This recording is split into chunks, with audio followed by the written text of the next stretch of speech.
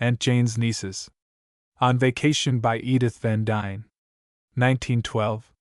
Chapter I. The Hobo at Chazy Junction. 2. The Invasion of Millville. 3. The Dawn of a Great Enterprise for the Way into Print. V. Dividing the Responsibilities. 6. Mr. Skeelty of the Mills. 7. The Sketch Artist. 8. The Millville Daily Tribune. 9. Trouble X. Thursday Smith. 11. The Honorably Audrey Bogland. 12. Molly Sizer's Party. 13. Bob West Interferes. 14. The Dancer Signal. 15. A Clever Idea. 16. Local Contributors. 17. The Penalties of Journalism. 18. Open Warfare. 19. A Mere Matter of Revenge. XX. Defending the Press. 21. The Coming of Fogarty. 22. Unmasked. 23. The Journalists Abdicate. 24. A Cheerful Blunder. Chapter 1. The Hobo at Chazy Junction. Mr. Judkins, the station agent at Chazy Junction, came out of his little house at daybreak, shivered a bit in the chill morning air, and gave an involuntary start as he saw a private car on the side track. There were 2 private cars, to be exact, a sleeper and a baggage car, and Mr. Judkins knew the 3 o'clock train must have left them as it passed through. "Ah," said he aloud, "the nabobs hev arove." "Who are the nabobs?" asked a quiet voice beside him. Again Mr. Judkins started. He even stepped back a pace to get a better view of the stranger, who had approached so stealthily through the dim light that the agent was unaware of his existence until he spoke. "Who be you?" he demanded, eyeing the man suspiciously. "Never mind who I am," retorted the other in a grumpy tone. "The original question is, who are the nabobs?" "See here, young feller, this ain't no place for tramps," observed Mr. Judkins, frowning with evident displeasure. "Chazy Junction's got all it can do to support its regular inhabitants. You'll hev to move on." The stranger sat down on a baggage truck and eyed the private car reflectively. He wore a rough gray suit, baggy and threadbare, a flannel shirt with an old black tie carelessly knotted at the collar, a brown felt hat with several holes in the crown, and coarse cowhide shoes that had arrived at the last stages of usefulness. You would judge him to be from 25 to 30 years of age. You would note that his face was brown from exposure, that it was rather set and expressionless, but in no way repulsive. His eyes, dark and retrospective, were his most redeeming feature, yet betrayed little of their owner's character. Mr. Judkins could make nothing of the fellow, beyond the fact that he was doubtless a tramp, and on that account most unwelcome in this retired neighborhood. Even tramps were unusual at Chazy Junction. The foothills were sparsely settled and the inhabitants too humble to be attractive to gentlemen of the road, while the rocky highways, tortuous and uneven, offered no invitation to the professional pedestrian. "You'll hev to move on," repeated the agent more sternly. "I can't," replied the other with a smile. "The car I was, attached to has come to a halt. The engine has left us, and here we are, I and the nabobs." "Bien ridin' the trucks, eh?" "No, rear platform. Very comfortable it was, and no interruptions.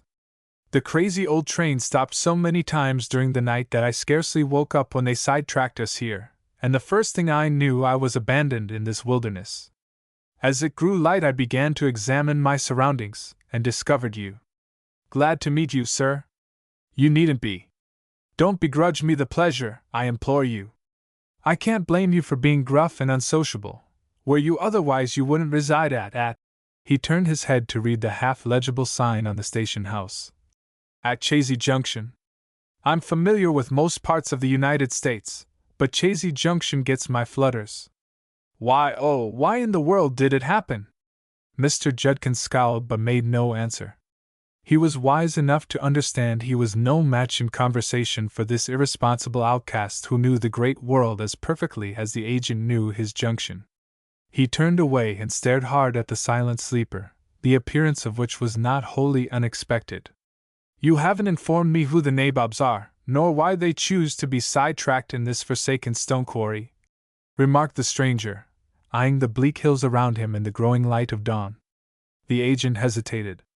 His first gruff resentment had been in a manner disarmed, and he dearly loved to talk, especially on so interesting a subject as the nabobs. He knew he could astonish the tramp, and the temptation to do so was too strong to resist.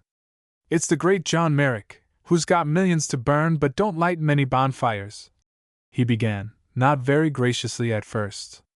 2 years ago he bought the Captain Wegg farm, over by Millville, and— Where's Millville? Inquired the man. 7 mile back in the hills.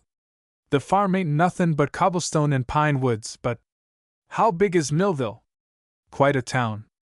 11 stores and houses, sides the mill and a big settlement buildin' up at Royal, where the new paper mill is jest started. Royal's 4 mile up the Little Bill Hill. But about the nabob, Mr. Merrick, I think you called him? Yes, John Merrick. He bought the Captain Wegg place and spent summer 4 last on it, him and his 3 gals as is his nieces. Oh, 3 girls. Yes. Clever gals, too. Stirred things up some at Millville, I can tell you, stranger. Liberal and good-natured, but able to hold their own with the natives. We missed 'em last year, but t'other day I seen ol' Hucks, that keeps their house for 'em, he and his wife, and Hucks said they was cumin' to spend this summer at the farm and he was lookin' fair 'em any day. The way they togged up that farmhouse is somethin' wonderful, I'm told. Hain't seen it myself, but a whole carload o' furniture, and then some more, was shipped here from New York, and Peggy McNutt, over to Millville, says it must a cost a for ton dot. The tramp nodded, somewhat listlessly. I feel quite respectable this morning, having passed the night as the guest of a millionaire, he observed. Mr. Merrick didn't know it, of course, or he would have invited me inside. Like enough, answered the agent seriously. The nabob's that reckless and unaccountable, he's likely to do worse nor that. That's what makes him and his gals interestin', nobody inquiries. How about breakfast, friend Judkins? That's my business and not yourn. My missus never feeds tramps. Rather ungracious to travelers, eh? If you're a traveler, go to the hotel yonder and buy your breakfast like a man. Thank you, I may follow your advice. The agent walked up the track and put out the semaphore lights, for the sun was beginning to rise over the hills. By the time he came back, a colored porter stood on the platform of the private car and nodded to him. Folks up yet? Asked Judkins. Dressing, S.H. Goin' ter feed 'em in there? Not dis mornin'. Dey'll breakfast at de hotel.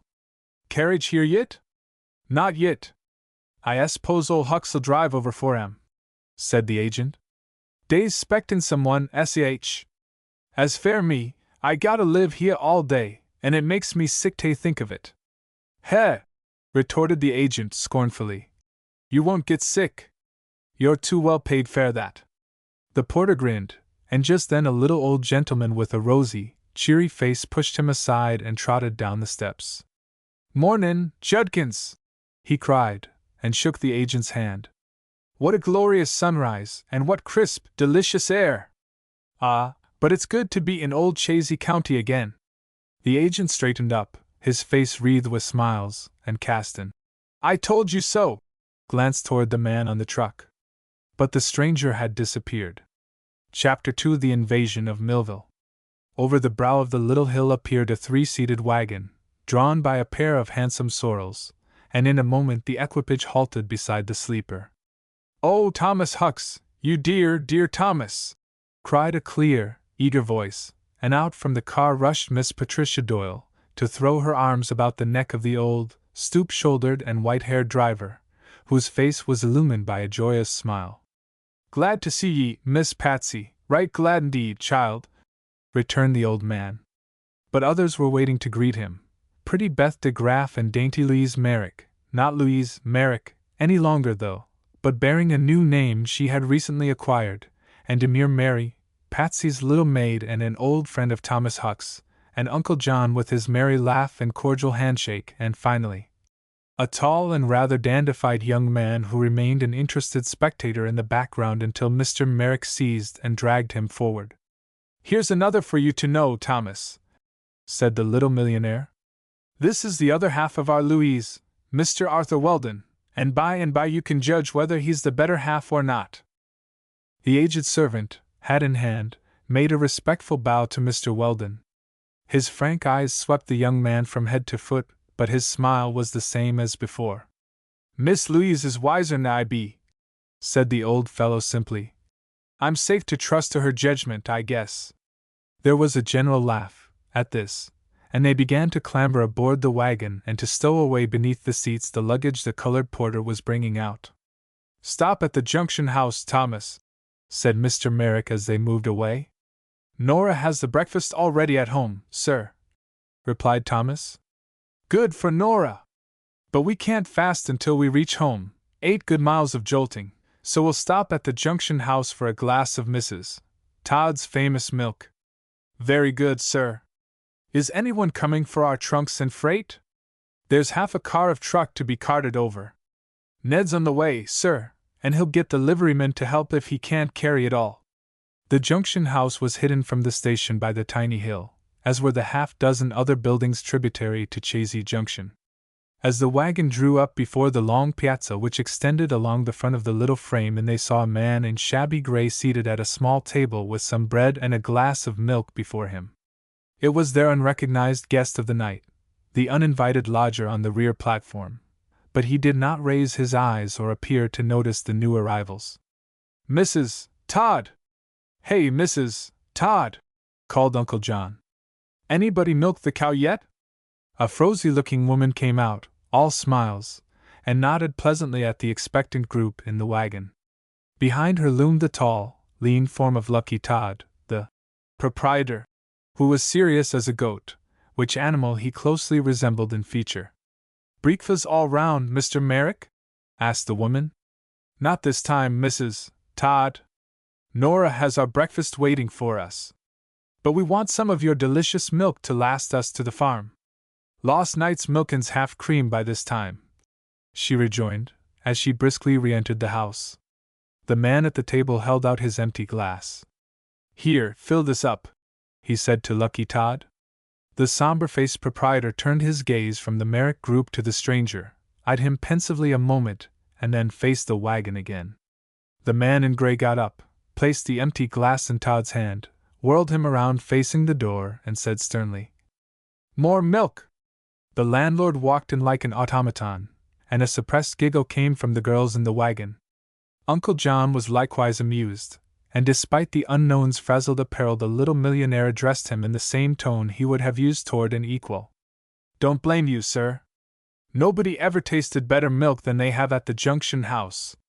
The man, who had resumed his seat, stood up, took off his hat and bowed.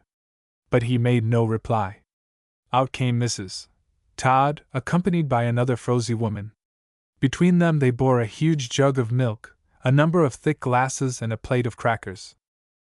"The crackers come extry, Mr. Merrick," said the landlady.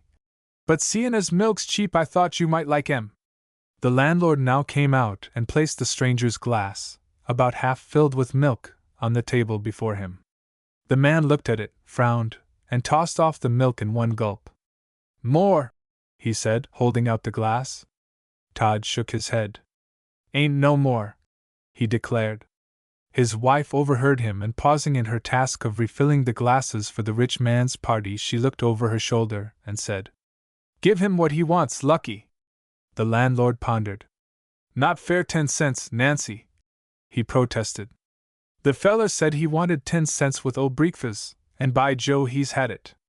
"Milk's cheap," remarked Mrs. Todd. "It's crackers as is expensive these days. Fill up his glass, Lucky." "Why is your husband called Lucky, Mrs. Todd?" inquired Patsy, who was enjoying the cool, creamy milk.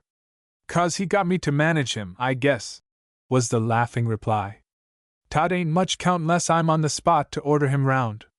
The landlord came out with the glass of milk, but paused before he set it down. "Let's see your money," he said suspiciously. It seemed to the girls, who were curiously watching the scene, that the tramp flushed under his bronzed skin, but without reply he searched in a pocket and drew out 4 copper cents, which he laid upon the table. After further exploration he abstracted a nickel from another pocket and pushed the coins toward the landlord. "'Nother cent," said Todd. Continued search seemed for a time hopeless, but at last, in quite an unexpected way, the man produced the final cent, and on receiving it Todd set down the milk. "Anything more, Your Honor?" he asked sarcastically. "Yes, you might bring me the morning paper," was the reply. Everyone except Todd laughed frankly at this retort. Uncle John put $2 in Mrs. Todd's chubby hand and told Thomas to drive on. "I dunno," remarked Old Hucks, when they were out of earshot, "whether that feller's just a common tramp or a workman goin' over to the paper mill at Royal. Jedgin' from the fact as he had money, I guess he's a workman." "Wrong, Thomas, quite wrong," said Beth, seated just behind him. "Did you notice his hands?" "No, Miss Beth. They were not rough and the fingers were slender and delicate." "That's the mark of a cracksman," said Arthur Weldon with a laugh. "If there are any safes out here that are worth cracking, I'd say look out for the gentleman." "His face isn't bad at all," remarked Patsy, reflectively. "Isn't there any grade between a workman and a thief?" "Of course," asserted Mr. Merrick, in his brisk way. "This fellow, shabby as he looked, might be anything, from a strolling artist to a gentleman down on his luck. But what's the news, Thomas? How are Ethel and Joe?" "Mr. and Mrs. Wegg is quite comfortably, sir, thank you," replied Old Hucks, with a show of eagerness. "Miss Ethel's grandeur, old Will Thompson, he's dead, you know, and the young folks hev fixed up the Thompson house like a palace. Guess you'd better speak to 'em about spendin' so much money, Mr. Merrick. I'm 'fraid they may need it some day." "Don't worry. They've a fine income for life, Thomas, and there will be plenty to leave to their children, if they have any. But tell me about the mill at Royal. Where is Royal, anyhow?" "4 mile up the Little Bill Creek, sir, where the Royal waterfall is. A feller come and looked the place over last year and said the pine forest would grind up inter paper and the waterfall would do the grindin'. So he bought a mile o' forest and built a mill, and they do say things is hummin' up to the new settlement. There's more'n 200 hands workin' there, ready." "Goodness me!" cried Patsy. "This thing must have livened up sleepy old Millville considerably." "Not yet," said Hucks, shaking his head. "The Comp New York what owns the mill keeps a store there for the workmen, and none of 'em come much to Millville. Our storekeepers is madder and blazes about it, but fair my part I'm glad the two places is separated." "Why?" asked Louise. "They're a kinder tough lot, I guess. Tinnin' pine trees inter paper muse be a job that takes more muscle than brains. I don't see how it's done at all." "It's simple enough," said Mr. Merrick. "First the wood is ground into pulp, and then the pulp is run through hot rollers, coming out paper. It's a mighty interesting process, so some day we will all go to Royal and see the paper made." "But not just yet, Uncle," remarked Patsy. "Let's have time to settle down on the farm and enjoy it. Oh, how glad I am to be back in this restful, sleepy, jumping-off place of the world again. Isn't it delightful, Arthur Weldon? Did you ever breathe such ozony, delicious mountain air? And do you get the fragrance of the pine forests and the bumps?" asked Arthur, as the wagon gave a jolt a bit more emphatic than usual. "Yes, Patsy dear, I get them all, but I won't pass judgment on Millville and Uncle John's farm just yet. Are we most there?" "We're to have 4 whole months of it," sighed Beth. "That ought to enable us to renew our youth, after the strenuous winter." "Rubbish!" said Uncle John. "You haven't known a strenuous moment, my dears, and you're all too young to need renewals anyhow. But if you can find happiness here, my girls, our old farm will become a paradise." These 3 nieces of Mr. Merrick were well worth looking at.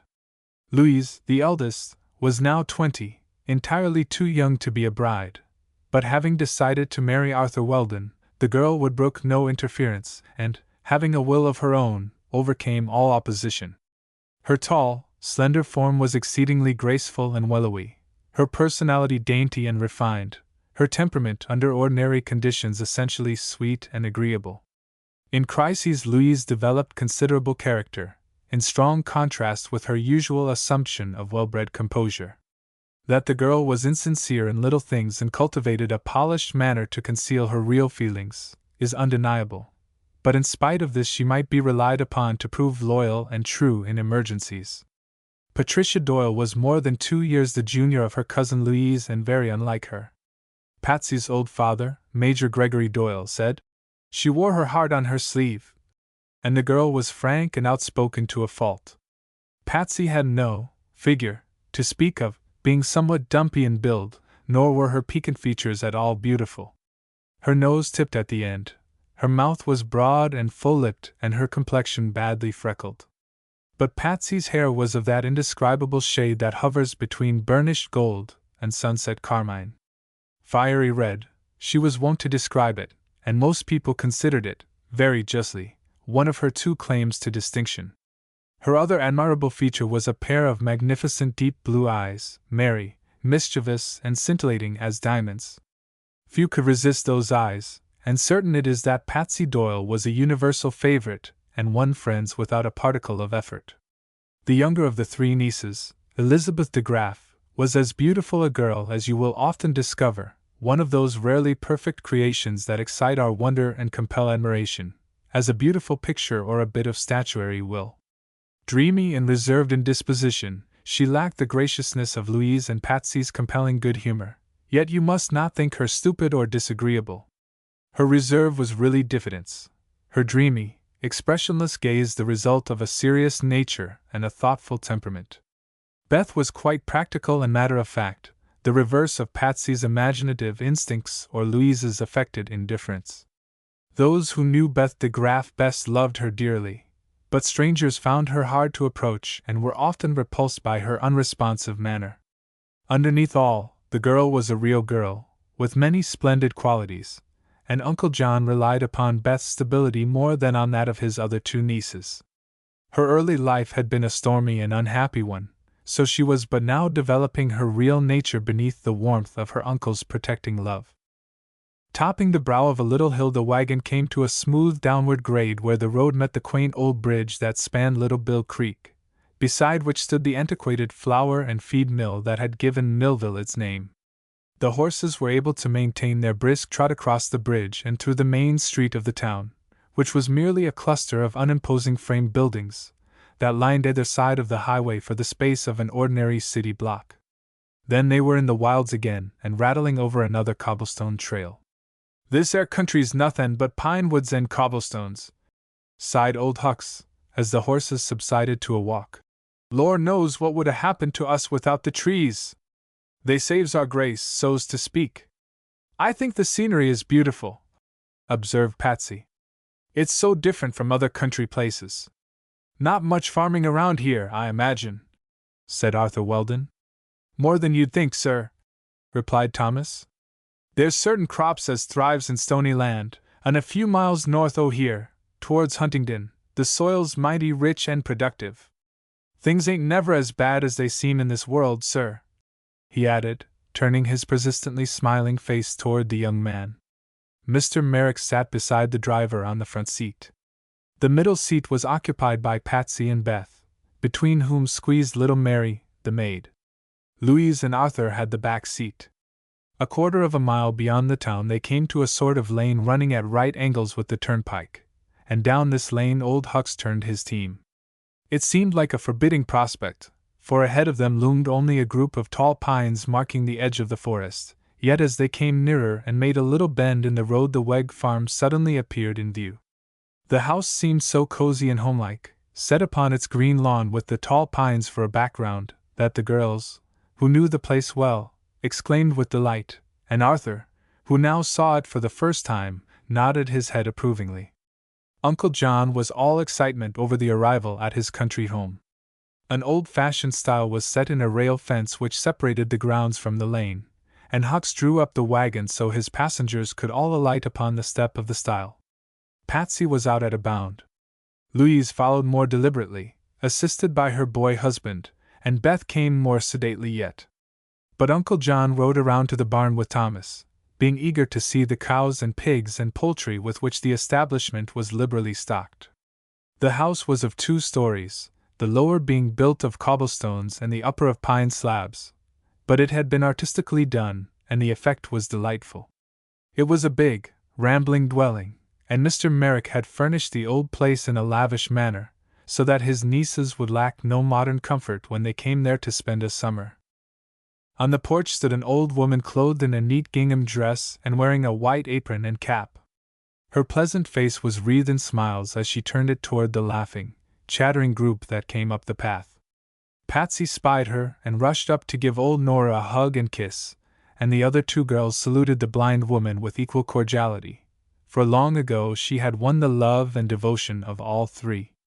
Arthur, who had heard of Nora, pressed her hand and told her she must accept him as another of her children, and then she asked for Mr. Merrick and ran in to get the breakfast served. For, although blind, old Nora was far from being helpless, and the breakfast she had prepared in anticipation of their arrival was as deliciously cooked as if she had been able to use her eyes as others did. Chapter 3: The Dawn of a Great Enterprise.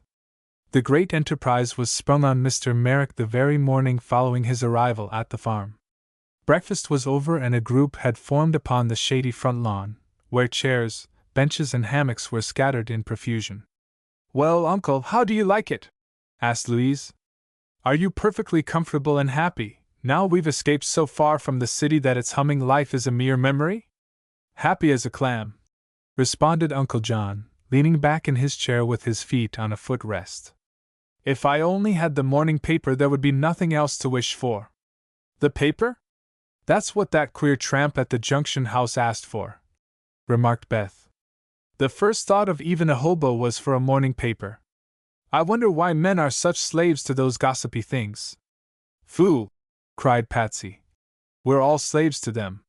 Show me a person who doesn't read the daily journals and keep abreast of the times, and I'll show you a dummy." "Patsy's right," remarked Arthur Weldon. "The general intelligence and cosmopolitan knowledge of the people are best cultivated by the newspapers. The superiority of our newspapers has been a factor in making us the greatest nation on earth, for we are the best informed."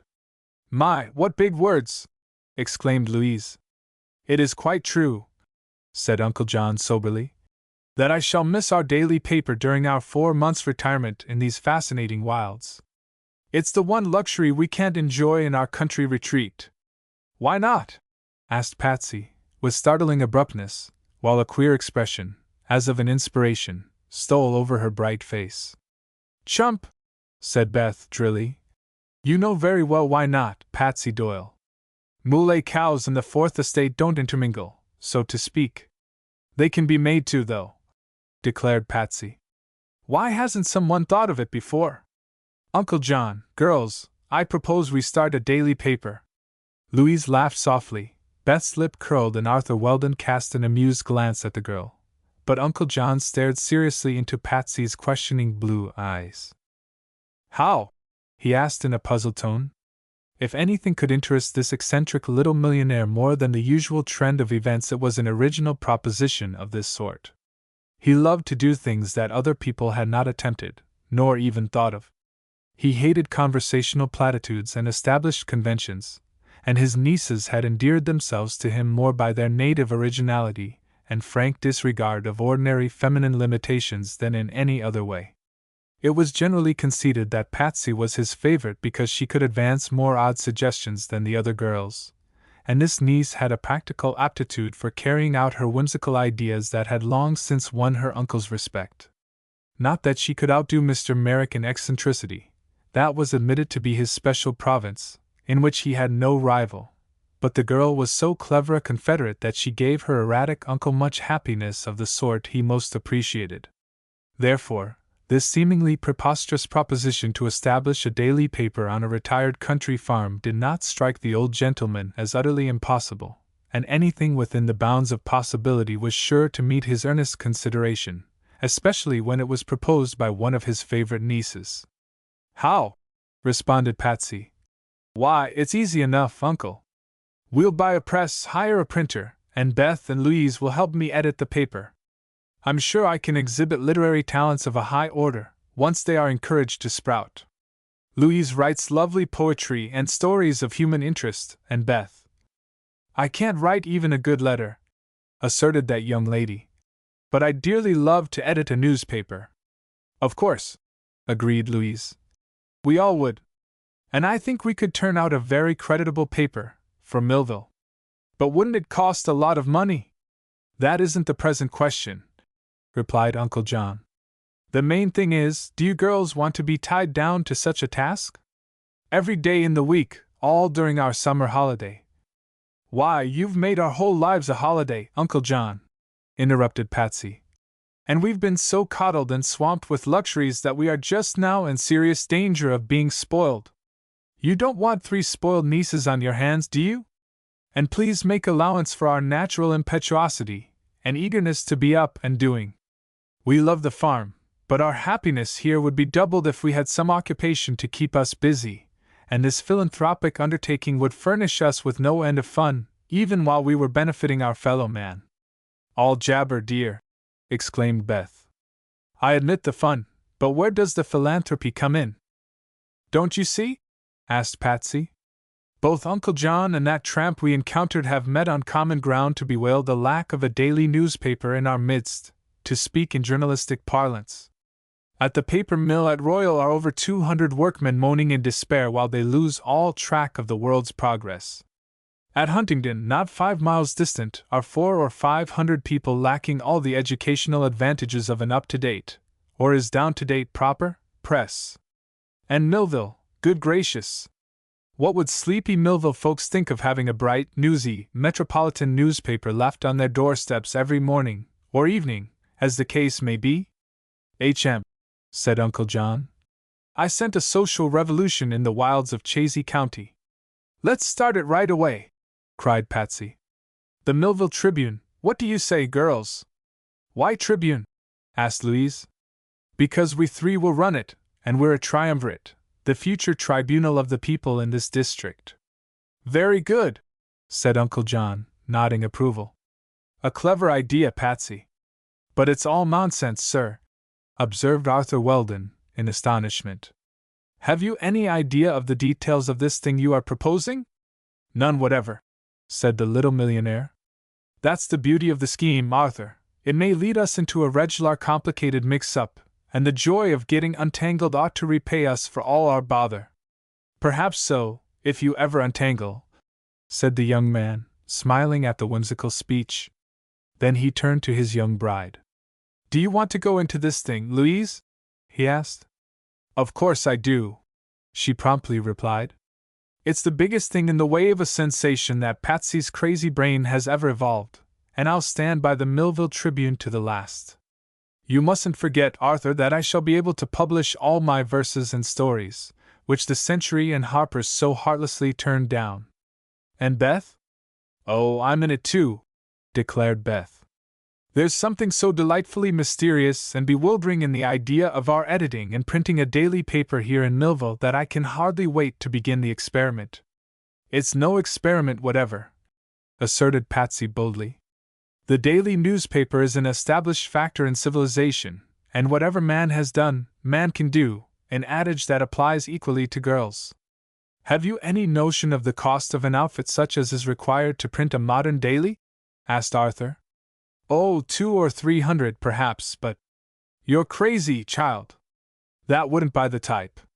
Nevertheless, began Patsy argumentatively, but her uncle stopped her. You needn't figure on that, he said hastily. The outfit shall be my contribution to the enterprise. If you girls say you're anxious and willing to run a newspaper, I'll agree to give you a proper start. Oh, thank you, Uncle. Of course we're willing. It is all absolutely settled, so far as we are concerned, said Patsy firmly. How long will it take to get the things here, Uncle? Mr. Merrick considered a moment. There's a long-distance telephone over at Cotting's General Store, in town, he said. I'll drive over and get Major Doyle on the wire and have him order the stuff sent out at once. Oh, no, protested Patsy. Don't tell Daddy of this plan, please. He'd think we were all fit subjects for the lunatic asylum. Major Doyle wouldn't be far wrong in that conclusion, suggested Arthur. I'd like to surprise him by sending him the first copy of the Millville Tribune, added the Major's daughter. Then, said Mr. Merrick, I'll call up Marvin, my banker. He'll perhaps attend to the matter more understandingly and more promptly than the Major would. Tell Hucks to harness Joe to the buggy, Patsy, and I'll go at once. We'll all go, exclaimed Beth. Of course, added Louise. We are all equally interested in this venture. So Patsy had old Hucks hitch Joe to the surrey, and the 3 girls accompanied their uncle in his drive to town, leaving Arthur Weldon shaking his head in a deprecating way but fully realizing that no protest of his would avail to prevent this amazing undertaking. That old man is as much a child as Beth or Patsy, he reflected. It puzzles me to explain how he made all those millions with so little worldly wisdom. Chapter 4: The Way into Print. Sam Cotting's general store at Millville divided importance with Bob West's hardware store, but was a more popular loafing place for the sparse population of the tiny town. The post office was located in one corner and the telephone booth in another, and this latter institution was regarded with much awe by the simple natives. Once in a while someone would telephone over to the junction on some trivial business, but the long-distance call was never employed except by the nabobs, the local name for John Merrick and his nieces, or by the manager of the new mill at Royal, who had extended the line to his own office in the heart of the pine forest. So, when Uncle John and the girls entered Cotting's store and the little gentleman shut himself up in the telephone booth, a ripple of excitement spread throughout the neighborhood. Skim Clark, the youthful hope of the widow Clark, who run the Emporium, happened to be in the store, and he rushed out to spread the news that the nabob's talking to New York. This information demanded immediate attention. Marshall McMahon McNutt, familiarly known as Peggy McNutt, because he had once lost a foot in a mowing machine, and who was alleged to be a real estate agent, horse doctor, fancy poultry breeder and palmist, and who also dabbled in the sale of subscription books, life insurance, liniment, and watermelons, quickly slid off his front porch across the way and sauntered into Cotting's to participate in the excitement. Seth Davis, the blacksmith, dropped his tools and hurried to the store, and the druggist 3 doors away, a dapper gentleman known as Nib Corkins, hurriedly locked his door and attended the meeting. Presently the curious group was enlarged by the addition of Nick Tomey the liveryman, Lon Taft, a carpenter and general man of all work, and Silas Caldwell the miller, the latter a serious individual who had just happened to come across from the mill in the nick o' time. Sam Cotting, being himself of great local importance, had never regarded with favor the rivalry of the nabob, but he placed stools near the telephone booth for the 3 girls, who accepted the courtesy with a graciousness that ought to have disarmed the surly storekeeper. They could not fail to be amused at the interest they excited, and as they personally knew every one of the town people, they pleasantly nodded to each arrival and inquired after their health and the welfare of their families. The replies were monosyllables. Millville folks were diffident in the presence of these city visitors, and while they favored the girls with rather embarrassing stares, their chief interest was centered on the little man in the telephone booth, who could plainly be seen through the glass door but might not be heard, however loudly he shouted. Talking to New York was yet a marvelous thing to them, and much speculation was exchanged in low tones as to the probable cost of such a conversation as Mr. Merrick was now indulging in. Costs $1 to connect, ye know, remarked Peggy McNutt to Ned Long. Bet a cookie he's runnin' the blame bill up to $2, with all this chinin. Why can't th old nabob write a letter, like common folks, and give his extry cash to the poor? Mayn't you, Peggy? Asked Nib Corkins, with a chuckle. He might do wuss'n that, retorted Peggy. Lord knows I'm poor enough. You don't catch me talking to New York at $1 a throw, Nib, d'ye? Meantime Mr. Merrick had succeeded in getting Mr. Marvin, of the banking house of Isham, Marvin and Company, on the wire.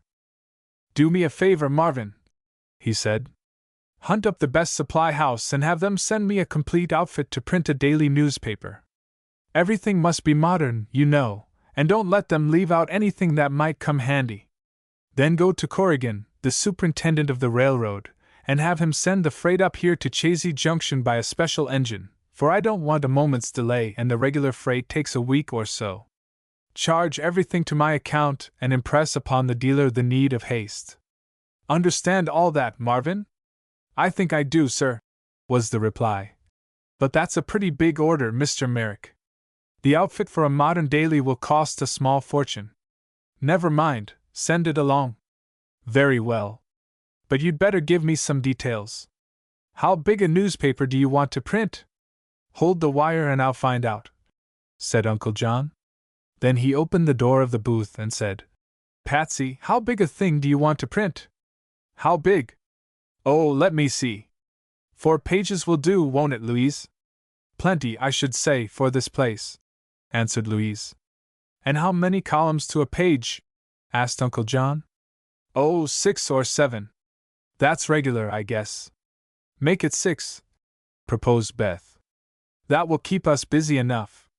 All right, said Uncle John, and closed the door again.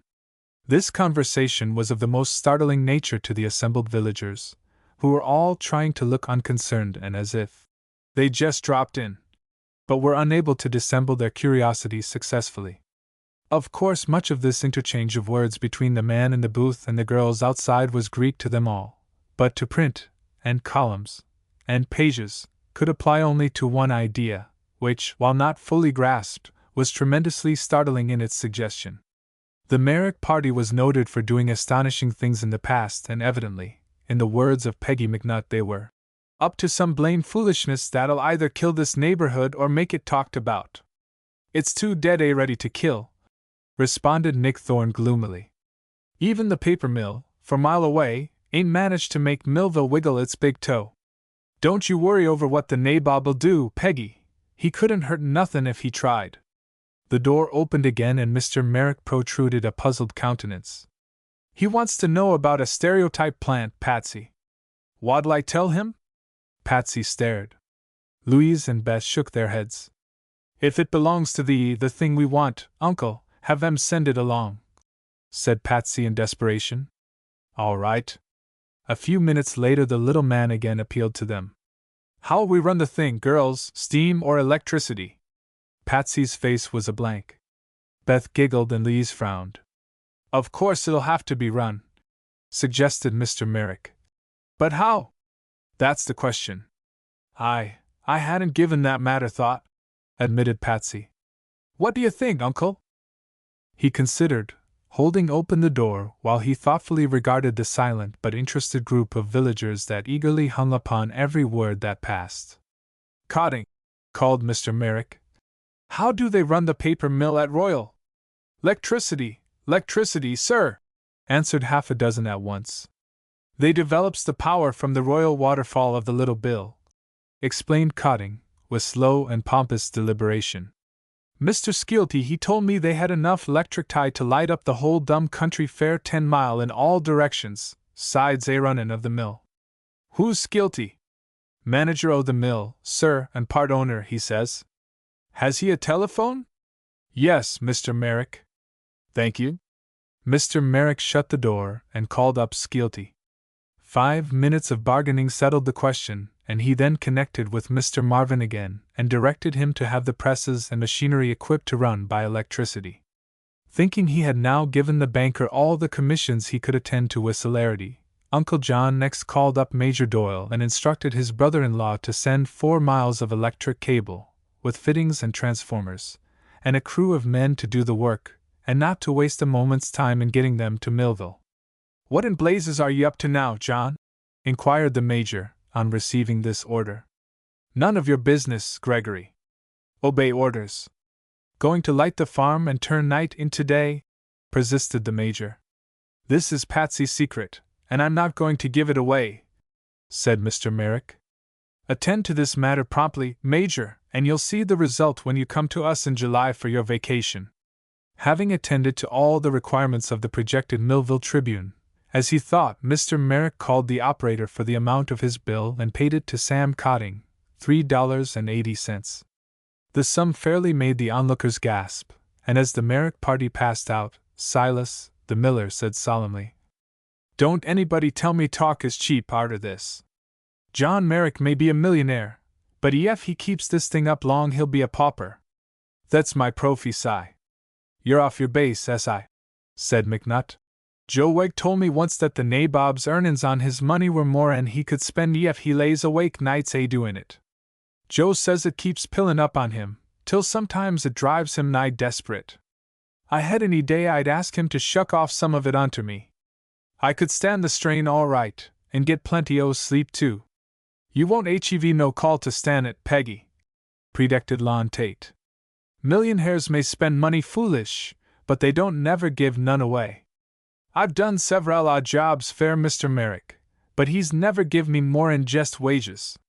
Well, said McNutt with a sigh, while he's in easy reach there orter be some sort o' pickings for us, and it's our duty to get all we can out on him, short o' actual robbery. What do ye suppose this new deal means, boys? Sounds like printin' something, don't it? Perhaps it's some letterheads fair the Weg farm, suggested Nib Corkins. These Merricks do everything on a big scale. 4 pages and 6 columns to a page? Asked Cotting scornfully. Sounds to me more like a newspaper, folks. There was a moment's silence, during which they all stared at the speaker fearfully. Then said Skim Clark, in his drawling, halting way, "Yef, that's the case, and there's going ter be a newspaper here in Millville. We may as well give up the struggle, fair the town'll be ruined." Chapter 5 Dividing the Responsibility. The rest of that day and a good share of the night was devoted to an earnest consultation concerning the proper methods of launching the Millville Daily Tribune. "We must divide the work," said Patsy, "so that all will have an equal share of responsibility. Louise is to be the literary editor and the society editor. That sounds like a good combination." "There is no society here," objected Lise. "Not as we understand the term, perhaps," replied Miss Doyle. "But every community, however small, believes it is a social center, and so it is, to itself. If there is a dance or a prayer meeting or a christening or illness, it must be recorded in our local columns. If Bob West sells a plow, we've got to mention the name of the farmer who bought it. If there's a wedding, we'll make a doubleheader of it. If a baby is born, we will print its picture in the paper." Uncle John?" This from Beth. "Of course," said Mr. Merrick. "You must print all the home news, as well as the news of the world." "How are you going to get the news of the world?" asked Arthur. How? That was my question. "Private wire from New York," said Mr. Merrick, as the girls hesitated how to meet this problem. "I'll arrange with the telegraph company tomorrow to have an extension of the wire run over from Chazy Junction. Then we'll hire an operator, a girl, of course, to receive the news in the office of the paper." "But who will send us the news?" asked Beth. "The Associated Press, I suppose, or some news agency in New York. I'll telegraph tomorrow to Marvin to arrange it." Arthur whistled softly. "This newspaper is going to cost something," he murmured. Uncle John looked at him with a half-quizzical, half-amused expression. "That's what Marvin warned me yesterday, when I ordered the equipment," said he. "He told me that before I got through with this deal it would run up into the thousands. And he added that Millville wasn't worth it." "And what did you say to that, Uncle John?" asked Beth. "In that case, I said I would be sure to get some pleasure and satisfaction out of your journalistic enterprise. My last financial statement showed a frightful condition of affairs. In spite of Major Doyle's reckless investments of my money and the little we managed to give to deserving charities, I'm getting richer every day. When a small leak like this newspaper project occurs, it seems that fortune is patting me on the back. I've no idea what a respectable newspaper will cost, but I hope it will cost a lot, for every dollar it devours makes my mind just that much easier." Arthur Weldon laughed. "In that case, sir," said he, "I can make no further protest. But I predict you will find the bills entirely satisfactory." "You mentioned an office, just now, Uncle," observed Lise. "Must we have a business office?" "To be sure," Mr. Merrick replied. "We must find a proper location, where we can install the presses and all the type and machinery that go to making up a newspaper. I hadn't thought of this before, but it is a serious matter, my dears. We may have to build a place." "Oh, that would take too long entirely," said Patsy. "Can't we put it in the barn, Uncle? What would happen to the horses and cows?" "No, we'll take a look over Millville and see what we can find there." "You won't find much," predicted Beth. "I can't think of a single unoccupied building in the town." "Then we'll put it in a tent," declared Patsy. "Don't borrow trouble," advised Uncle John. "Wait till we've gone over the ground together. Our truck will require a pretty big place, for Marvin said one freight car wouldn't hold all the outfit." He's going to send 2 cars anyhow. Have him fill up the second with print paper," proposed Arthur. "Ah, that's another thing I hadn't thought of," said Mr. Merrick. "How big a daily edition will you print, Patsy?" "Let's see," pondered the girl. "There are about 200 at Royal, say 400 at Huntingdon, at Millville about, say 15, said Uncle John. "That's 615, and the farmers, of course. There must be at least 150 of them in the county, so that makes 775 copies a day." "Wait a moment!" cried Arthur, somewhat bewildered by this figuring. "Do you suppose every inhabitant, man, woman, and child, will subscribe for your paper?" Patsy blushed. "Why, no, of course not," she acknowledged frankly. "How many do you think will subscribe, Arthur? Remember, it's to be a great newspaper. 4 pages of 6 columns each. Plenty big enough for Millville," he said thoughtfully. "My advice, girls, is to print a first edition of about 400 copies and distribute the papers free in every house within a radius of 5 or 6 miles from Millville. These will be samples, and after the people have had a chance to read them, you can ask them to subscribe. By the way, what will you charge for subscription?" "How much, Uncle?" asked Patsy, appealingly. "A penny paper is the most popular," he said, regarding her with merry, twinkling eyes. "Say 30 cents a month, or $3.50 a year. That's as much as these poor people can stand." "I think so too," replied the girl, seriously. "But it seems to me a penny paper isn't dignified," pouted Lise. "I had intended to print all my poems in it, and I'm sure that ought to make it worth at least 5 cents a copy." "That will make it worth more, my dear," commented Uncle John. "But frequently one must sell property for less than it's actually worth. You must remember these people have not been used to spending much money on literature, and I imagine you'll have to coax them to spend 30 cents a month. Many of the big New York papers are sold for a penny, and without any loss of dignity either." "Do you think we can make it pay on that basis, Uncle?" asked Beth. Uncle John coughed to gain time while he thought of a suitable reply. "That, my dear," he informed his niece, "will depend upon how many subscribers you can get. Subscribers and advertisers are necessary to make any paper pay." "Advertisers!" "Of course," said practical Beth. "Every merchant in Millville and Huntingdon will naturally advertise in our paper, and will make the Major get us a lot from New York." "Oh," said Patsy. "I see. So that difficulty is settled." Arthur smiled, but held his peace. Uncle John's round face was growing merrier every minute. "Patsy, do you think we shall make any money from this venture?" asked Louise. "We ought to, if we put our hearts and souls into the thing," was the reply. "But before we divide any profits, we must pay back to Uncle John the original investment." "We don't especially care to make any profit, do we?" inquired Beth. "It's fun for us, you know, and a great educational experience, and a fine philanthropy, and all that. We don't need the money, so if the paper pays a profit at 1 cent a copy, we'd better cut down the price." "Don't do that yet," advised Uncle John, soberly. "There will be expenses that as yet you don't suspect, and a penny for a paper is about as low as you can go." "What's to be my position on the staff, Patsy?" asked Beth, turning to her cousin. "You're a good mathematician, Beth, so I propose you act as secretary and treasurer, and keep the books." "No, that's too mechanical, no bookkeeping for me. I want something literary." "Then you can be sporting editor." "Goodness, Patsy! There will be no sporting news in Millville. There will be a ball game occasionally, and I saw some of the men pitching quoits yesterday.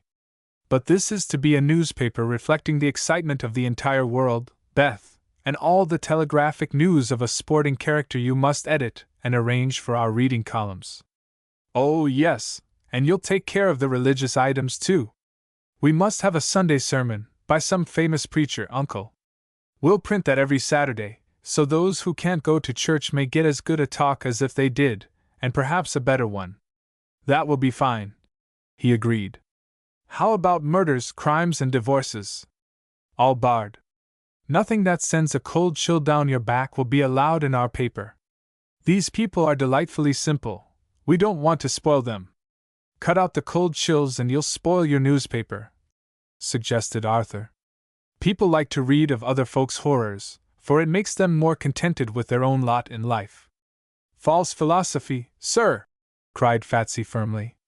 You can't educate people by retailing crimes and scandals, and the Millville Tribune is going to be as clean as a prayer book, if I'm to be managing editor. Is that to be your office, dear? Asked Louise. I think so. I've a heap of executive ability, and I'm running over with literary discrimination. In addition to running the thing, I'll be the general news editor, because I'm better posted on newspaper business than the other girls. How does that happen? Inquired Louise, wonderingly. Why, I read the papers more than you or Beth. And I've set myself to master every detail of the business. No more crocheting or fancy work, no novel reading, no gossipy letter writing. From this day on we must attend strictly to business. If we're to become journalists, girls, we must be good ones, better than the ordinary, so that Uncle John may point to us with pride, and the columns of the Millville Daily Tribune will be quoted by the New York and Chicago press. Only in that way can we become famous throughout the world. Pass me the bonbons, dear, sighed Louise. It's a high ambition, isn't it? A very laudable ambition, added Uncle John approvingly. I hope my clever nieces will be able to accomplish it. How about pictures? Asked Beth. Modern newspapers are illustrated, and have cartoons of the leading events of the day. Can't we buy those things somewhere? Asked Patsy, appealing to Uncle John again. There isn't an artist among us, of any account, and we shall be too busy to draw pictures. We must hire an artist, said Mr. Merrick, adding the item to his memoranda. I'll speak to Marvin about it. All these details were beginning to bewilder the embryo journalists. It is quite possible that had not Uncle John placed his order for presses and type so promptly the girls might have withdrawn from the proposition, but the die was now cast and they were too brave, perhaps too stubborn, to back down at this juncture. I realize, said Patsy, slowly and with a shake of her flaming head, that we have undertaken an important venture. Our new enterprise is a most serious one, girls, for there is nothing greater or grander in our advanced age than the daily newspaper, no power so tremendous as the power of the press. Yes, the press must be powerful or it wouldn't print clearly, remarked Beth. We are to become public mentors to the simple natives of Chazy County, continued Patsy, warming up to her subject and speaking oratorically. We shall be the guiding star of the benighted citizens of Millville and Huntingdon. We must lead them in politics, counsel them in the management of their farms, and educate them to the great world movements that are constantly occurring. Let's put all that rot in our prospectus, said Louise, looking at her cousin admiringly. Can you remember it, Patsy, or had I better write it down now? I like that about teaching the farmers how to run their farms. It's so practical. You wait, said Patsy unflinchingly. I'll write them an editorial that will make their eyes roll. But it won't do a bit of harm for you and Beth to jot down all the brilliant thoughts you run across, for the benefit of our subscribers. We haven't any subscribers yet, remarked Beth, placidly. I'll overcome that defect, said Uncle John.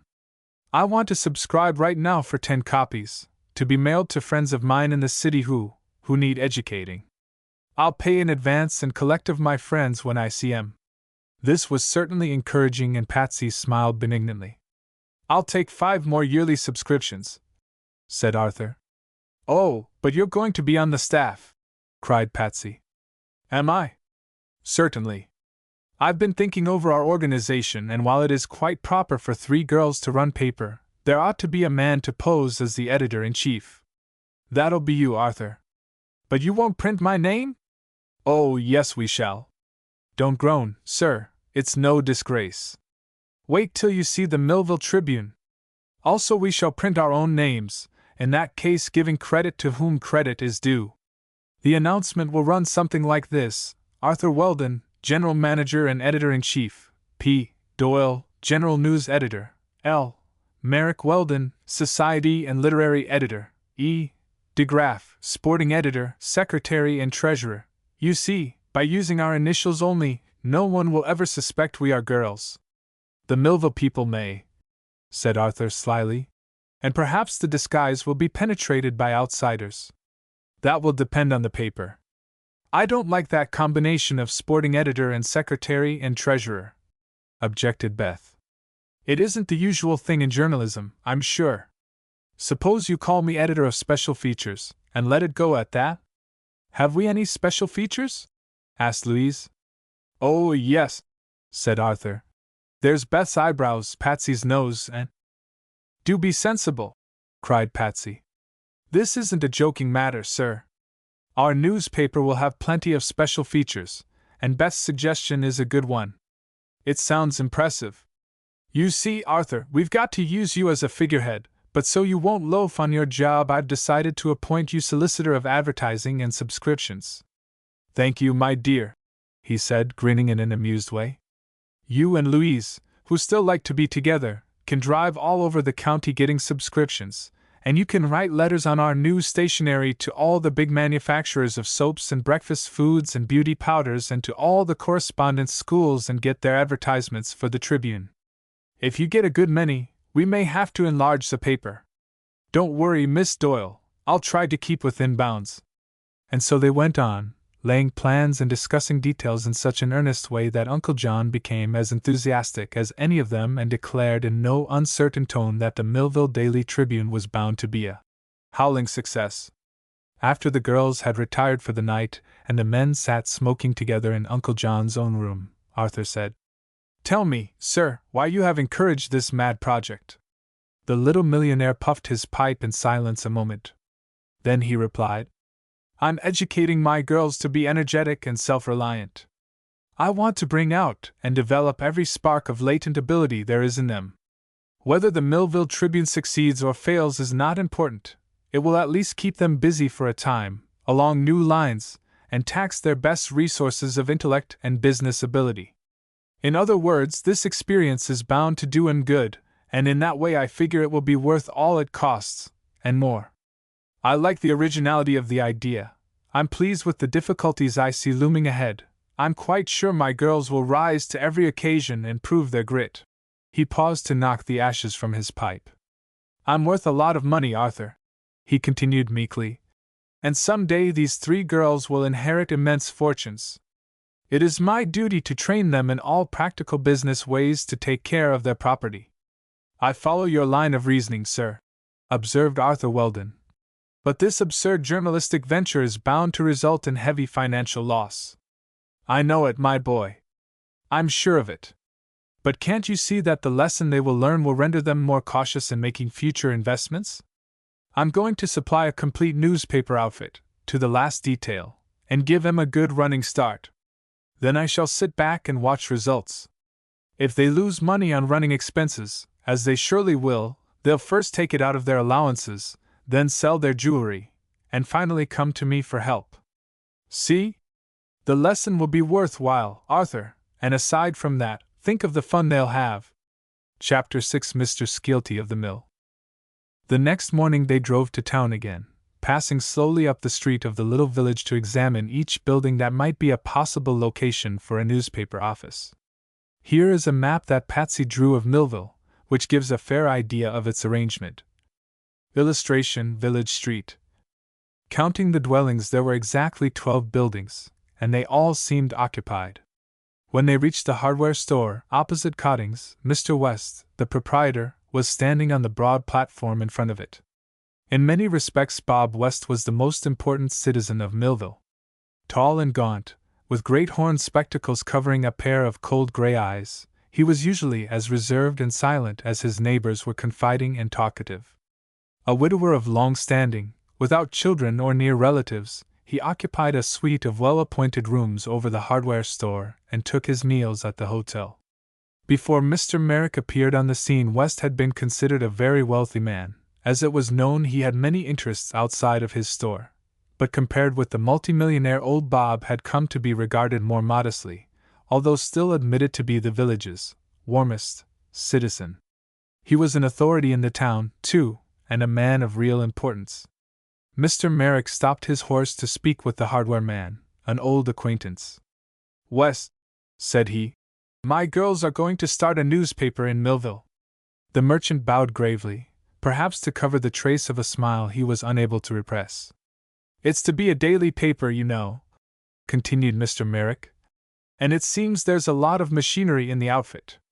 It'll need quite a bit of room, in other words, and we're looking for a place to install it. West glanced along the street, up one side and down the other, and then shook his head negatively. Plenty of land, but no buildings, said he. You might buy the old mill and turn it into a newspaper office. Caldwell isn't making much of a living and would be glad to sell out. It's too dusty and flowery, said Patsy. We'd never get it clean, I'm sure. What's in that shed of yours? Asked Uncle John, pointing to a long, low building that adjoined the hardware store. West turned and looked at the shed reflectively. That is where I store my stock of farm machinery, he said. There's very little in there now, for it's a poor season and I didn't lay in much of a supply. In fact, I'm pretty well cleaned out of all surplus stock. But next spring I shall need the place again. Good! Cried Mr. Merrick. That solves our problem. Has it a floor? Yes, an excellent one, but only one small window. We can remedy that, declared Uncle John. Here's the proposition, West. Let us have the shed for 6 months, at the end of which time we will know whether the Millville Tribune is a success or not. If it is, we'll build a fine new building for it. If it don't seem to prosper, we'll give you back the shed. What do you say? West thought it over. There is room on the rear platform, for all the farm machinery I now have on hand. All right, Mr. Merrick, I'll move the truck out and give you possession. It won't make a bad newspaper office. But of course you are to fit up the place at your own expense. Thank you very much, sir, exclaimed Uncle John. I'll set Lon Taft at work at once. Where can he be found? Playing billiards at the hotel, usually. I suppose he is there now. Very good, I'll hunt him up. What do you think of our newspaper scheme, West? The old merchant hesitated. Then he said slowly, Whatever your charming and energetic nieces undertake, sir, will doubtless be well accomplished. The typical country newspaper groans under a load of debt, and seldom gets a fair show to succeed. But in this case there will be no lack of money, and why, that settles the question, I think. Money is the keystone to success. Mr. West, said Louise with dignity, we are depending chiefly on the literary merit of our newspaper to win recognition. Of course, said he hastily. Put me down as a subscriber, please, and rely upon my support at all times. It is possible, young ladies, nay, quite probable, I should say, that your originality and genius will yet make Millville famous. That speech pleased Uncle John, and as the hardware merchant bowed and turned away, Mr. Merrick said in his cheeriest tones, He's quite right, my dears, and we're lucky to have found such a fine, roomy place for our establishment. Before we go after the carpenter to fix it up, I must telephone to Marvin about the things we still need. Over the long-distance telephone, Mr. Marvin reported that he had bought the required outfit, and it was even then being loaded on the freight cars. I've arranged for a special engine, he added, and if all goes well the freight will be on the side track at Chazy Junction on Monday morning. The dealer will send down 3 men to set up the presses and get everything in running order. But he asks if you have arranged for your workmen. How about it, Mr. Merrick? Have you plenty of competent printers and pressmen at Millville? There are none at all, was the reply. Better inquire how many we will need, Marvin, and send them down here. And, by the way, hire women or girls for every position they are competent to fill. This is going to be a girls' newspaper, so we'll have as few men around as possible. I understand, sir. Uncle John ordered everything he could think of and told his agent to add whatever the supply man thought might be needed. This business being accomplished, he found Lon Taft at the hotel and instructed the carpenter to put rows of windows on both sides of the shed and to build partitions for an editorial office and a business office at the front. This was the beginning of a busy period, especially for poor Uncle John, who had many details to attend to personally. The next morning the electricians arrived and began stringing the power cables from the paper mill to the newspaper office. This rendered it necessary for Mr. Merrick to make a trip to Royal, to complete his arrangement with Mr. Skeelty, the manager. He drove over with Arthur Weldon, in the buggy, 4 miles of hill climbing, over rough cobblestones, into the pine forest. Arriving there, the visitors were astonished at the extent of the plant so recently established in this practically unknown district. The great mill, where the wood pulp was made, was a building constructed from pine slabs and cobblestones, material gathered from the clearing in which it stood, but it was quite substantial and roomy. Adjoining the mill was the factory building where the pulp was rolled into print paper. Surrounding these huge buildings were some 60 small dwellings of the bungalow type, for the use of the workmen, built of rough boards, but neat and uniform in appearance. Almost in the center of this group stood the extensive storehouse from which all necessary supplies were furnished the mill hands, the cost being deducted from their wages. The electric power plant was a building at the edge of Royal Waterfall, the low and persistent roar of which was scarcely drowned by the rumble of machinery. Finally, at the edge of the clearing nearest the mills, stood the business office, and to this place Mr. Merrick and Arthur at once proceeded. They found the office a busy place. 3 or 4 typewriters were clicking away, operated by sallow-faced girls, and behind a tall desk were 2 bookkeepers, in one of whom Uncle John recognized, with mild surprise, the tramp he had encountered at Chazy Junction on the morning of his arrival. The young fellow had improved in appearance, having discarded his frayed gray suit for one of plain brown khaki, such as many of the workmen wore, a supply being carried by the company's store. He was clean-shaven and trim, and a gentlemanly bearing had replaced the careless, half-defiant attitude of the former hobo. It was evident he remembered meeting Mr. Merrick, for he smiled and returned the nabob's nod. Mr. Skeelty had a private enclosed office in a corner of the room. Being admitted to this sanctum, the visitors found the manager to be a small, puffy individual about 45 years of age, with shrewd, bead-like black eyes and an insolent assumption of superimportance. Skeelty interrupted his task of running up columns of impressive figures to ask his callers to be seated, and opened the interview with characteristic abruptness. "You're Merrick, eh? I remember. You want to buy power, and we have it to sell. How much will you contract to take?" "I don't know just how much we need," answered Uncle John. "We want enough to run a newspaper plant at Millville, and we'll pay for whatever we use. I've ordered a meter, as you asked me to do, and my men are now stringing the cables to make the connection." "Pa! A newspaper! How absurd," said Mr. Skeelty with scornful emphasis. "Your name, Merrick, is not unknown to me. It stands for financial success, I understand, but I'll bet you never made your money doing such fool things as establishing newspapers in graveyards." Uncle John looked at the man attentively. "I shall refrain from criticizing your conduct of this mill, Mr. Skeelty," he quietly observed. "Nor shall I dictate what you may do with your money, provided you succeed in making any." The manager smiled broadly, as if the retort pleased him. "Give and take, sir, that's my motto," he said. "But you prefer to take?" "I do," was the cheerful reply. "I'll take your paper, for instance, if it isn't too high priced." "In case it is, we will present you with a subscription," said Uncle John. "But that reminds me, as a part of our bargain I want you to allow my nieces, or any representative of the Millville Tribune, to take subscriptions among your workmen." Mr. Skeelty stared at him a moment. Then he laughed. "They're mostly foreigners, Mr. Merrick, who haven't yet fully mastered the English language.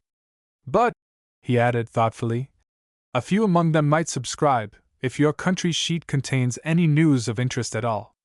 This is rather a lonely place for my men, and they get dissatisfied at times.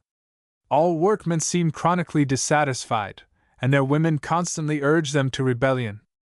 Already there are grumblings, and they claim they're buried alive in this forlorn forest. Don't appreciate the advantages of country life, you see, and I've an idea they'll begin to desert, pretty soon. Really, a live newspaper might do them good, especially if you print a little socialistic drivel now and then." Again he devoted a moment to thought, and then continued. "Tell you what I'll do, sir, I'll solicit the subscriptions myself, and deduct the price from the men's wages, as I do the cost of their other supplies. But the company gets a commission for that, of course. It's a penny paper, said Uncle John. The subscription is only 30 cents a month. Delivered? I suppose so. Well, I'll pay you 20 cents, and keep the balance for commission. That's fair enough. Very well, Mr. Skeelty. We're after subscriptions more than money, just now. Get all you can, at that rate. After signing a contract for the supply of electrical power, whereby he was outrageously robbed but the supply was guaranteed, Mr. Merrick and Arthur returned to the farm. That man, said Louise's young husband, referring to the manager of the paper mill, is an unmitigated scoundrel, sir. I won't deny it, replied Mr. Merrick. It occurs to me he is hiring those poor workmen at low wages and making a profit on all their living necessities, which he reserves the right of supplying from his own store. No wonder the poor fellows get dissatisfied. Chapter 7 The Sketch Artist. During the next 3 days so many things happened at Millville that the natives were in a panic of excitement. Not only was electricity brought from the paper mill, but a telegraph wire was run from Chazy Junction to Bob West's former storage shed, and a telephone gang came along and placed a private wire, with long-distance connections, in the new newspaper office. The office itself became transformed. As full o' winders as a hothouse, exclaimed Peggy McNutt, with bulging eyes, and neat partitions were placed for the offices. There was no longer any secret as to the plans of the nabobs. It was generally understood that those terribly aggressive girls were going to inflict a daily paper on the community. Some were glad, and some rebelled, but all were excited. A perpetual meeting was held at Cotting's store to discuss developments, for something startling occurred every few minutes. It's a outrage, this thing, commented young Skim Clark despondently. They're trying to run mother out o' business, and she a widder with me to look after. Most o' the business at the Emporium is done in newspapers and magazines and sich, so these gals thought they'd cut under and take the business away from her. Can't the widder Clark sell the new paper then? Asked the blacksmith. I dunno. Hadn't thought o' that, said Skim. But the price is to be just 1 cent, and we've been gettin' 5 cents fair all the outside papers. Where's the profit comin' from, on 1 cent, I'd like to know? Why, we make 2 or 3 cents on all the 5-cent papers. As fair that, remarked the druggist. We'll get a cheap paper, if it's any good, and that's something to be thankful for. 'Twon't be any good, asserted Skim. Ma says so. But no one except McNutt was prepared to agree with this prediction. The extensive plans in preparation seemed to indicate that the new paper would be fully equal to the requirements of the populace.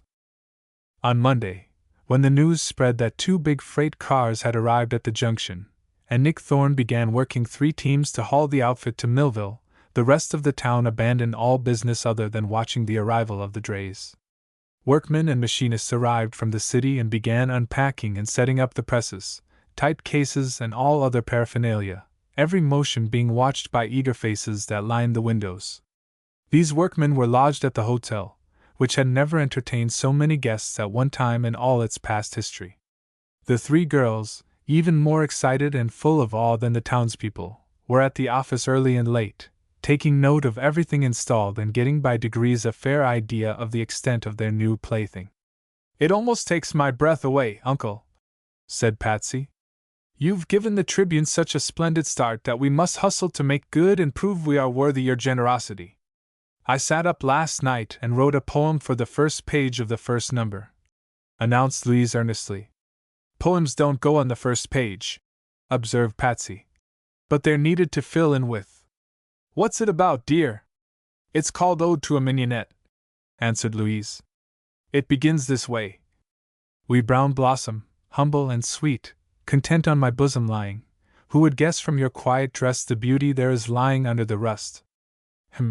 Said Patsy. I don't see as there's any beauty under the rust, at all. There's no beauty about a mignonette, anyhow, suspected or unsuspected. She means fragrance, suggested Beth. Change it to, the fragrance there is lying under the rust. That'll fix it all right, Louise. It doesn't seem right, even then, remarked Uncle John. If the fragrance lies under the rust, it can't be smelt, can it? I did not anticipate all this criticism, said Louise, with an air of injured dignity. None of the big publishing houses that returned my poems ever said anything mean about them. They merely said they were not available. However, as this poem has not made a hit with the managing editor, I'll tear it up and write another. Don't do that, begged Patsy. Save it for emergencies. We've got to fill 24 columns every day, remember? By Wednesday night the equipment was fully installed and the workmen departed, leaving only Jim McGaffey, an experienced pressman, and Lawrence Doane, familiarly called Larry, who was to attend to the electrotyping and make-up. The press was of the best modern construction, and folded, cut, and counted the papers automatically, with a capacity for printing 3,000 copies an hour. And at that rate, observed Patsy, it will run off our regular edition in 8 minutes. Aside from the newspaper press there were 2 job presses and an assortment of type for printing anything that might be required, from a calling card to a circus poster. A third man, who came from the city Thursday morning, was to take charge of the job printing and assist in the newspaper work. 3 girls also arrived, pale-faced, sad-eyed creatures, who were expert typesetters. Uncle John arranged with Mrs. Kebble, the landlady at the hotel, to board all the help at moderate charge. It had been decided, after much consultation, to make the Tribune a morning paper. At first it was feared this would result in keeping the girls up nights, but it was finally arranged that all the copy they furnished would be turned in by 9 o'clock, and Miss Briggs, the telegraph editor, would attend to anything further that came in over the wires. The advantages of a morning edition were obvious. You'll have all day to distribute a morning paper, Arthur pointed out, whereas an evening paper couldn't get to your scattered subscribers until the next morning. Miss Briggs, upon whom they were to rely so greatly, proved to be a woman of tremendous energy and undoubted ability. She was 35 years of age and had been engaged in newspaper work ever since she was 18. Bright and cheerful, of even temper and shrewd comprehension, Miss Briggs listened to the eager explanations of the 3 girls who had undertaken this queer venture, and assured them she would assist in making a newspaper that would be a credit to them all. She understood clearly the conditions, that inexperience was backed by ample capital and unpractical ideas by unlimited enthusiasm. This job may not last long, she told herself, but while it does it will be mighty amusing. I shall enjoy these weeks in a quiet country town after the bustle of the big city. So here were 7 regular employees of the Millville Daily Tribune already secured, and the 8th was shortly to appear. Preparations were well under way for a first edition on the 4th of July, and the office was beginning to hum with work, when one afternoon a girl strolled in and asked in a tired voice for the managing editor. She was admitted to Patsy's private room, where Beth and Louise were also sitting, and they looked upon their visitor in undisguised astonishment. She was young, perhaps not over 20 years of age. Her face bore marks of considerable dissipation, and there was a broad scar underneath her right eye. Her hair was thin, straggling and tow-colored, her eyes large, deep-set and of a faded blue. The girl's dress was as queer and untidy as her personal appearance, for she wore a brown tailored coat, a short skirt and long, buttoned leggings. A round cap of the same material as her dress was set jauntily on the back of her head, and over her shoulder was slung a Fiat satchel of worn leather. There was little that was feminine, and less that was attractive about the young woman, and Patsy eyed her with distinct disfavor. "Tommy sent me here," said the newcomer, sinking wearily into a chair. "I'm hired for a month, on good behavior, with a chance to stay on if I conduct myself in a ladylike manner. I've been working on the Herald, you know, but there was no end of a row last week, and they fired me bodily. Any booze for sale in this town?" "It is a temperance community," answered Patsy stiffly. "Hooray for me. There's a chance I'll keep sober." "In that case you've acquired the best sketch artist in America." "Oh, are you the artist then?" asked Patsy, with doubtful intonation. "I don't like the word. I'm not a real artist, just a cartoonist and newspaper hack. Say, it's funny to see me in this jungle, isn't it? What joy I'll have in astonishing the natives! I suppose a picture's a picture, to them, and art an impenetrable mystery. What sort of stuff do you want me to turn out?" I'm not sure you'll do," said Miss Doyle, desperately. That is, we are three quite respectable young women who have undertaken to edit the Millville Daily Tribune, and the people we have secured to assist us are all quite desirable, in their way. So. That's all right, remarked the artist composedly. I don't know that I blame you. I can see very well the atmosphere is not my atmosphere. When is the next train back to New York? At 4 o'clock, I believe. I'll engage a nice upholstered seat in the smoking car. But I've several hours to loaf, and loafing is my best stunt. Isn't this a queer start for girls like you? Looking around the den critically. I wonder how you got the bug, and what'll come of it. It's so funny to see a newspaper office where everything is brand new and eminently respectable. Do you mind my lighting a cigarette? This sort of a deal is quite interesting to an old-timer like me, but perhaps I owe you an apology for intruding. I had a letter from Tommy and one from a big banker, Marvin, I guess his name is. She drew 2 letters from her satchel and tossed them on the desk before Patsy. They're no good to me now, she added. Where's your wastebasket? The managing editor, feeling embarrassed by the presence of the artist, opened the letters. The first was from Mr. Marvin, Uncle John's banker, saying, After much negotiation I have secured for you the best newspaper illustrator in New York, and a girl, too, which is an added satisfaction. For months I have admired the cartoons signed Het in the New York papers, for they were essentially clever and droll. Miss Hewitt is highly recommended, but like most successful artists is not always to be relied upon. I'm told if you can manage to win her confidence she will be very loyal to you. The other letter was from the editor of a great New York journal. In giving you Hetty, he said, I am parting with one of our strongest attractions, but in this big city the poor girl is rapidly drifting to perdition and I want to save her, if possible, before it is too late. She has a sweet, lovable nature, a generous heart and a keen intellect, but these have been so degraded by drink and dissipation that you may not readily discover them. My idea is that in a country town, away from all disreputable companionship, the child may find herself, and come to her own again. Be patient with her and help her all you can. Her wonderful talent will well repay you, even if you are not interested in saving one of God's creatures. Silently Patsy passed the letters to Beth and Louise. After reading them there was a new expression on the faces they turned toward Hetty Hewitt. Forgive me, said Patsy abruptly. I think I misjudged you. I was wrong in saying what I did. No, you were quite right. She sat with downcast eyes a moment, musing deeply. Then she looked up with a smile that quite glorified her wan face. I'd like to stay, you know, she said humbly. I'm facing a crisis, just now, and on the whole I'd rather straighten up. If you feel like giving me a chance I'd like to see if I've any reserve force or whether the decency in me has all evaporated. We'll try you, and I'm sure you have lots of reserve force, Hetty, cried Patsy, jumping up impulsively to take the artist's soiled, thin hand in her own. Come with me to the hotel and I'll get you a room. Where is your baggage? Didn't bring it. I wasn't sure I'd like the country, or that you'd care to trust me.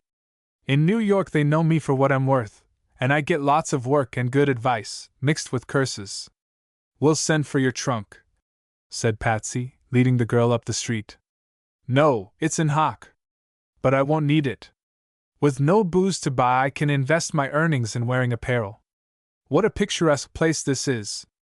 Way back in the primitive, no hint of those namby-pamby green meadows and set rows of shade trees that make most country towns detestable. Rocks and boulders, boulders and rocks, and the scraggly pines for background. The wee brook has gone crazy. What do you call it? Little Bill Creek. I'm going to stab it with my pencil. Where it bumps the rocks it's obstinate and pig-headed. Where it leaps the little shelves of slate it's merry and playful. Where it sweeps silently between the curving banks it is sulky and resentful. The little Bill has moods, bless its heart. Moods betoken character. Patsy secured for Hetty a pleasant room facing the creek. Where will you work, at the office or here? She asked. In the open, I guess. I'll run over the Telegraph News to get a subject for the day's cartoon, and then take to the woods. Let me know what other pictures you want, and I'll do 'em on the run. I'm a beast to work.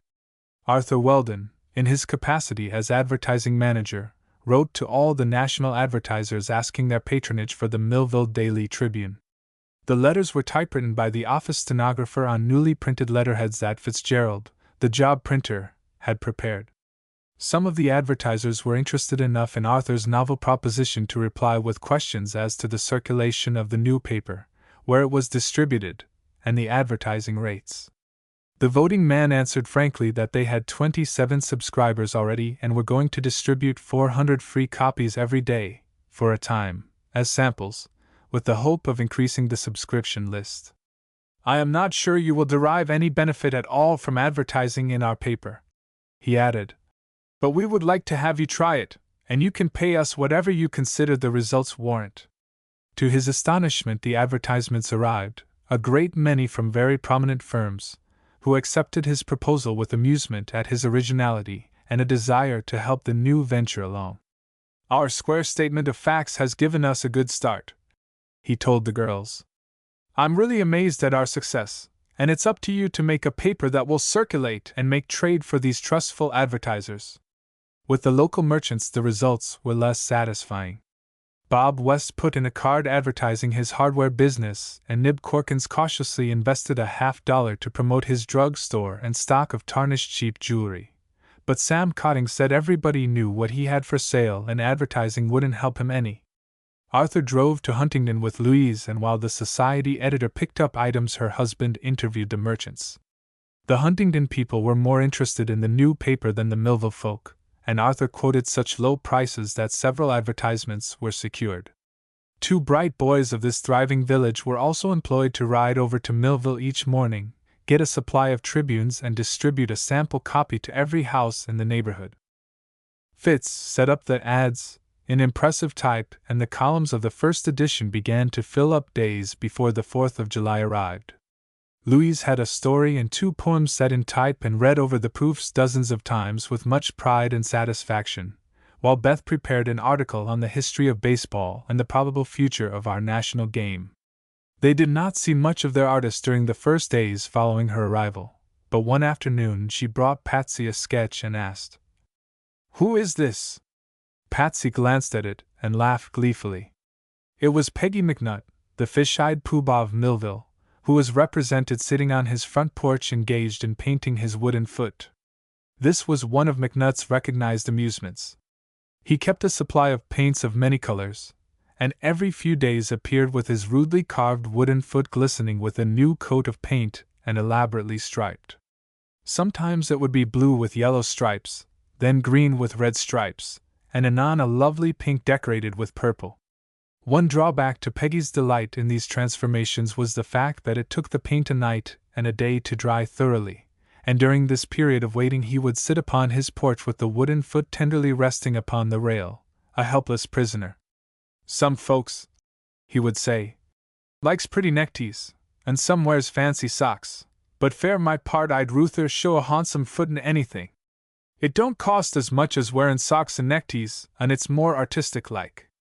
Hetty had caught the village character in the act of striping the wooden foot, and his expression of intense interest in the operation was so original, and the likeness so perfect, from the string suspenders and flannel shirt to the antiquated straw hat and faded and patched overalls, that no one would be likely to mistake the subject. The sketch was entitled, "The Village Artist," and Patsy declared they would run it on an inside page, just to make the Millville people aware of the power of the press. Larry made an etching of it and mounted the plate for a double-column picture. The original sketch Patsy decided to have framed and to hang it in her office. Chapter 8: The Millville Daily Tribune. The first edition of the Millville Daily Tribune certainly proved it to be a wonderful newspaper. The telegraphic news of the world's doings, received and edited by the skillful Miss Briggs, was equal to that of any metropolitan journal. The first-page cartoon, referring to the outbreak of a rebellion in China, was clever and humorous enough to delight anyone. But the local news and literary page were woefully amateurish and smacked of the schoolgirl editors who had prepared them. Perhaps the Chazy County people did not recognize these deficiencies, for the new paper certainly created a vast amount of excitement, and won the praise of nearly all who read it. On the eventful night of the Tribune's first run, our girls were too eager to go home and await its appearance, so they remained at the office to see the birth of their enterprise, and as it was the night preceding the 4th of July, Uncle John gave an exhibition of fireworks in front of the newspaper office, to the delight of the entire population. The girl journalists, however, were not so greatly interested in fireworks as in the birth of their fascinating enterprise. Wearing long gingham aprons, they hovered over the big table where the forms were being locked up, and watched anxiously every movement of the workmen. It was exceedingly interesting to note how a column of the first page was left open until the last, so that copy, hot from the wire, of the very latest news might be added before going to press. Finally, at exactly 2 o'clock, the forms were locked, placed upon the bed of the press, and McGaffey, a sour-faced individual whose chief recommendation was his ability as a pressman, began to make ready for the run. Outside the brilliantly lighted windows, which were left open for air, congregated a wondering group of the Millville people, many of whom had never been up so late before in all their lives. But the event was too important to miss. The huge, complicated press had already inspired their awe, and they were eager to see it work, as it printed the new paper. The girls tolerated this native curiosity with indulgent good humor, and at midnight even passed out sandwiches to the crowd, a supply having been secured for the workmen. These were accepted silently, and as they munched the food all kept their eyes fixed upon the magicians within. There was a hitch somewhere. McGaffey muttered naughty words under his breath and plied wrenches and screwdrivers in a way that brought a thrill of anxiety, approaching fear, to every heart. The press started half a dozen times, only to be shut down abruptly before it had printed a single impression. McGaffey counseled with Larry, who shook his head. Fitzgerald, the job printer, examined the machinery carefully, and again McGaffey screwed nuts and regulated the press. Then he turned on the power. The big cylinder revolved, the white paper reeled out like a long ribbon, and with a rattle and thump the first copy of the Millville Daily Tribune was deposited, cut and folded, upon the table placed to receive it. Patsy made a rush for it, but before she could reach the table half a dozen more papers had been piled above it, and gathering speed the great press hummed busily and the pile of tribunes grew as if by magic. Patsy grabbed the first dozen and handed them to Beth, for they were to be reserved as souvenirs. Then, running back to the table, she seized a bunch and began distributing them to the watchers outside the window. The natives accepted them eagerly enough, but could not withdraw their eyes from the marvelous press, which seemed to possess intelligence almost human. Each of the 3 girl journalists now had a copy in hand, scanning it with boundless pride and satisfaction. It realized completely their fondest hopes, and they had good cause to rejoice. Then Uncle John, who ought to have been in bed and sound asleep at this uncanny hour of night, came bouncing in, accompanied by Arthur Weldon. Each made a dive for a paper, and each face wore an expression of genuine delight. The roar of the press made conversation difficult, but Mr. Merrick caught his nieces in his arms, by turn, and gave each one an ecstatic hug and kiss. Suddenly the press stopped. "What's wrong, McGaffey?" demanded Patsy, anxiously. "Nothing, miss. Edition off, that's all." "What? The entire 400 are printed?" "425. I run a few extras." And now a shriek of laughter came from the windows as the villagers, slowly opening the papers they held, came upon the caricature of Peggy McNutt. The subject of the cartoon had, with his usual aggressiveness, secured the best standing room available, and his contemplative, protruding eyes were yet fixed upon the interior of the workroom. But now, his curiosity aroused, he looked at the paper to see what his neighbors were laughing at, and his expression of wonder slowly changed to a broad grin. He straightened up, looked triumphantly around the circle, and exclaimed, "By gum, folks, this 'ere paper's going to be a go! I didn't take no stock in it till now, but them fool gals seem to know their business, and I'll back 'em to the last ditch." Chapter 9 Trouble. Of course the girls exhausted their store of effusions on the first 2 or 3 papers. A daily eats up copy very fast, and the need to supply so much material began to bewilder the budding journalists. There was not sufficient local news to keep them going, but fortunately the New York News Service supplied more general news than they could possibly use, and besides, Mr. Marvin, foreseeing this dilemma, had sent on several long, stout boxes filled with plate matter, which meant that a variety of stories, poems, special articles and paragraphs of every sort had been made into stereotyped plates of column width which could be placed anywhere in the paper where a space needed to be filled. This material, having been prepared by skilled writers, was of excellent character, so that the paper gained in its class of contents as the girlish contributions began to be replaced by plates. The nieces did not abandon writing, however, and all three worked sedulously to prepare copies so that at least one column of the Tribune each day was filled with notes from their pens. Subscriptions came in freely during those first days, for farmers and villagers alike were proud of their local daily, and the price was so low that no one begrudged the investment. But Uncle John well knew that if every individual in the county subscribed, and the advertising patronage doubled, the income would fall far short of running expenses. Saturday night, when the payroll had to be met, the girls consulted together seriously. In spite of the new subscriptions received, a deficiency must be supplied, and they quietly advanced the money from their private purses. This was no great hardship, for each had an ample allowance from Uncle John, as well as an income from property owned in her own name. "It's only about $30 apiece," said Patsy. "I guess we can stand that until more money begins coming in." On Saturday evening there was an invasion of workmen from Royal, many of whom were rough foreigners who came to Millville in search of excitement, as a relief from their week's confinement at the Pine Woods settlement at the mill. Skildy, who thought he knew how to manage these people, allowed every man, at the close of work on Saturday, to purchase a pint of whiskey from the company store, charging an exorbitant price that netted a huge profit. There was no strong drink to be had at Millville, so the workmen brought their bottles to town, carousing on the way, and thought it amusing to frighten the simple inhabitants of the village by their rude shouts and ribald songs. This annoyance had occurred several times since the establishment of the mill, and Bob West had protested vigorously to Mr. Skeelty for giving his men whiskey and turning them loose in a respectable community, but the manager merely grinned and said he must keep the boys satisfied at all hazards, and it was the business of the Millville people to protect themselves if the workmen became too boisterous. On this Saturday evening the girls were standing on the sidewalk outside the printing office, awaiting the arrival of Arthur with the surrey, when a group of the Royal workmen appeared in the dim light, swaggering three abreast and indulging in offensive language.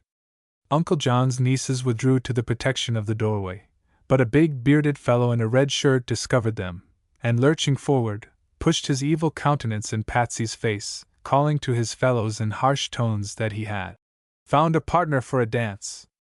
An instant later he received a swinging blow above the ear that sent him sprawling at full length upon the sidewalk, and a quiet voice said, "Pardon me, ladies, it seemed necessary."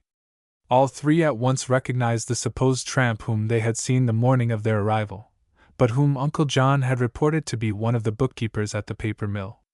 The young fellow had no time to say more, for the downfall of their comrade brought a shout of rage from the group of workmen, numbering nearly a dozen, and with one accord they rushed upon the man who had dared champion the defenseless girls. Beth managed to open the door of the office, through which Patsy and Louise slipped instantly, but the younger girl, always cool in emergencies, held the door ajar while she cried to the young man, "Quick, sir, come inside!" Really, he had no time to obey, just then. With his back to the door he drove his fists at his assailants in a dogged, persistent way that felled three more of them before the others drew away from his stalwart blows. By that time Larry and Fitzgerald, who had been summoned by Louise, rushed from the office armed with iron bars caught up at random, both eager for a fight.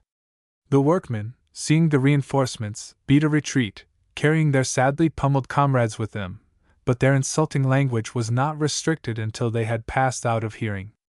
Then the young man turned, bowed gravely to the girls, who had now ventured forth again, and without waiting to receive their thanks marched calmly down the street. When Arthur reached home with the girls, Mr. Merrick was very indignant at his report of the adventure. He denounced Skeelty in unmeasured terms and declared he would find a way to protect Millville from further invasion by these rough and drunken workmen. There was no Sunday paper, so the girlish editors found the morrow a veritable day of rest. They all drove to Hooker's Falls to church and returned to find that old Nora had prepared a fine chicken dinner for them. Patsy had invited Hetty Hewitt, in whom she was now greatly interested, to dine with them, and to the astonishment of all the artists walked over to the farm arrayed in a new gown, having discarded the disreputable costume in which she had formerly appeared. The new dress was not in the best of taste, and its loud checks made dainty Louise shudder, but somehow Hetty seemed far more feminine than before, and she had, moreover, washed herself carefully and tried to arrange her rebellious hair. "This place is doing me good," she confided to her girl employers, after dinner, when they were seated in a group upon the lawn. "I'm getting over my nervousness, and although I haven't drank a drop stronger than water since I arrived, I feel a new sort of energy coursing through my veins. Also, I eat like a trooper, not at night, as I used to, but at regular mealtime. And I'm behaving quite like a lady. Do you know, I wouldn't be surprised to find it just as amusing to be respectable as to be the other thing? You will find it far more satisfactory, I'm sure," replied Patsy encouragingly. "What most surprises me is that with your talent and education you ever got into such bad ways." "Environment," said Hetty. "That's what did it. When I first went to New York I was very young. A newspaper man took me out to dinner and asked me to have a cocktail. I looked around the tables and saw other girls drinking cocktails, so I took one. That was where I turned into the rocky road. People get careless around the newspaper offices. They work under a constant nervous strain and find that drink steadies them, for a time. By and by they disappear, others take their places, and they are never heard of again except in the police courts. I knew a girl, society editor of a big paper, who drew her $5,000 a year, at one time. She got the cocktail habit, and a week or so ago I paid her fine for getting pinched while intoxicated. She was in rags and hadn't a red cent. That set me thinking, and when Tommy fired me from his paper and said the best he could do was to get me a job in the country, it seemed as if my chance to turn over a new leaf had arrived. I've turned it," she added with a pathetic sigh. "But whether it'll stay turned, or not, is a question for the puzzle page." "Haven't you a family to look after you, or for you to look after?" asked Beth. "No, brother and I were left orphans in a Connecticut town, and he went out west, to Chicago, and promised to send for me. Must have forgot that promise, I guess, for I've never heard of Dan since. I could draw pictures, so I went to New York and found a job. Guess that's my biography, and it isn't as interesting as one of Hearst's editorials either." Hetty seemed pleased and grateful to note the frank friendliness of her girlish employers, in whom she recognized the admirable qualities she had personally sacrificed for a life of dissipation. In the privacy of her room at the hotel she had read the first copy of the Millville Tribune and shrieked with laughter at the ingenuous editorials and schoolgirl essays. Then she grew sober and thoughtful, envying in her heart the sweetness and simplicity so apparent in every line. Here were girls who possessed something infinitely higher than journalistic acumen. They were true women, with genuine womanly qualities and natures that betrayed their worth at a glance, as do ingots of refined gold. What would not this waif from the grim underworld of New York have given for such clear eyes, pure mind, and unsullied heart? "I don't know as I can ever swim in their pond," Hetty reflected, with honest regret. "But there's a chance I can look folks square in the eye again, and that wouldn't be so bad." Monday morning, when Patsy, Louise, and Beth drove to their office, Miss Briggs said nonchalantly, "McGaffey's gone." "Gone? Gone where?" asked Patsy. "Back to New York. Caught a freight from the junction Saturday night." "Isn't he coming back?" inquired Beth. "Here's a letter he left," said Miss Briggs. They read it together. It was very brief. "Climate don't suit me. No excitement. I've quit. McGaffey." "I suppose," said Patsy, with indignation, "he intended to go, all the while, and only waited for his Saturday pay." Miss Briggs nodded. She was at the telegraph instrument. "What shall we do?" asked Louise. Can anyone else work the press? I'll find out, said Patsy, marching into the workroom. Neither Fitz nor Larry would undertake to run the press. They said the machine was so complicated it required an expert, and unless an experienced pressman could be secured, the paper must suspend publication. Here was an unexpected dilemma, one that for a time dazed them. These things always happen in the newspaper business, remarked Miss Briggs, when appealed to. Can't you telegraph to New York for another pressman? Yes, but he can't get here in time, said Patsy. There's no Monday train to Chazy Junction at all, and it would be Wednesday morning before a man could possibly arrive. To shut down the paper would ruin it, for everyone would think we had failed in our attempt, and it might take us weeks to regain public confidence. I know, said Miss Briggs composedly. A paper never stops. Somehow or other it always keeps going, even if the world turns somersaults and stands on its head. You'll find a way, I'm sure. But the bewildered girls had no such confidence. They drove back to the farm to consult with Uncle John and Arthur. Let's take a look at that press, my dears, said Mr. Merrick. I'm something of a mechanic myself, or was in my young days, and I may be able to work this thing until we can get a new pressman. I'll help you, said Arthur. Anyone who can run an automobile ought to be able to manage a printing press. So they went to the office, took off their coats, and examined the press. But the big machine defied their combined intelligence. Uncle John turned on the power. The cylinder groaned, swung half around, and then the huge wooden nippers came down upon the table with a force that shattered them to kindlings. At the crash, Mr. Merrick involuntarily shut down the machine, and then they all stood around and looked gloomily at the smash-up and wondered if the damage was irreparable. Couldn't we print the paper on the job press? Asked the little millionaire, turning to Fitzgerald. In sections, sir, replied Fitz, grinning. Half a page at a time is all we can manage, but we might be able to match margins so the thing could be read. We'll try it, said Uncle John. Do your best, my man, and if you can help us out of this bog you shall be amply rewarded. Fitz looked grave. Never knew of such a thing being done, sir, he remarked. But that's no reason it's impossible. 'Twill be a horror of a make-up, added Larry, who did not relish his part in the experiment. Uncle John put on his coat and went into the front office, followed by Arthur and the girls in dismal procession. A man to see the manager, announced Miss Briggs, nodding toward a quiet figure seated on the waiting bench. The man stood up and bowed. It was the young bookkeeper from the paper mill, who had so bravely defended the girls on Saturday night. Uncle John regarded him with a frown. I suppose Skilty has sent you to apologize, he said. No, sir, Skilty is not in an apologetic mood, replied the man, smiling. He has fired me. What for? Interfering with his workmen. The boys didn't like what I did the other night and threatened to strike unless I was put in the discard. And now? Asked Uncle John, looking curiously at the man. I'm out of work and would like a job, sir. What can you do? Anything. That means nothing at all. I beg your pardon. Let me say that I'm not afraid to tackle anything.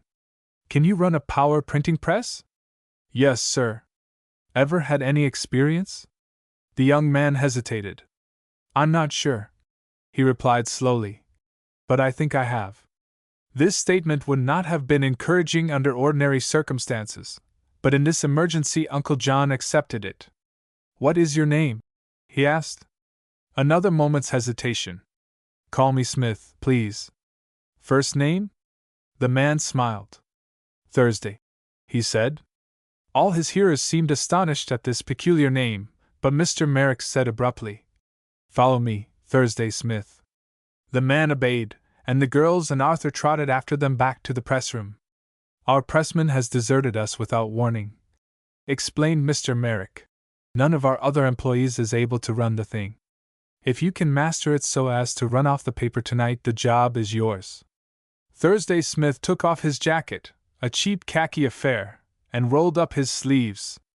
Then he carefully looked over the press and found the damaged nippers.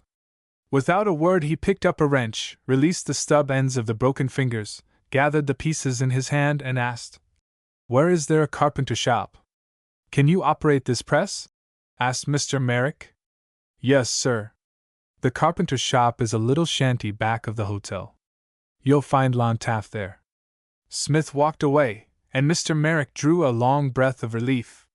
That's good luck, he said. You may quit worrying now, my dears. Are you sure he's a good pressman, Uncle? No, but he is sure.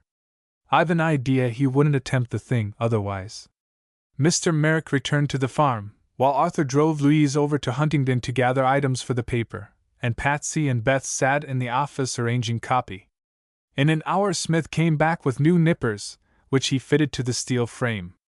Then he oiled the press, started it going a few revolutions, to test its condition, and handled the machinery so dexterously and with such evident confidence that Larry nodded to Fitz and muttered, "He'll do."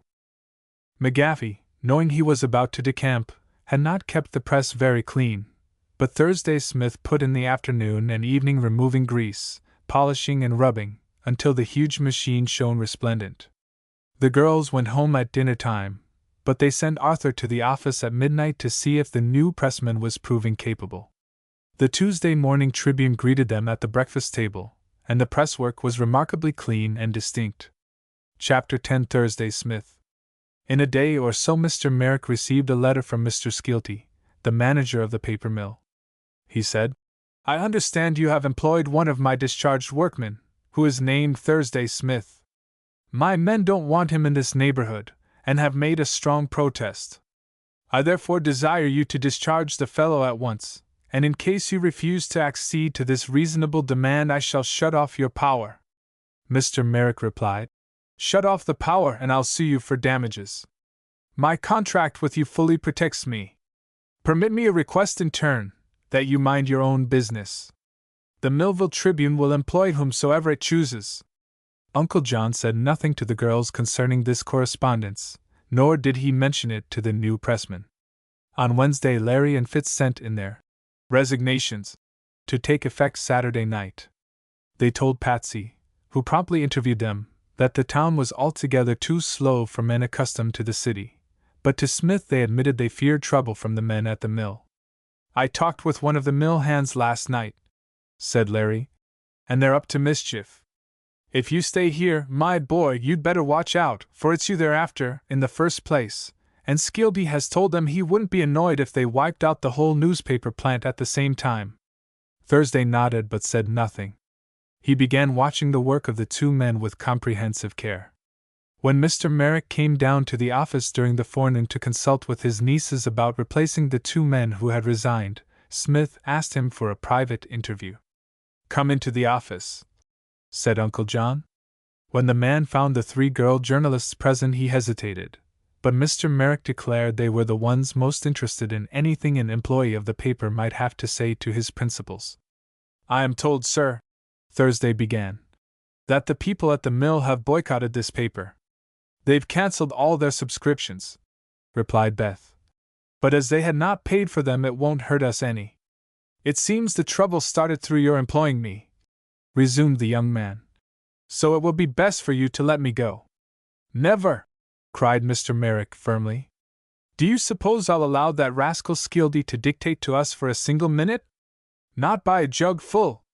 And the reason the men dislike you is because you pounded some of them unmercifully when they annoyed my girls. Where did you learn to use your fists so cleverly, Smith?" "I don't know, sir." "Well, you have earned our gratitude, and we're going to stand by you. I don't mind a bit of a row, when I'm on the right side of an argument. Do you?" "Not at all, sir, but the young ladies. They're pretty good fighters, too, so don't worry." Thursday was silent a moment. Then he said, "Fitzgerald and don't tell me they're going to quit Saturday." "It is true," replied Patsy. "I'm sorry, for they seem good men and we may have trouble replacing them." "They are not needed here, Miss Doyle," said Smith. "There isn't a great deal of electrotyping to do, or much job printing. More than half the time the two men are idle. It's the same way with my own job. 3 hours a day will take care of the press and make the regular run. If you will permit me, I am sure I can attend to all the work unaided." They looked at one another in amazement. "How about the make-up?" asked Uncle John. I can manage that easily, sir. I've been watching the operation and understand it perfectly. And you believe you can do the work of 3 men? 3 men were unnecessary in a small plant like this, sir. Whoever sent them to you did not understand very well your requirements. I've been watching the compositors, too, and your 3 girls are one too many. 2 are sisters, and can set all the type very easily. I recommend that you send the other back to New York. They considered this advice seriously. I think Mr. Smith is right, observed Patsy. The girls have not seemed busy at all, and spend most of their time laughing and talking together. It will cut down expenses a lot, said Beth. And I'm sure we ought to be able to run this paper more economically than we have been doing. Uncle John looked at the man thoughtfully. Where did you learn the printing business? He asked. I don't know, sir. What offices have you worked in? I cannot tell you that, sir. You seem to answer all my questions with the statement that you don't know, asserted Mr. Merrick, with an annoyed frown. Is there any reason you should refuse to tell us of your former life? None whatever, sir. Who are you, Smith? I don't know, sir. Mr. Merrick was getting provoked. This obstinacy is not likely to win our confidence, he said. Under the circumstances, I think we ought to know something more about you, before we allow you to undertake so much responsibility. You seem a bright, able young man, and I've no doubt you understand the work you're about to undertake, but if we have no knowledge of your antecedents, you may cause us considerable future trouble. Smith bowed his head and his cheeks flamed red. I have no knowledge of my antecedents to confide to you, sir, he said in a low voice. Uncle John sighed regretfully and turned away, but Patsy looked at the man with new interest. Won't you please explain that a little more fully? She gently inquired. I am quite willing to tell all I know, said he. But that is very little, I assure you. 2 years ago last May, on the morning of Thursday, the 22nd, I awoke to find myself lying in a ditch beside a road. Of my life previous to that time I have no knowledge whatever. The 3 girls regarded him with startled eyes. Uncle John turned from the window to examine the young man with new interest. Were you injured? He asked. My right ankle was sprained and I had a cut under my left eye. You can see the scar still. You have no idea how you came there? Not the slightest. I did not recognize the surrounding country. I had no clear impression as to who I was. There was a farmhouse a quarter of a mile away. I limped to it, and they gave me some breakfast. I found I was 56 miles from New York. The farmer had heard of no accident. There was no railway nearer than 6 miles. The highway was little used. I told the good people my story, and they suspected me of being drunk or crazy, but did not credit a single word I said. That was but natural, said Uncle John. After breakfast I took stock of myself. In my pockets I found a $20 bill and some silver. I wore a watch and chain and a ring set with a good-sized diamond. My clothing seemed good, but the ditch had soiled it. I had no hat, nor could the farmer find one when I sent him back to look for it.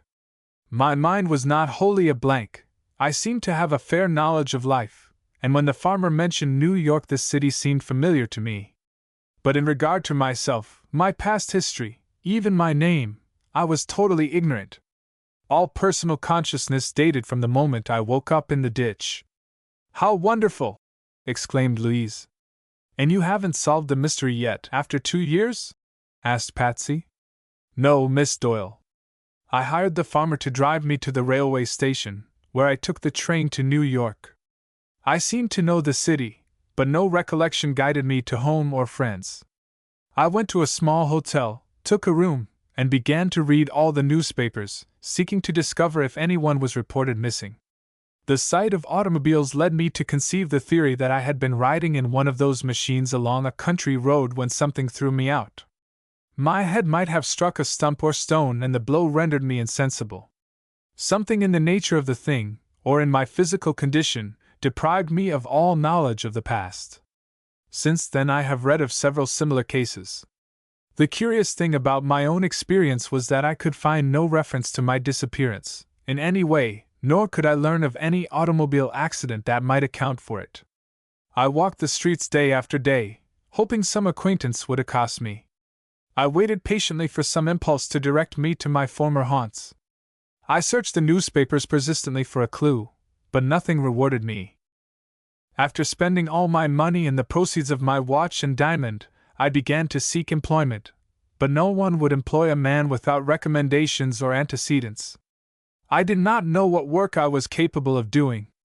So finally I left the city, and for more than 2 years I have been wandering from one part of the country to another, hoping that some day I would recognize a familiar spot. I have done odd jobs at times, but my fortunes went from bad to worse until of late I have become no better than the typical tramp. How did you secure employment as a bookkeeper for Skilty? Asked Uncle John. I heard a new mill had started at Royal and walked up there to inquire for work. The manager asked if I could keep books, and I said yes. Have you ever kept books before?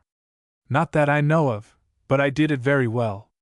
I seemed to comprehend the work at once, and needed no instruction. Often during these 2 years I have encountered similar curious conditions. I sold goods in a store and seemed to know the stocks. I worked 2 weeks in a telegraph office and discovered I knew the code perfectly. I've shod horses for a country blacksmith, wired a house for electric lights, and compounded prescriptions in a drug store. Whatever I have undertaken to do I seem able to accomplish, and so it is hard for me to guess what profession I followed before my memory deserted me. You did not retain any position for long, it seems, remarked Uncle John. No, I was always impatient to move on, always hoping to arrive at some place so familiar that my lost memory would return to me. The work I have mentioned was nearly all secured during the first year. After I became seedy and disreputable in appearance, people were more apt to suspect me, and work was harder to obtain. Why did you come to Millville? Asked Louise. You brought me here, he answered with a smile. I caught a ride on your private car when it left New York, not caring much where it might take me. When I woke up the next morning, the car was sidetracked at Chazy Junction, and as this is a section I have never before explored, I decided to stay here for a time. That is all of my story, I believe. Quite remarkable, declared Mr. Merrick emphatically. The girls, too, had been intensely interested in the strange recital. You seem educated, said Patsy thoughtfully. Therefore you must have come from a good family. That does not seem conclusive, replied Thursday Smith deprecatingly. Although I naturally hoped my family was respectable, I have been inclined to resent the fact that none of my friends or relatives has ever inquired what became of me. Are you sure they have not? I have watched the papers carefully. In 2 years I have followed several clues. A bricklayer disappeared, but his drowned body was finally found. A college professor was missing, but he was 60 years of age. A young man in New York embezzled a large sum and hid himself. I followed that trail, although regretfully, but the real embezzler was caught the day I presented myself in his place. Perhaps the most curious experience was in the case of a young husband who deserted his wife and infant child. She advertised for him. He had disappeared about the time I had found myself, so I went to see her. What was the result? Asked Beth. She said I was not her husband, but if he failed to come back I might take his place, provided I would guarantee to support her. During the laugh that followed, Thursday Smith went back to his work and an animated discussion concerning his strange story followed. He seems honest, said Lise, but I blame a man of his ability for becoming a mere tramp. He ought to have asserted himself and maintained the position in which he first found himself. How? Inquired Patsy. At that time he was well dressed and had a watch and diamond ring.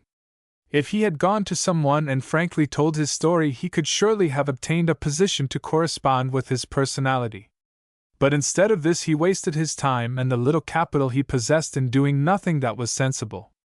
It is easy for us to criticize the man, remarked Beth, and he may be sorry, now, that he did not act differently. But I think, in his place, I should have made the same attempt he did to unravel the mystery of his lost identity. So much depended upon that. It's all very odd and incomprehensible, said Uncle John. I wonder who he can be. I suppose he calls himself Thursday because that was the day he first found himself, observed Patsy. Yes, and Smith was the commonest name he could think of to go with it. The most surprising thing, added their uncle, is the fact that a man of his standing was not missed or sought for.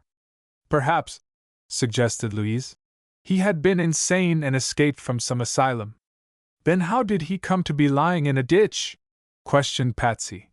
And wouldn't an escaped maniac be promptly hunted down and captured? I think so, agreed Mr. Merrick. For my part, I'm inclined to accept the man's theory that it was an automobile accident. Then what became of the car, or of the others in it? It's no use, said Beth, shaking her head gravely. If Thursday Smith, who is an intelligent young man, couldn't solve the mystery himself, it isn't likely we can do so. We know as much as he does, as far as that is concerned, said Patsy, and our combined intelligence ought at least to equal his. I'm sorry for the poor man, and wish we might help him to come to his own again. They all agreed to this sentiment, and while the girls attended to their editorial duties, they had the amazing story of Thursday Smith uppermost in their minds. When the last copy had been placed in the hands of Miss Briggs and they were driving to the farm, at a little after 6 o'clock, they renewed the interesting discussion. Just before reaching the farm, Hetty Hewitt came out of the wood just in front of them. She was clothed in her short skirt and leggings and bore a fishing rod and a creel. What luck? Asked Patsy, stopping the horse. 7 trout, answered the artist. I might have caught more, but the poor little creatures squirmed and struggled so desperately that I hadn't the heart to destroy any more of them. Won't you take them home for Mr. Merrick's breakfast? Patsy looked at the girl musingly. Jump in, Hetty, she said. I'm going to take you with us for the night. The day's fishing has tired you, there are deep circles under your eyes, and that stuffy old hotel isn't homelike. Jump in. Hetty flushed with pleasure, but hesitated to accept the invitation. I'm not dressed for. You're all right, said Beth, supporting her cousin's proposition. We'll lend you anything you need. Do come, Miss Hewitt, added Louise. Hetty sighed, then smiled and finally climbed into the surrey. In New York, she said as they started on, I've sometimes hobnobbed with editors, but this is somewhat different. In what way? Asked Patsy casually. You're not real journalists, you know, and... Why aren't we journalists? Asked Louise. For a moment Hetty was puzzled how to reply. You are doing very good editorial work, she said mendaciously. But after all, you are only playing at journalism. The real journalist, as I know him, is a bohemian, a font of cleverness running to waste, a reckless, tender-hearted, jolly, careless ne'er-do-well who works like a Trojan and plays like a child.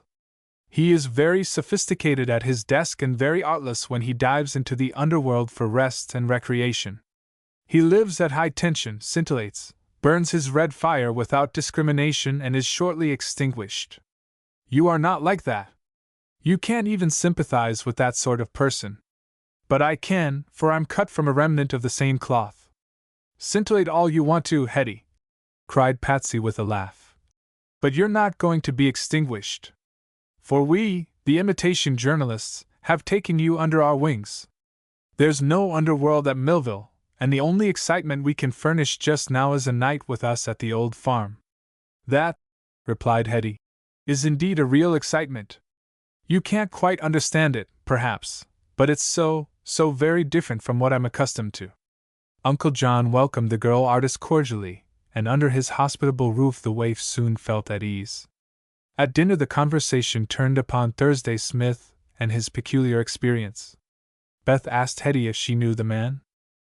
Yes, replied the girl. I've seen him at the office and we've exchanged a word or two. But he boards with Thorne, the liveryman, and not at the hotel. You have never seen him before you met him here? Never. I wonder, said Louise musingly, if he is quite right in his mind. All this story may be an hallucination, you know. He's a very clever fellow, asserted Hetty, and such a loss of memory is by no means so uncommon as you think. Our brains are queer things, mine is, I know, and it doesn't take much to throw their machinery out of gear. Once I knew a reporter who was worried and overworked. He came to the office one morning and said he was George Washington, the commander of the Continental Army.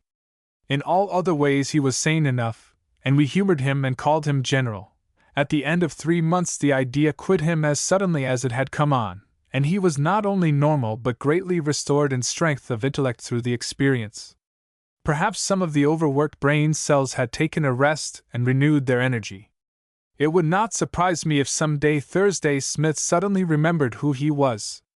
Footnote: this anecdote is true. Author. In the meantime, said Uncle John, I'm going to make an effort to discover his identity. In what way, Uncle? Asked Patsy. I'll set Fogarty, who is a clever detective, at work. No man can disappear from his customary haunts without leaving some sort of a record behind him, and Fogarty may be able to uncover the mystery in a short time. Then we'll lose our pressman, declared Beth. For I'm positive that Thursday Smith was a person of some importance in his past life. Chapter 11: The Honorably Ojibwaglin. One morning while Patsy was alone in her office, busied over her work, the door softly opened and a curious-looking individual stood before her. He was thin in form, leathery-skinned and somewhat past the middle age of life. His clothing consisted of a rusty black Prince Albert coat, rusty trousers to match, which were carefully creased, cowhide shoes brilliant with stove polish, a tall silk hat of antiquated design, and a frayed winged collar decorated with a black tie on which sparkled a large diamond attached to a chain. He had chin whiskers of a sandy gray color, and small gray eyes that were both shrewd and suspicious in expression. He stood in the doorway a moment, attentively eyeing the girl, while she in turn examined him with an amusement she could not quite suppress. Then he said, speaking in a low, diffident voice, I'm looking for the editor. I am the editor, asserted Patsy. Really? It is quite true. He seemed disconcerted a moment, striving to regain his assurance. Then he took out a well-worn pocket-book and from its depths abstracted a soiled card which, leaning forward, he placed carefully upon the table before Patsy. She glanced at it and read, Han, Ojibwaglin, Hooker's Falls, Chazy County. Oh, said she, rather surprised. Are you Mr. Boglin? I am the Honorably Ojibwaglin, miss, he replied, dwelling lovingly upon the honorably. I have not had the honor of your acquaintance, said she, deciding she did not like her visitor. What is your business, please? The Han, Ojoi coughed. Then he suddenly remembered he was in the presence of a lady, and took off his hat. Next he slid slowly into the vacant chair at the end of the table. First, he began, I want to compliment you on your new paper. It's a good thing, and I like it. It's what's been needed in these parts a long time, and it's talked about all over Chazy County. Thank you, said the editor briefly, for the praise was given in a perfunctory way that irritated her. The only other papers in this senatorial district, which covers 3 counties, continued the visitor, in impressive tones, weeklies run by political mudslingers that's bought up by the Kleppish gang. What is the Kleppish gang? She asked, wonderingly. The supporters owe that rascal, Colonel Kleppish, who has been occupying my berth for going on 8 years, he said with fierce indignation. I fear I do not understand, remarked Patsy, really bewildered. What was your berth, which Colonel Kleppish has usurped? See that honorably on the card? I do. That means I were senator, state senator, which makes any common man honorably, according to law, which it's useless to dispute. I were elected fair this district, which covers 3 counties, he said proudly. And I served my country in that capacity. Oh, I see. But you're not state senator now? No, Kleppish beat me for the nomination, after I'd served only 1 term. Why? Why did he get the nomination? 'Cause he bought up the newspapers, the country weeklies, and set them to yell and graft. He made 'em say I went into office poor, and in 2 years made a fortune. Did you? Asked the girl. He shuffled in his seat. I ain't used to talkin' politics with a girl, he admitted. But seein' as you're the editor of this paper, a daily, by Jupe, you've probably got a head on you and understand that a man don't get into office for his health. There's a lot of bother in serving your country, and a man ought to be well paid for it. I did just like the others do, like Kleppish is doing right now, but the regular voters don't understand politics, and when the howl went up about graft backed by Kleppish bought-up newspapers, they turned me down cold. I've been 8 years watching for a chance to get in again, and now I've got it. This is very interesting, I'm sure," remarked Patsy. "But our paper doesn't go much into local politics, Mr. Boglin, and I'm very busy today." "Honorably Ojoy Boglin," he said, correcting her, but he did not take the hint to leave. Patsy picked up her pencil as if to resume her work, while he eyed her with a countenance baffled and uncertain. Presently he asked, "Has Kleppish got this paper too?" "No," she coldly replied. "I thought I'd likely head him off, you being so new. See here, editor. I am Miss Doyle, sir. Glad to know you, Miss Doyle. What I was about to remark is this. The election for senator comes up again in September, and I want this paper to pull for me. Being as it's a daily, it's got more power than all of Kleppish's weeklies put together, and if you work the campaign proper, I'll win the nomination hands down. This is a strong Republican district, and to get nominated on the Republican ticket is the same as an election. So what I want is the nomination. What do you say?" Patsy glared at him and decided that as far as appearances went he was not a fit candidate for any office, however humble. But she answered diplomatically, "I will inquire into the condition of politics in this district, Mr. Boglin, and try to determine which candidate is the most deserving. Having reached a decision, the Millville Tribune will espouse the cause of the best man, if it mentions local politics at all." The Han, Ojoy gave a dissatisfied grunt. "That means, in plain words," he suggested, "that you'll give Kleppish a chance to bid against me. But I need this paper, and I'm willing to pay a big price for it. Let Kleppish go, and we'll make our dicker right now, on a liberal basis. It's the only way you can make your paper pay. I've got money, Miss Doyle. I own 6 farms near Hooker's Falls, which is in this county, and 600 acres of good pine forest, and I'm director in the Bank of Huntingdon, with plenty of money out on interest. Also, I own half the stock in the new paper mill at Royal." "You do?" she exclaimed. "I thought Mr. Skeelty—" "Skeelty's the head man, of course," he said. "He came to me about the mill proposition and I went in with him. I own all the forest around Royal. Being manager, and knowing the business, Skeelty stood out for 51 shares of stock, which is the control and interest. But I own all the rest, and the mill's making good money. People don't know I'm in that deal, and of course this is all confidential and not to be talked about." "Very well, sir. But I fear you have mistaken the character of our paper," said Patsy quietly. "We are quite independent, Mr. Boglin, and intend to remain so, even if we can't make the paper pay. In other words, the Millville Daily Tribune can't be bought." He stared in amazement, then scratched his ear with a puzzled air. "Such talk as that means something," he asserted gropingly. "But what it means, blamed if I know. Newspapers never turn money down unless they're already bought, or have got a grouch of their own. Say," he suddenly cried, as an inspiration struck him, "you ain't got anything agin the mill at Royal, or agin Skeelty, have you?" "I have, sir," declared Patsy, raising her head to frown discouragingly upon the Honorably Ojoy. "Mr. Skeelty is acting in a very disagreeable manner. He has not only boycotted our paper and refused to pay for the subscriptions he engaged, but I understand he is encouraging his workmen to annoy the Millville people, and especially this printing office." "Well, dern Skeelty!" ejaculated Mr. Boglin, greatly discomposed by this statement. "But I'll fix all that, Miss Doyle," he added eagerly. "Skeelty's my partner, and he's got to do what I say or I'll make trouble for him. You dicker with me for the support of your paper and I'll guarantee 100 subscriptions from Royal and get you an apology from Skeelty and a promise he'll behave and keep his men to home. And all that's outside the price I'll agree to pay." Patsy's eyes were full of scorn. "I won't dicker with you an instant," she firmly declared. "I don't know Colonel Kleppish, or what his character is, but I'm very sure he's the better man and that the people have made no mistake in electing him in your place."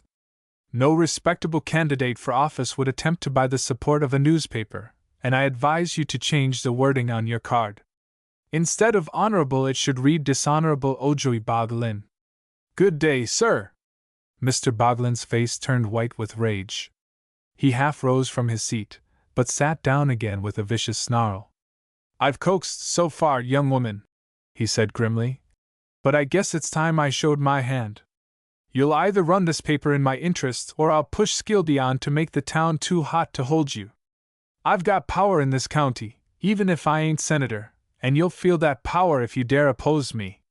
Take your choice, girl, either to make good money out o' this campaign, or be run out of town, neck and crop.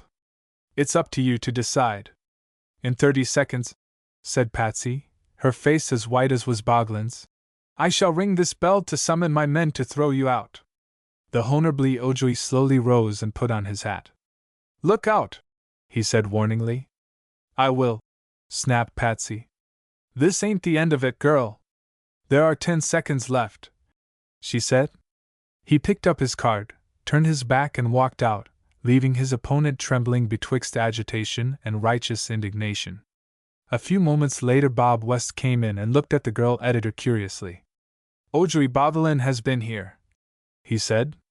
The Honorable Ojoi, if you please, answered Patsy, with a laugh that bordered on hysteria. The hardware man nodded, his eyes reading her face. You were quite right to turn him down, he asserted. It was the only thing to do, responded the girl, wondering how he knew. But Boglin is a dangerous man, resumed West. Look out for him. Miss Doyle. Yes, he told me to do that, and I will, said she, more quietly. He is Skildy's partner. And you're not afraid of him? Why should I be, Mr. West? He smiled. I'm justice of the peace here. If there's a hint of trouble from Boglin or Skilty, come directly to me. Thank you, Mr. West. I will. With this he nodded cheerfully and went away. Chapter 12 Molly Sizer's Party. The people of Chazy County were very proud of the Millville Tribune, the only daily paper in that section of the state. It was really a very good newspaper, if small in size, and related the news of the day as promptly as the great New York journals did. Arthur Weldon had not been very enthusiastic about the paper at any time, although he humored the girls by attending in a good-natured way to the advertising, hiring some of the country folk to get subscriptions, and keeping the books. He was a young man of considerable education who had inherited a large fortune, safely invested, and therefore had no need, through financial necessity, to interest himself in business of any sort. He allowed the girls to print his name as editor-in-chief, but he did no editorial work at all, amusing himself these delightful summer days by wandering in the woods, where he collected botanical specimens, or sitting with Uncle John on the lawn, where they read together or played chess. Both the men were glad the girls were happy in their work and enthusiastic over the success of their audacious venture. Beth was developing decided talent as a writer of editorials, and her articles were even more thoughtful and dignified than were those of Patsy. The two girls found plenty to occupy them at the office, while Louise did the repertorial work and flitted through Millville and down to Huntingdon each day in search of small items of local interest. She grew fond of this work, for it brought her close to the people and enabled her to study their characters and peculiarities. Her manner of approaching the simple country folk was so gracious and winning that they freely gave her any information they possessed, and chatted with her unreservedly. Sometimes Louise would make her rounds alone, but often Arthur would join her for an afternoon drive to Huntingdon, and it greatly amused him to listen to his girl wife's adroit manner of pumping the natives. About halfway to Huntingdon was the Sizer farm, the largest and most important in that vicinity. Old Zeke Sizer had a large family, 5 boys and 3 girls, and they were noted as quite the most aggressive and disturbing element in the neighborhood. Old Zeke was rude and coarse and swore like a trooper, so his sons could not be expected to excel him in refinement. Bill Sizer, the eldest, was a hard drinker, and people who knew him asserted that he never drew a sober breath. The other sons were all quarrelsome in disposition, and many a free fight was indulged in among them whenever disputes arose. They were industrious farmers, though, and the 3 girls and their mother worked from morning till night, so the farm prospered and the Sizers were reputed to be well off. Molly, the eldest girl, had attracted Louise, who declared she was pretty enough to arrest attention in any place. Indeed, this girl was a raving beauty, in her buxom, countrified way, and her good looks were the pride of the Sizer family and the admiration of the neighbors. The other two were bouncing, merry girls, rather coarse in manner, as might be expected from their environment, but Molly, perhaps fully conscious of her prettiness, assumed certain airs and graces and a regal deportment that brought even her big, brutal brothers to her feet in adoration. The Sizers were among the first subscribers to the Millville Tribune, and whenever Louise stopped at the farmhouse for news, the family would crowd around her, ignoring all duties, and volunteer whatever information they possessed. For when they read their own gossip in the local column, it gave them a sort of proprietary interest in the paper, and Bill had once thrashed a young clerk at Huntingdon for questioning the truth of an item the Sizers had contributed. One day, when Louise and Arthur stopped at the farm, Molly ran out with an eager face to say that Friday was her birthday and the Sizers were to give a grand party to celebrate it. "We want you to come over and write it up, Mrs. Weldon," said the girl. "They're comin' from 20 mile around, fair the dance, and we've got the orchestra from Malvern to play for us. Pop's going to spend a lot of money on refreshments and it'll be the biggest blowout Chazy County ever seen." "I think I can write up the party without being present, Molly," suggested Louise. "No, you come over. I read once, in a novel, how an editor come to a swell party and read about all the dresses and things, said what everybody wore, you know. I'm going to have a new dress, and if everything's described right, well, we'll buy a lot of papers to send to folks we know in Connecticut." "Well," said Louise with a sigh, "I'll try to drive over for a little while." "It is to be Saturday, you say?" "Yes, the birthday's Friday and the dance Saturday night, rain or shine. And you might bring the chief editor, your husband, and try a dance with us. It wouldn't hurt our reputation any to have you folks mingle with us on this festive occasion," she added airily. They had a good laugh over this invitation when it was reported at Mr. Merrick's dinner table, and Patsy insisted that Louise must write up the party. "It will be fun to give it a double head and a big send-off," she said. "Write it up as if it were a real society event, dear, and exhaust your vocabulary on the gowns. You'll have to invent some Frenchy names to describe those, I guess, for they'll be wonders, and we'll wind up with a list of those present." So on Saturday evening Arthur drove his wife over to the Sizer farm, and long before they reached there they heard the scraping of fiddles, mingled with shouts and boisterous laughter. It was a prohibition district, to be sure, but old Sizer had imported from somewhere outside the dry zone a quantity of liquors more remarkable for strength than quality, and with these the guests had been plied from the moment of their arrival. Most of them were wholly unused to such libations, so by the time Arthur and Louise arrived, the big living room of the farmhouse presented an appearance of wild revelry that was quite deplorable. Molly welcomed them with wild enthusiasm, and Big Bill, her adoring brother, demanded in a loud voice if Arthur did not consider her the belle of Chazy County. "They ain't a stunner in the state as kin hold a candle to our Molly," he added, and then with uncertain gait he left the reporters, with the promise to bring 'em a drink. "Come, Louise," said Arthur quietly. "Let's get out of here." He drew her to the door, and as the dance was just starting they managed to escape without notice. "What a disgraceful scene!" cried Louise, when they were on their way home. "And to think of such a shocking carousal being held in good old Chazy County, where morals are usually irreproachable. I shall not mention the affair in the Tribune at all."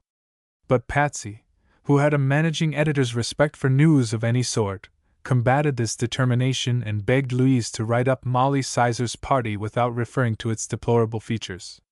"It isn't policy to offend the Sizers," she said, "for although they are coarse and common, they have shown a friendly spirit toward the paper. Moreover, the enmity of such people, which would surely result from our ignoring the birthday party, would keep us in hot water." So Louise, though reluctantly, wrote up the party, and the manuscript was sent over to Miss Briggs Sunday afternoon, so it would get a place in Monday morning's Tribune.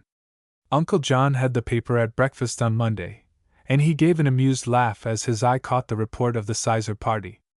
"This is a good one on you, Louise," he exclaimed. You say that Miss Molly, looking more lovely than ever in her handsome new gown, greeted her guests with a roughish smile. A what? Demanded Louise, horrified. A roughish smile. Oh, that's a mistake, she said, glancing at the item. What I said was a roguish smile, but there's been a typographical error which Miss Briggs must have overlooked in reading the proof. Nevertheless, remarked Arthur, the statement isn't far wrong. Everything was rough, including the smiles, as far as I noted that remarkable gathering. But see here, cried Patsy. That's a dreadful mistake. That spoils all the nice things you said about the girl, Louise. I hope the sizers won't notice it. But the sizers did, and were frantic with rage over what they deemed was a deliberate insult to Molly. Several young men who had come from distances to attend the birthday party had stayed over Sunday at the farmhouse, where the revelry still continued in a fitful way, due to vain attempts to relieve racking headaches by further libations. Monday morning found the dissipated crew still the guests of the sizers, and when Big Bill slowly spelled out the assertion made by the Tribune that his sister had a roughish smile, loud cries of indignation arose. Molly first cried and then had hysterics and screamed vigorously. Bill swore vengeance on the Millville Tribune and all connected with it, while the guests gravely asserted it was a low-down, measly trick, which the sizers ought to resent. They all began drinking again, to calm their feelings, and after the midday dinner Bill Sizer grabbed a huge cowhide whip and started to Millville to lick the editor to a standstill. A wagon load of his guests accompanied him, and Molly pleaded with her brother not to hurt Mrs. Weldon. I won't, but I'll cowhide that fresh husband of hers, declared Bill. He's the editor, the paper says so, and he's the one I'm after. Chapter 13 Bob West Interferes. It was unfortunate that at that time Thursday Smith had gone up the electric line toward Royal, to inspect it. In the office were Patsy, Hetty Hewitt, who was making a drawing, Arthur Weldon, engaged upon his books, and finally, seated in an easy chair from which he silently watched them work, old Bob West, the hardware man. Louise and Beth had driven over to the junction to write up an accident, one of the train men having caught his hand in a coupling between two freight cars. Bob West often dropped into the office, which was next door to his own place of business, but he was a silent man and had little to say on these visits. In his early days he had wandered pretty much over the whole world, and he could relate some interesting personal adventures if he chose. In this retired village West was the one inhabitant distinguished above his fellows for his knowledge of the world. In his rooms over the store, where few were ever invited, he had a fine library of unusual books and a rare collection of curios gathered from foreign lands. It was natural that such a man would be interested in so unique an experiment as the Millville Tribune, and he watched its conduct with curiosity, but a constantly growing respect for the three girl journalists. No one ever minded when he came into the office, nodded, and sat down. Sometimes he would converse with much freedom, at other times the old gentleman remained an hour without offering a remark, and went away with a brief parting nod. It was West who first saw, through the window, the wagon-load of men from the Sizer farm come dashing up the street at a gallop. Instinctively, perhaps, he knew trouble was brewing, but he never altered his expression or his attitude, even when the wagon stopped at the printing office and the passengers leaped out. In marched Bill Sizer at the head of his following, cowhide in hand. Patsy, her face flushing scarlet, stood up and faced the intruders. "Stand back, girl!" cried Sizer in a fierce tone. "It's that coward editor I'm after," pointing his whip with trembling hand at Arthur. "My sister Molly may be rough, and hev a rough smile, but I'll be dinged if I don't skin the man that prints it in a paper." "Good fare you, Bill!" murmured his friends, approvingly. Arthur leaned back and regarded his accuser in wonder. The big table, littered with papers, was between them. "Come out o' there, ye measly city chap, and take your medicine," roared Bill, swinging his whip. "I'll larn ye to come inter a decent neighborhood and slander its women. Come out o' there!" West had sat quietly observing the scene. Now he inquired in composed tones. "What's the trouble, Bill?" "Trouble? Trouble, West? Why, this lying scoundrel said in his paper that our Molly had a rough smile. That's the trouble. Did he really say that? Asked West. Course he did. Printed it in the paper, for all to read. That's why I've come to cowhide the critter within an inch o' his life. Good fare you, Bill, cried his friends encouragingly.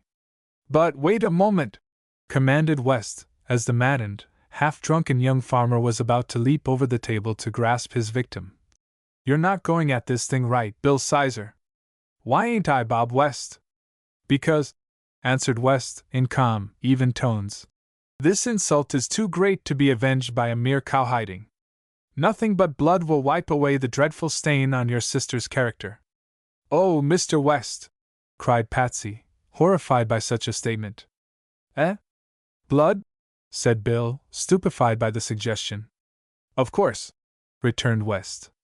You mustn't thrash Mr. Weldon, you must kill him.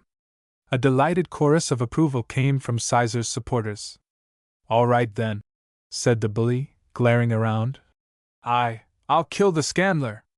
Hold on, counseled West, seizing his arm. This affair must be conducted properly, otherwise the law might cause us trouble. No murder, mind you. You must kill Weldon in a duel. What? A duel, gasped Sizer. To be sure. That's the way to be revenged. Hetty, he added, turning to the artist, who alone of the observers had smiled instead of groaned at the old gentleman's startling suggestion. Will you kindly run up to my rooms and get a red leather case that lies under the shell cabinet? Thank you, my dear. Hetty was off like a flash. During her absence an intense silence pervaded the office, broken only by an occasional hiccup from one of Mr. Sizer's guests. Patsy was paralyzed with horror and had fallen back into her chair to glare alternately at Bob West and the big bully who threatened her cousin's husband. Arthur was pale and stern as he fixed a reproachful gaze on the hardware merchant. From Miss Briggs' little room could be heard the steady click-click of the telegraph instrument. But the furious arrival of the Sizer party had aroused every inhabitant of Millville, and with one accord they dropped work and rushed to the printing office. By this time the windows were dark with groups of eager faces that peered wonderingly through the screens, the sashes being up, and listened to the conversation within. While Hetty was gone not a word was spoken, but the artist was absent only a brief time. Presently she re-entered and laid the red leather case on the table before Bob West. The hardware man at once opened it, displaying a pair of old-fashioned dueling pistols, with long barrels and pearl handles. There was a small can of powder, some bullets and wadding in the case, and as West took up one of the pistols and proceeded to load it he said in an unconcerned voice, I once got these from an officer in Vienna, and they have been used in more than a score of duels, I was told. One of the pistols, I can't tell which it is, has killed a dozen men, so you are going to fight with famous weapons. Both Arthur and Bill Sizer, as well as the groups at the window, watched the loading of the pistols with fascinated gaze. Bob's a queer old feller, whispered Peggy McNutt to the blacksmith, who stood beside him. This duel is just one o' his odd fancies. Much he cares ef they kills each other or not. Mr. West, cried Patsy, suddenly rousing from her apathy, I'll not allow this shameful thing. A duel is no better than murder, and I'm sure there is a law against it. True, returned West, ramming the bullet into the second pistol. It is quite irregular and illegal, I believe. Perhaps I shall go to jail with whichever of the duelists survives, but you see it is a point of honor with us all. Molly Sizer has seemingly been grossly maligned in your paper, and the editor is responsible. Are you a good shot, Bill? I guess so, stammered Sizer. That's good. Weldon, I hear, is an expert with the pistol. Arthur did not contradict this statement, although he was positive he could not hit a barn at 20 yards. Now then, are we ready? Stayed West, rising. Come with me, gentlemen. What you going to do, Bob? Asked Sizer, anxiously. I'll explain, replied the hardware man, leading the way to the street. Everyone followed him, and the crowd at the windows joined the group outside. Of course you mustn't shoot in the main street, for you might hit someone, or break windows, but back of this row of buildings is a lane that is perfectly clear. You will stand back to back in the center of the block and then, at my word, you will each march to the end of the block and pass around the buildings to the lane. As soon as you come in sight of one another, you are privileged to fire, and I suppose Bill Sizer will try to kill you, Mr. Weldon, on the spot, and therefore you will try to kill him first. But look-a here, Bob, cried Sizer. It ain't right fair him to take a shot at me. You said fair me to kill him, but you didn't say nothin' about his shootin' at me. That's all right, Bill, returned West. You're in the right, and the right ought to win. But you must give the man a chance for his life, you know. That weren't in the bargain. It is now, by the laws of dueling. He might shoot me, urged Bill. It isn't likely. Although he's a dead shot, you have right on your side, and you must be sure to fire as soon as you get within good range. It won't be considered murder. It will only be a duel, and the law will deal lightly with you. That's right, Bill, asserted one of Sizer's friends. Bob West's a justice o' the peace himself, and he orter know. I do know, declared West gravely. He placed Arthur Weldon and Bill Sizer back to back in the middle of the street, and handed each a pistol. Now then, said he, you both understand the rules, which I have explained, and the spectators will bear witness that, whatever happens, this affair has been conducted in a regular manner, with no favor shown to either. You are both brave men, and this duel will vindicate your honor. If you are fortunate enough to survive, you will be heroes, and all your differences will be wiped off the slate. But as one or both may fall, we, the citizens of Millville, hereby bid you a solemn and sad farewell. Impressed by this speech, Sizer's friends began to shake hands with him. All ready, called West. 1, 2, 3, go! At the word the two, back to back, started for the opposite ends of the little street, and at once the crowd made a rush between the buildings to gain the rear, where they might witness the shooting in the lane when the duelists met. Arthur had been thinking seriously during these proceedings and had made up his mind it was in no degree his duty to be bored full of holes by a drunken countryman like Bill Sizer, just because there had been a typographical error in the Millville Tribune. So, when he got to the end of the street, instead of turning into the lane he made for the farm, holding the long dueling pistol gingerly in his hand and trotting at a good pace for home. Footsteps followed him. In sudden panic he increased his run, but the other was faster. A heavy hand grasped his shoulder and swung him around, while old Bob West, panting for breath, exclaimed, "Stop, you fool, stop! The other one is running." "The other one?" echoed Arthur, wonderingly. "Of course. Bill Sizer was sure to run. He's a coward, as all bullies are. Quick, Weldon, save the day and your reputation, or I'll never stand your friend again." Arthur understood now. He turned and ran back faster than he had come, swung into the lane where the crowd was cautiously peering from the shelter of the buildings, and waving his pistol in a reckless way that made Bob West shudder, he cried out, "Where is he? Where's Sizer? Why don't he show up and be shot like a man?" No Sizer appeared. He was even then headed cross lots for home, leaving his friends to bemoan his cowardice. As for Arthur, the crowd gave him a cheer and condemned his opponent's conduct in no measured terms. They were terribly disappointed by Big Bill's defection, for while not especially bloodthirsty, they hated to see the impending tragedy turn out a farce. In the printing office, Patsy was laughing hysterically as her horror dissolved and allowed her to discover the comic phase of the duel. She literally fell on Arthur's neck as he entered, but the next moment pushed him away to face the hardware merchant. "I beg your pardon, Mr. West," said she with twinkling eyes. "I suspected you of being a cold-blooded ruffian when you proposed this duel, but I now see that you understand human nature better than the whole caboodle of us put together. Arthur, thank Mr. West for saving you from a flogging." "I do, indeed," said Arthur fervently. Chapter 14 The Danger Signal. By this time the Tribune had become the pride of all Millville, yet the villagers could not quite overcome their awe and wonder at it. Also, the newspaper was the pride of the three girl journalists, who under the tutelage of Miss Briggs were learning to understand the complicated system of a daily journal. Their amateurish efforts were gradually giving way to more dignified and readable articles. Beth could write an editorial that interested even Uncle John, her severest critic. Louise showed exceptional talent for picking up local happenings and making news notes of them, while Patsy grabbed everything that came to her net: locals, editorials, telegraphic and telephone reports from all parts of the world, and skillfully sorted, edited, and arranged them for the various departments of the paper. It was mighty interesting to them all, and they were so eager each morning to get to work that they could scarcely devote the proper time to old Nora's famous breakfasts. "We made a mistake, Uncle," said Patsy to Mr. Merrick, "in starting the Tribune in the wrong place. In a few weeks we must leave it and go back to the city, whereas, had we established our paper in New York—" "Then it never would have been heard of," interrupted practical Beth. "In New York, Patsy dear, we would become the laughing stock of the town. I shudder when I think what a countrified paper we turned out that first issue. But we are fast becoming educated," declared Patsy.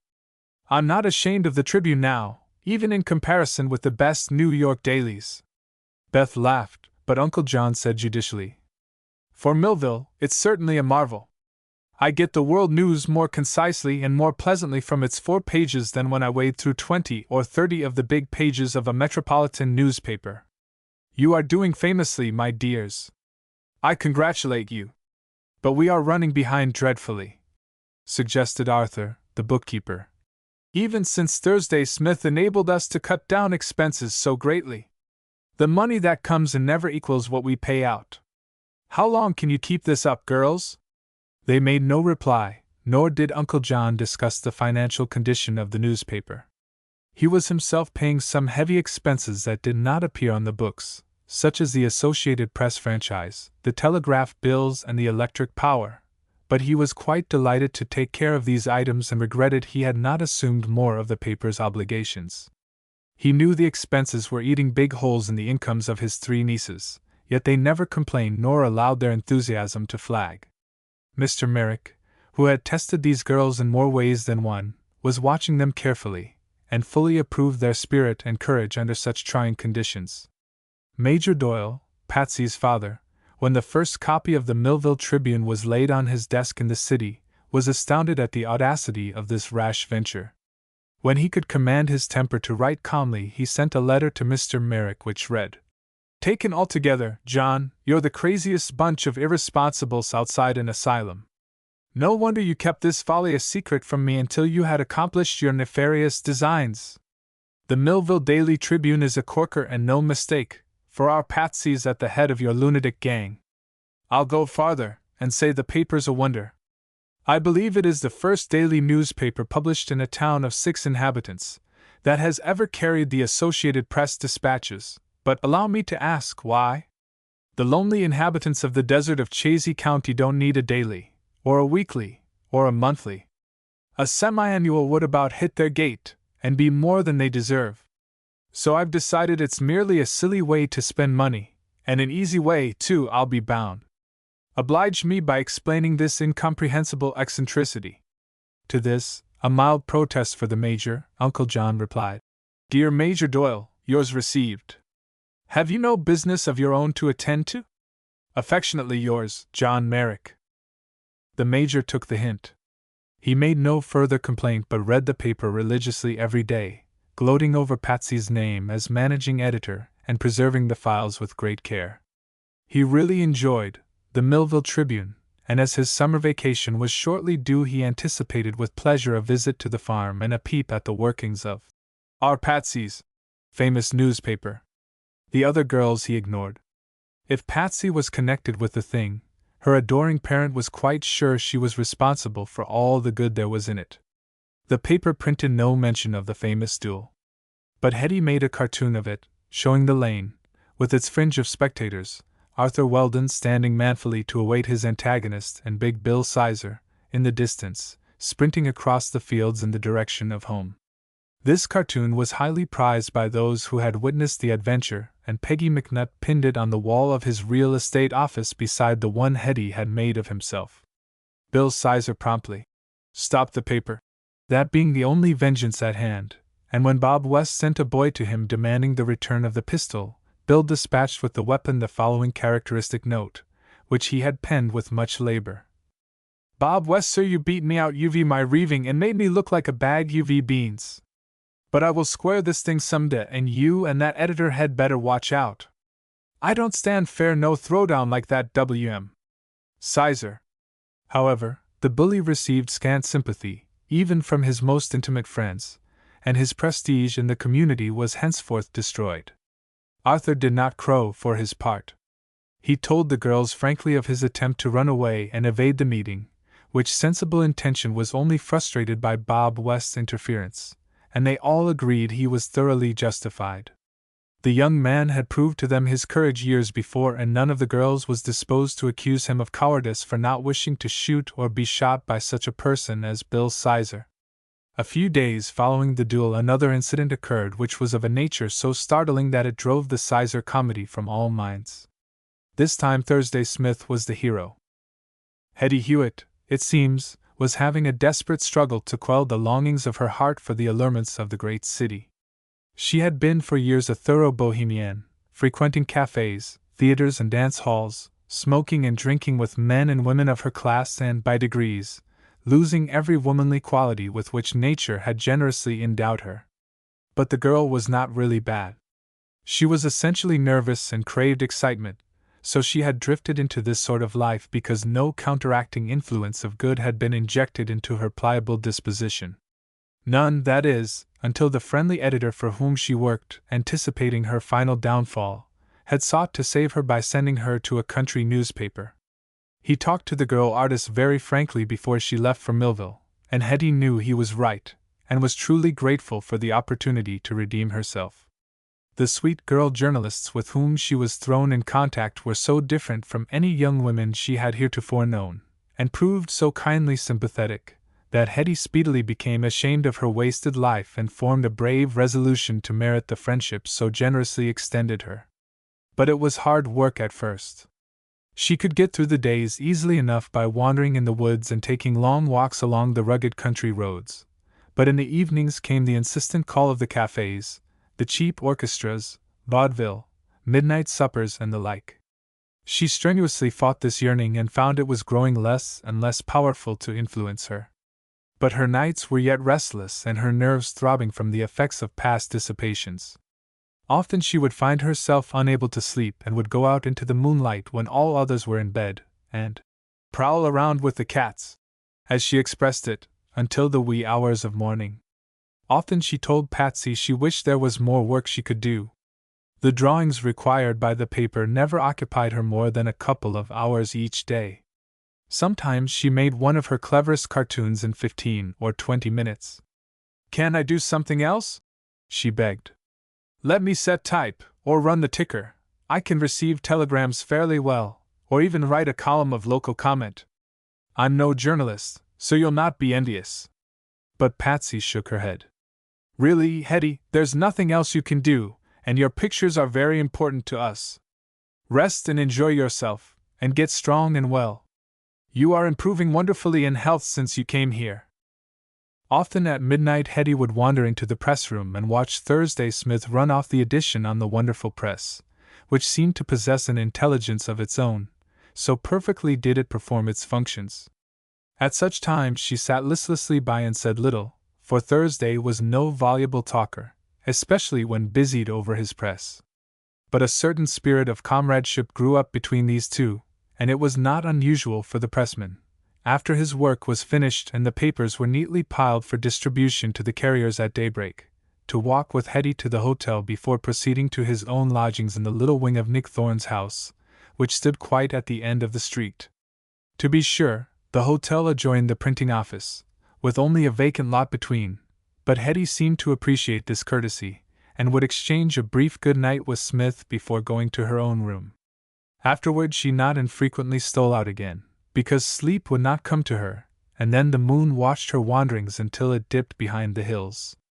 On the night we speak of, Hetty had parted from Thursday Smith at 1 o'clock and crept into the hallway of the silent, barn-like hotel, but as soon as the man turned away she issued forth again and walked up the empty street like a shadow.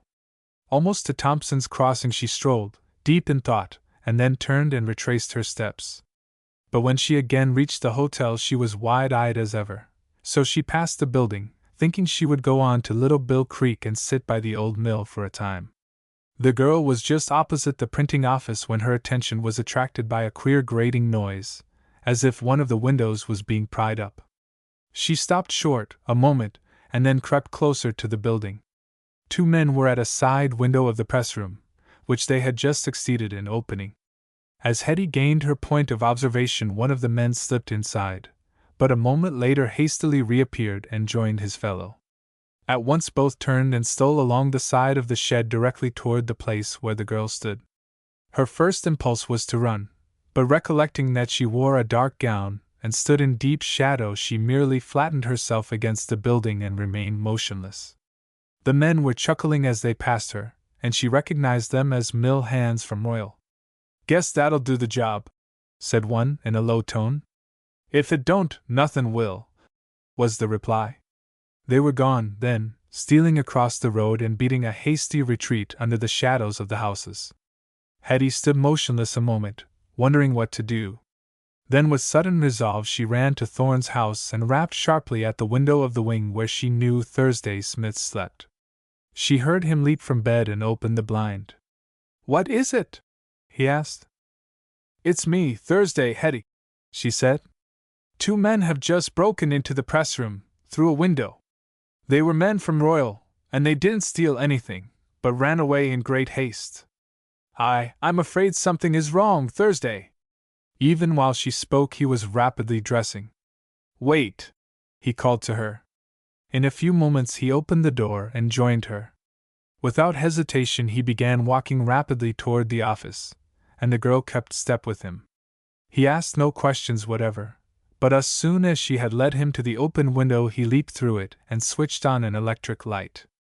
An instant later he cried aloud, in a voice of fear, "Get out, Hetty! Run, for your life! Run yourself, Thursday, if there's danger," she coolly returned. But he shouted, "Run, run, run!" in such thrilling, compelling tones that the girl shrank away and dashed across the vacant lot to the hotel before she turned again in time to see Smith leap from the window and make a dash toward the rear. He was carrying something extended at arm's length before him, and he crossed the lane and ran far into the field before stooping to set down his burden. Now he was racing back again, running as madly as if a troop of demons was after him. A flash cleft the darkness. A deep detonation thundered and echoed against the hills. The building against which Hetty leaned shook as if an earthquake had seized it, and Thursday Smith was thrown flat on his face and rolled almost to the terrified girl's feet, where he lay motionless. Only the building saved her from pitching headlong too, but as the reverberations died away, to be followed by frantic screams from the rudely wakened population of Millville, Hetty sank upon her knees and turned the man over, so that he lay face up. He opened his eyes and put up one hand. Then he struggled to his feet, trembling weakly, and his white face smiled into the girl's anxious one. "That was a close call, dear," he whispered, "but your timely discovery saved us from a terrible calamity. I don't believe there is much harm done, as it is." Hetty made no reply. She was thinking of the moments he had held that deadly thing in his hands, while he strove to save lives and property from destruction. The inevitable crowd was gathering now, demanding in terrified tones what had happened. Men, women, and children poured from the houses in scant attire, all unnerved and fearful, crying for an explanation of the explosion. "Keep mum, Hetty," said Smith warningly. "It will do no good to tell them the truth." She nodded, realizing it was best the villagers did not suspect that an enemy of the newspaper had placed them all in dire peril. "Dynamite?" she asked in a whisper. "Yes, a bomb. But for heaven's sake don't mention it." Suddenly a man with a lantern discovered a great pit in the field behind the lane, and the crowd quickly surrounded it. From their limited knowledge of the facts the explosion seemed unaccountable, but there was sufficient intelligence among them to determine that dynamite had caused it, and dug this gaping hole in the stony soil. Bob West glanced at the printing office, which was directly in line with the explosion. Then he cast a shrewd look into the white face of Thursday Smith, but the old hardware merchant merely muttered under his breath something about Ojui Boglin, and shook his head determinedly when questioned by his fellow villagers. Interest presently centered in the damage that had been done. Many window panes were shattered and the kitchen chimney of the hotel had toppled over, but no person had been injured and the damage could easily be repaired. While the excitement was at its height, Thursday Smith returned to his room and went to bed, but long after the villagers had calmed down sufficiently to seek their homes, Hetty Hewitt sat alone by the great pit, staring reflectively into its ragged depths. Quaint and curious were the thoughts that puzzled the solitary girl's weary brain, but prominent and ever-recurring was the sentence that had trembled upon Thursday Smith's lips. "It was a close call, dear!" The close call didn't worry Hetty a particle. It was the last word of the sentence that amazed her. That, and a new and wonderful respect for the manliness of Thursday Smith, filled her heart to overflowing. Chapter 15. A clever idea. Neither Thursday nor Hetty allowed a word to escape concerning the placing of the bomb in the Tribune office, but the explosion was public knowledge and many were bothering their heads to explain its meaning. John Merrick, when he heard the news, looked very grave and glanced uneasily into the unconscious faces of his three beloved nieces. A man of much worldly experience, in spite of his simple, ingenuous nature, the little man began carefully piecing together parts of the puzzle. Thursday Smith's defense of the girl journalists, whereby he had severely pounded some of the workmen who had insulted them, had caused the man to be denounced by the colony at Royal. Mr. Skeelty, the manager, had demanded that Smith be discharged by Mr. Merrick, and being refused, had threatened to shut off the power from the newspaper plant.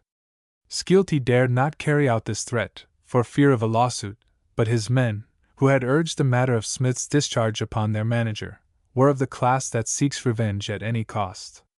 At this juncture Ojui Boglin, Skeelty's partner and the owner of all the pine forest around Royal, had become the enemy of the newspaper and was aware of the feeling among the workmen. A word from Boglin, backed by Skeelty's tacit consent, would induce the men to go to any length in injuring the Millville Tribune and all concerned in its welfare. Considering these facts, Mr. Merrick shrewdly suspected that the dynamite explosion had been the work of the mill hands, yet why it was harmlessly exploded in a field was a factor that puzzled him exceedingly. He concluded, from what information he possessed, that they had merely intended this as a warning, which if disregarded might be followed by a more serious catastrophe. The idea that such a danger threatened his nieces made the old gentleman distinctly nervous. There were ways to evade further molestation from the lawless element at the mill. The Han, Ojui could be conciliated, Thursday Smith discharged, or the girls could abandon their journalistic enterprise altogether. Such alternatives were mortifying to consider, but his girls must be protected from harm at any cost. While he was still considering the problem, the girls and Arthur having driven to the office, as usual, Joe Wegg rode over from Thompson's Crossing on his sorrel mare for a chat with his old friend and benefactor. It was this same young man, still a boy in years, who had once owned the Wegg farm and disposed of it to Mr. Merrick. Joe was something of a mechanical genius and, when his father died, longed to make his way in the great world. But after many vicissitudes and failures he returned to Chazy County to marry Ethel Thompson, his boyhood sweetheart, and to find that one of his father's apparently foolish investments had made him rich. Ethel was the great-granddaughter of the pioneer settler of Chazy County, Little Bill Thompson, from whom the Little Bill Creek and Little Bill Mountain had been named. It was he who first established the mill at Millville, so, in marrying a descendant of Little Bill Thompson, Joe Wegg had become quite the most important resident of Chazy County, and the young man was popular and well liked by all who knew him. After the first interchange of greetings, Joe questioned Mr. Merrick about the explosion of the night before, and Uncle John frankly stated his suspicions. "I'm sorry," said Joe, "they ever started that mill at Royal Falls. Most of the workmen are foreigners, and all of them rude and reckless. They have caused our quiet, law-abiding people no end of trouble and anxiety already. It is becoming a habit with them to haunt Millville on Saturday nights, when they are partly intoxicated, and they've even invaded some of the farmhouses and frightened the women and children. I've talked to Bob West about it, and he has promised to swear in Lon Taft and Seth Davis as special constables, to preserve order, but he admits we are quite helpless to oppose such a gang of rowdies. I've also been to see Mr. Skeelty, to ask him to keep his men at home, but he answered gruffly that he had no authority over his employees except during working hours, and not much authority even then. Skeelty doesn't seem the right man to handle those fellows, observed Mr. Merrick thoughtfully. But as he owns the controlling interest in his company, and Bob Lynn is fully as unreasonable, we cannot possibly oust him from control. If the men determined to blow up all Millville with dynamite, I'm sure Skeelty would not lift a finger to prevent it. No, he's deathly afraid of them, and that's a fact, said Joe. They sat in silence a while. Your report of Skeelty's threat to cut off your electric power, said young Wegg, reminds me of a plan I've had in mind for some time. I find I've too much time on my hands, Mr. Merrick, and I cannot be thoroughly happy unless I'm occupied. Ethel's farms are let on shares and I'm a drone in the world's busy hive. But we're anchored here at Millville, so I've been wondering what I could do to improve the place and keep myself busy. It has seemed to me that the same rush of water in Little Bill Creek that runs the dynamos at Royal is in evidence, to a lesser extent, at the old mill dam. What would you think of my putting in an electric plant at the mill, and lighting both Millville and Huntingdon, as well as all the farmhouses? Not a bad idea, Joe, said Uncle John approvingly. Electric lights have a civilizing influence, continued the young man. I'm quite sure all the farmers between here and Huntingdon would use them, at a reasonable price. I can also run a line to Hooker's Falls, and one to Chazy Junction. Plenty of poles can be cut from our pine forests, and the wires will be the chief expense. I may not make money at first, but I'll play pretty nearly even and have something to do. Do you think you could furnish enough power for our printing office? Asked Mr. Merrick. Yes, and a dozen factories besides. I've an idea the thing may bring factories to Millville. Then get at it, Joe, and build it quick. I've a notion we shall have an open rupture with Skeelty before long. Joe Wegg smiled. You're going to accuse me, sir, of asking advice after I've made up my mind, said he. But the fact is, I have bought the mill of Silas Caldwell already.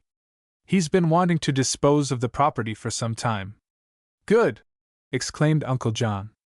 Also I've ordered a dynamo and machinery. It all ought to be here in a few days. Better yet, cried Mr. Merrick. You've relieved my mind of a great weight, Joe. Now about Thursday Smith, said the young man. Don't you think it would be policy for you to let him go, Mr. Merrick? No. He's a clever fellow. I can use him at my lighting plant. Thank you, Joe, but that wouldn't help any. As long as he's in Millville, he will be an object of vengeance to those anarchistic mill hands. The only way to satisfy them is to drive Smith out of town, and I'll be hanged if I'll do it. He hasn't done anything wrong, and I'm interested in the fellow's curious history. I've put his case in the hands of a famous New York detective, Fogarty, with instructions to discover who he is, and I can't let a lot of rowdies force me to abandon the man for no reasonable cause. Don't blame you, sir, said Joe. If it wasn't this Thursday Smith, some other would incur the hatred of the Royal workmen, and as they're disposed to terrorize us, we may as well fight it out on this line as any other. The whole county will stand by you, sir. The only thing I dread is possible danger to my girls. Keep them away from the office evenings, advised Joe. During the day they are perfectly safe. If anything happens, it will be at night, and while the newspaper office may sometime go flying skyward, the girls will run no personal danger whatever. Maybe so, Joe. How queer it is that such a condition should exist in Millville, a little forgotten spot in the very heart of civilization and the last place where one might expect excitement of this sort. But I won't be cowed. I won't be driven or bullied by a pack of foreign hounds, I assure you. If Skeelty can't discipline his men, I will. In furtherance of which assertion, Mr. Merrick went to town and wired a message to the great Fogarty. Chapter 16 Local Contribution. We hear considerable of the conventional people of this world, but seldom meet with them, for, as soon as we begin to know a person, we discover peculiarities that quite remove him from the ranks of the conventional, if such ranks exist at all. The remark of the old Scotch divine to his good wife. Everybody's queer but thee and me, Nancy, and sometimes I think thee a little queer, sums up human nature admirably. We seldom recognize our own queerness, but are prone to mark the erratic temperaments of others, and this is rather more comfortable than to be annoyed by a consciousness of our personal deficits. The inhabitants of a country town are so limited in their experiences that we generally find their personal characteristics very amusing. No amount of scholastic learning could have rendered the Millville people sophisticated, for contact with the world and humanity is the only true educator. But, as a matter of fact, there was little scholastic learning among them, with one or two exceptions, and the villagers as a rule were of limited intelligence. Everyone was really a character, and Uncle John's nieces, who all possessed a keen sense of humor, enjoyed the oddities of the Millvillites immensely. A humorous situation occurred through a seemingly innocent editorial of Beth on authorship. In the course of her remarks she said, "A prominent author is stated to have accumulated a large fortune by writing short stories for the newspapers and magazines. He is said to receive 10 cents a word, and this unusual price is warranted by the eager demand for his stories, of which the reading public is very fond. However, the unknown author does not fare so badly. The sum of from $30 to $50 usually remitted for a short story pays the beginner a better recompense, for the actual time he is engaged upon the work, than any other occupation he might undertake." This was seriously considered the morning it appeared in the Tribune by Peggy McNutt and Skim Clark, as they sat in the sunshine on the former's little front porch. Peggy had read it aloud in his laborious, halting way, and Skim listened with growing amazement. $30! He cried. 30 to 50 for a short story! Great snakes, Peggy, I'm going into it. Heh? Going into what? Asked Peggy, raising his eyes from the paper. I can write a story, declared Skim confidently. Ye can, Skim? It's a cinch, Peggy. Mother keeps all the magazines and paper novels, and we all lose reads them afore we sells them. I've read the G.O.L. darndest lot o' truck ye ever heard of, so I'm posted on stories in general. I'll write one and sell it to the Millville Tribune. Do ye suppose they'll give me the 30 or the 50, Peggy? Anywheres between, they says. But one feller gets 10 cents a word. Phew! I know, but he's a big one, which I ain't, just now. I'll take even the 30, if I hev to. I would, Skim, advised Peggy, nodding approval. But make 'em put your photograph in the paper besides. Say, it'll be a big thing fair Millville to turn out a author. I didn't think it were in you, Skim. Why, it hadn't struck me afore, replied the youth, modestly. I've been hankerin' to make money, without knowin' how to do it. I tell ye, Peggy, it pays to read the newspapers. This one's give me a hint how to carve out a future career, and I'll write a story as'll make them girl editors set up and take notice. Make it somethin' 'bout Injuns, suggested Peggy. I ain't read a Injun story fair years. No, they're out o' fashion, observed Skim loftily. What folks want now is a detective story. Feller sees a hole in a fence and says, "Ha! There's been a murder."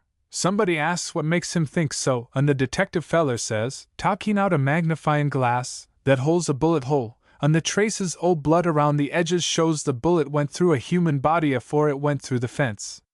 Then, says someone, "Where's the body?" That, says the detective, is what we muse diskiver. So the story goes on to show how the body were diskivered and who did the murderin'. By Jupe, that's great, cried Peggy admiringly. Skim, you're a wonder. Ma always said I were good fair somethin', but she couldn't tell what. It's story writin', declared Peggy.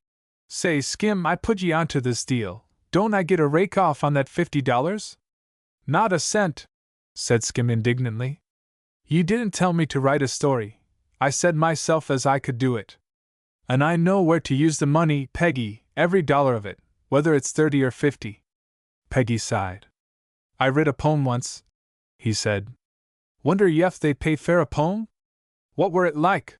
Asked Skim curiously. It went somethin' this way, said Peggy. I sight ter fly up high in the sky. But my wings is shy, so I muse cry goodbye ter flyin'.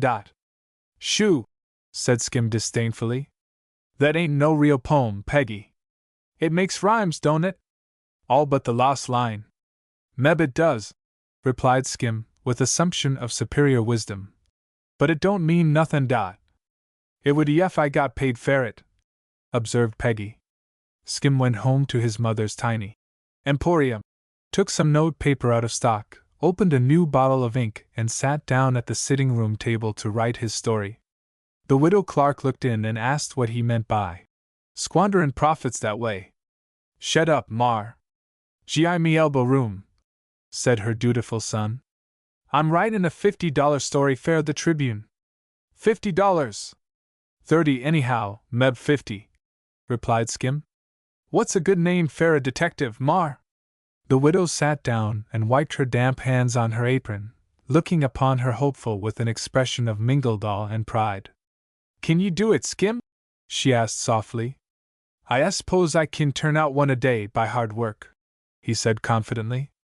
At 30 a day, the lowest price, that's $180 a week, $720 a month, or over $8,000 a year. I got it all figured out. It's lucky for me the nabobs is rich, or they couldn't stand the strain. Now, Mar, if you want to see your son a nabob hisself some day, just think up a good name for a detective. Sherholmes Locke, she said after some reflection. No, this 'ere story's got to be original. I thought O'Callaghan him suspectin' Algernon. Detectives is allus suspectin' something. Algernon's high-toned, mused the widow. Let it go at that, Skim.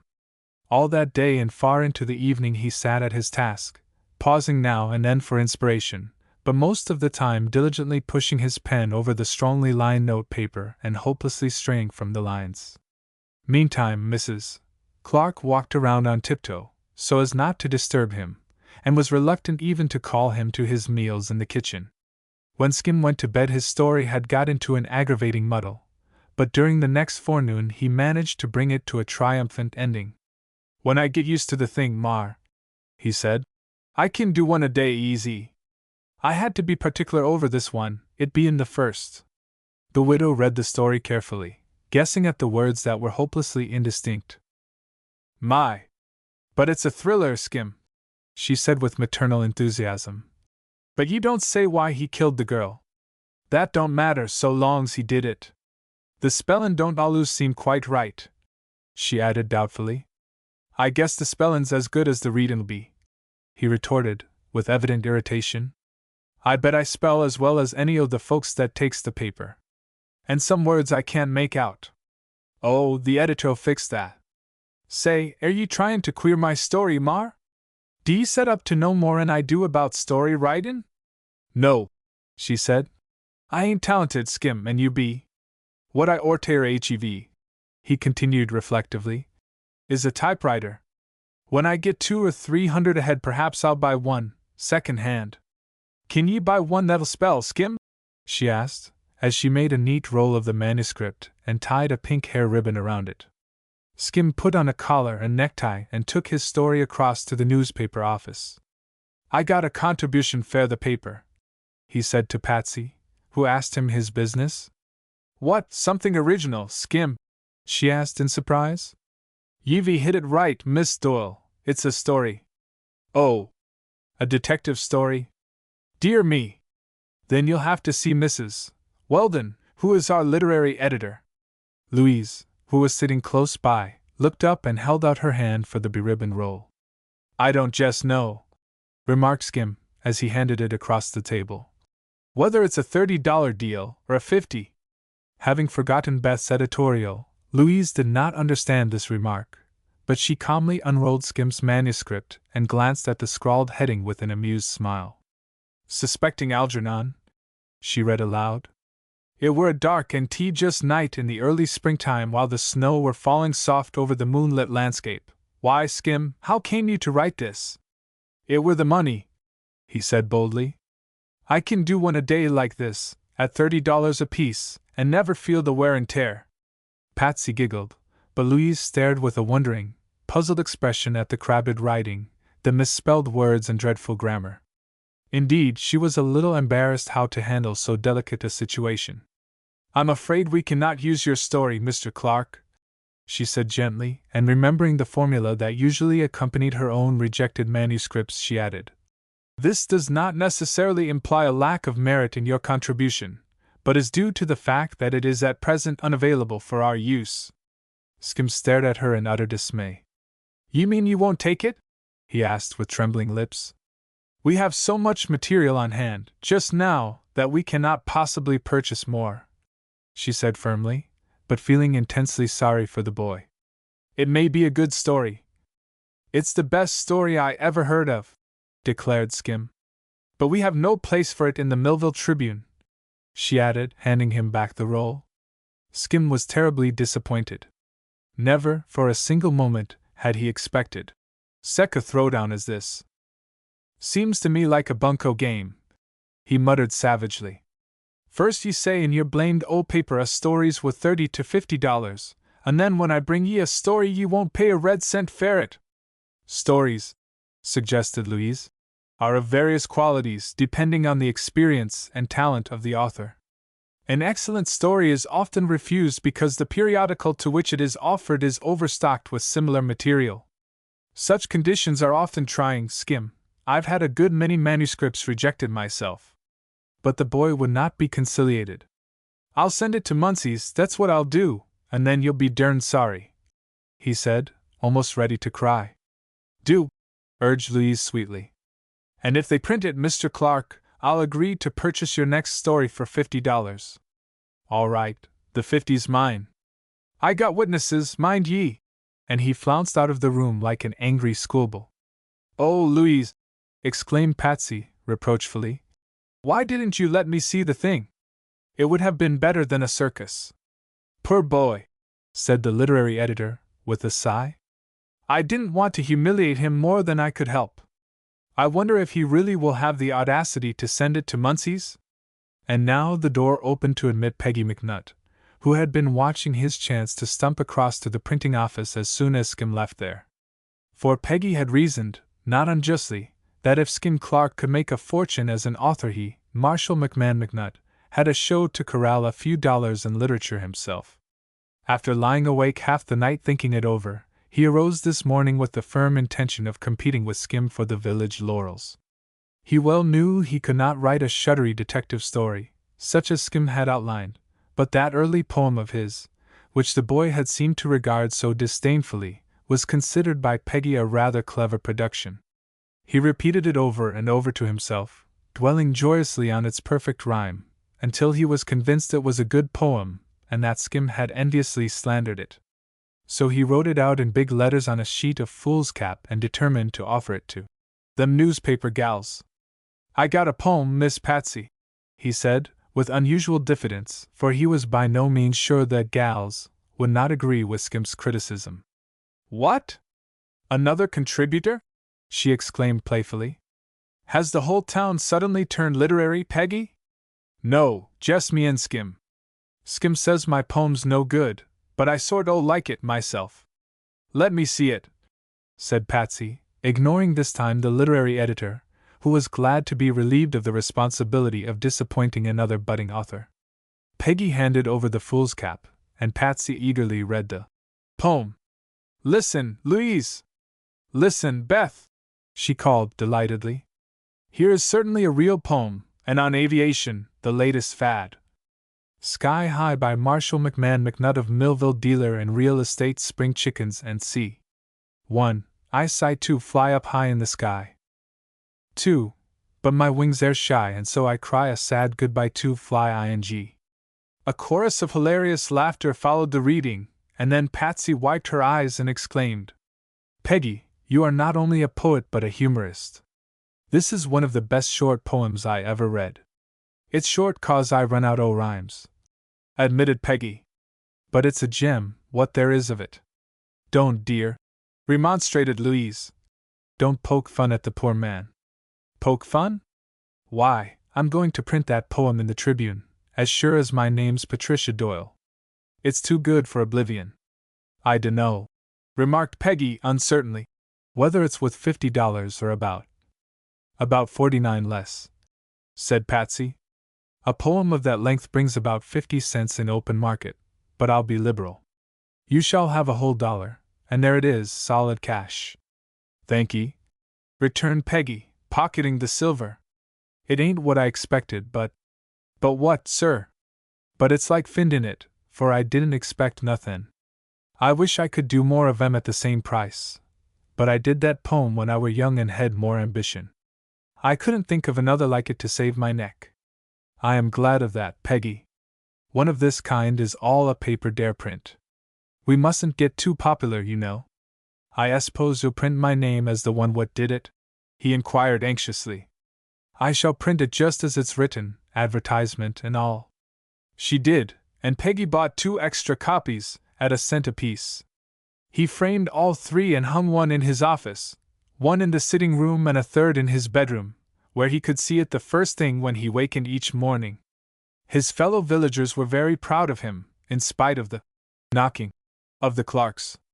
Skim was deeply mortified that Peggy's bum poem had been accepted and his own masterly composition turned down cold. The widow backed her son and told all the neighbors that Peggy never had the brains to write that poem, and the chances are he stole it from the Malvern Weekly Journal. Them gal editors wouldn't know. She added scornfully, "They's as ignorant as Peggy is, mostly." A few days later McNutt entered the printing office with an air of great importance. "Goodness me! I hope you haven't done it again, Peggy," cried Patsy in alarm. "No, I got fame enough. What I want is to have the wording on my business cards changed," said he. "What'll it cost?" "What change do you wish made?" asked Patsy, examining the sample card. "Instead of Marshall McMahon McNutt, dealer in real estate and spring chickens, I want to make it read, dealer in real estate, spring chickens and poetry. What'll it cost?" "Miss Patsy?" "Nothing," she said, her eyes dancing. "We'll do that job free of charge, Peggy." Chapter 17: The Penalties of Journalism. 2 strange men appeared in Millville, keen, intelligent-looking fellows, and applied to Joe Wegg for jobs. Having received a hint from Mr. Merrick, Joe promptly employed the strangers to prepare the old mill for the reception of the machinery for the lighting plant, and both of them engaged board at the hold. "Thursday," said Hetty, as she watched the pressman that night. "There's a New York detective here, 2 of them, I think." "How do you know?" "I recognized one of them, who used to prowl around the city looking for suspicious characters. They say they've come to work on the new electric plant, but I don't believe it." Thursday worked a while in silence. "Mr. Merrick must have sent for them," he suggested. "Yes. I think he suspects about the bomb." "He ought to discharge me," said Thursday. "No, he's man enough to stand by his guns. I like Mr. Merrick. He didn't become a millionaire without having cleverness to back him, and I imagine he is clever enough to thwart Skeelty and all his gang. Perhaps I ought to go of my own accord," said Thursday. "Don't do that. When you've found a friend like Mr. Merrick, stick to him. I imagine those detectives are here to protect you, as well as the printing plant. It won't be so easy to set a bomb the next time." Smith looked at her with a smile. There was a glint of admiration in his eyes. "You're not a bad sleuth yourself, Hetty," he remarked. "No detective could have acted more wisely and promptly than you did that night. It was an accidental discovery, Thursday. Sometimes I sleep." That was a good deal of conversation for these 2 to indulge in. Hetty was talkative enough, at times, and so was Thursday Smith, when the humor seized him, but when they were together they said very little. The artist would stroll into the press room after the compositors had finished their tasks and watch the man make up the forms, lock them, place them on the press, and run off the edition. Then he would glance over the paper while Thursday washed up and put on his coat, after which he accompanied her to the door of her hotel and with a simple, "good night," proceeded up the street to his own lodging. There are surprises in the newspaper business, as our girl journalists were fast discovering. It was a real calamity when Miss Briggs, who had been primarily responsible for getting the Millville Daily Tribune into proper working order, suddenly resigned her position. They had depended a great deal on Miss Briggs, so when the Telegraph editor informed them she was going back to New York, they were positively bewildered by her loss. Questions elicited the fact that the woman was nervous over the recent explosion and looked for further trouble from the mill hands. She also suspected the 2 recent arrivals to be detectives, and the town was so small and so absolutely without police protection that she would not risk her personal safety by remaining longer in it. "Perhaps I'm homesick," she added. "It's dreadfully lonely here when I'm not at work, and for that reason I've tried to keep busy most of the time. Really, I'm astonished to think I've stood this isolation so long, but now that my mind is made up, I'm going, and it is useless to ask me to remain." They offered her higher wages, and Mr. Merrick himself had a long talk with her, but all arguments were unavailing. "What shall we do Thursday?" asked Patsy in despair. "None of us understands telegraphy."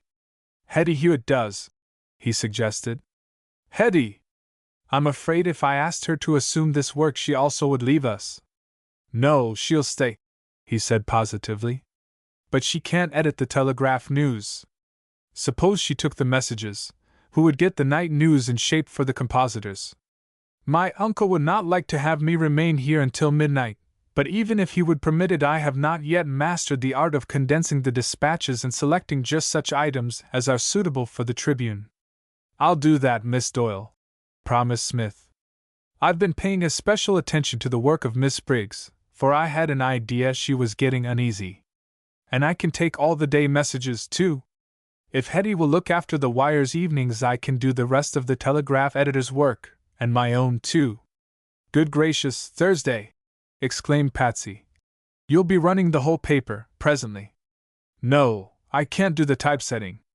But if the Dwyer girls stick to their job, and they seem quite contented here, I'll answer for the rest of the outfit." "I'm glad the Dwyer girls seem contented," she answered. "But I'm afraid to depend upon anyone now, except you." He liked that compliment, but said nothing further. After consulting with Louise and Beth, Patsy broached the subject to Hetty, and the artist jumped at the opportunity to do something to occupy her leisure time. The work brought her in contact with Thursday Smith more than ever, and when Miss Briggs departed bag and baggage for New York, the paper suffered little through her defection. "Newspaper folk," remarked Major Doyle, who was now at the farm enjoying his vacation and worshipping at the shrine of the managing editor in the person of his versatile daughter, "are the most unreliable of any class in the world. So I've often been told, and I believe it. They come and go, by fits and starts, and it's a wonder the erratic rascals never put a paper out of business.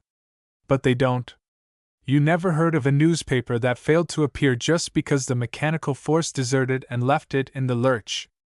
By hook or crook the paper must be printed, and it always is. So don't worry, Mavourneen. When your sallow-faced artist and your hobo jack-of-all-trades desert you, there'll still be a way to keep the Millville Tribune going, and therefore the world will continue to whirl on its axis. I don't believe Thursday will ever desert, and Hetty likes us too well to leave us in the lurch, but suppose those typesetters take a notion to flit? Then," said matter-of-fact Beth, "we'll fill the paper with ready-made plate stuff and telegraph for more compositors." "That's it," agreed the Major. "Those people are always to be had. But don't worry till the time comes. As me grandfather, the Commodore, once said, never cross a bridge till ye come to it." "It wasn't your grandfather who originated that remark," said Uncle John. "It was, sir. I defy you to prove otherwise. I'm not certain you ever had a grandfather, and he wasn't a Commodore, anyhow." "Sir!" cried the Major, glaring at his brother-in-law. "I have his commission, somewhere, laid away." "Never mind," said Patsy, cheerfully, for these fierce arguments between her father and uncle, who were devotedly attached to one another, never disturbed her in the least. "The Tribune's running smoothly just now, and the work is keeping us delightfully busy. I think that never in my life have I enjoyed myself more than since I became a journalist." "Is the thing paying dividends?" inquired the Major. Arthur laughed. "I've just been figuring up the last month's expenditures and receipts," said he. "The first month didn't count, for we were getting started." "And what's the result?" asked the Major. "Every paper we send out, for 1 cent, costs us 88 cents to manufacture." There was a painful silence for a time, broken by the Major's suggestive cough. "I hope," said the old soldier solemnly, "that the paper's circulation is very small." "The smallest of any daily paper in all the civilized world, sir." declared the bookkeeper. Of course, remarked Louise with dignity. That is what distinguishes it. We did not undertake this publication to make money, and it does not cost us more than we are willing to pay for the exceptional experiences we are gaining. The Major raised his eyebrows, Arthur whistled softly, Uncle John smiled, but with one accord they dropped the disagreeable subject. Chapter 18 Open Warfare. Joe Wegg's machinery and dynamos arrived promptly, and the electric plant was speedily installed at the old mill. So energetically had the young man supervised his work that poles and wires were all in place as far up the road as Thompson's Crossing and a branch line run to the Wegg farm, by the time the first test was made. All Millville celebrated that first night when its streets shone resplendent under the glare of electric lights. There was a public bonfire near the mill, speeches were made, and afterward Mr. Merrick served a free supper to the villagers, in the hall over Sam Cotting's general store, where the girls assisted in waiting upon the guests, and everybody was happy and as hilarious as the fumes of good coffee could make them. More speeches were made in the hall, and one of these was by Peggy McNutt, who had painted his wooden foot blue with red stripes in honor of the occasion. He said, according to the report afterward printed in the Tribune, "Feller citizens, this air town's bloomin' like a new-mown rose. I'll bet anybody anything there ain't another town in Ameriky what's gone ahead like we hev in the past few months that's jest passed." Applause. "If I do say it myself, we're the most progressioning community in this community. Our community he's put out a daily paper what's a credit to our community, especially the poetry. We've got a paper mill at Royal what makes paper fair New York, and now, to cap the climate, our community he's lighted our community with 'lectric lights fit fair London, New York, Canada or our community." Laughter and cries of, "Cut out the community, Peggy." "No! Never, feller citizens, will I cut out a community what's done so much fair our community. If I do say it myself, the eyes of the world is upon us, and I'm proud of the things that's been did by our feller citizens, with my full approval, in this community." Cheers and a sandwich, which last offering was received by Mr. McNutt in his back hair as he turned to descend from the rostrum. Joe Wegg is reported to have said, "Neighbors, this electric plant is no plaything. It is going to give you all better light, and no more cost to you than kerosene. But it will do more than that, it will run machinery of all kinds better than steam will. You've seen electricity running the newspaper press, and the same current has operated the big paper mills at Royal.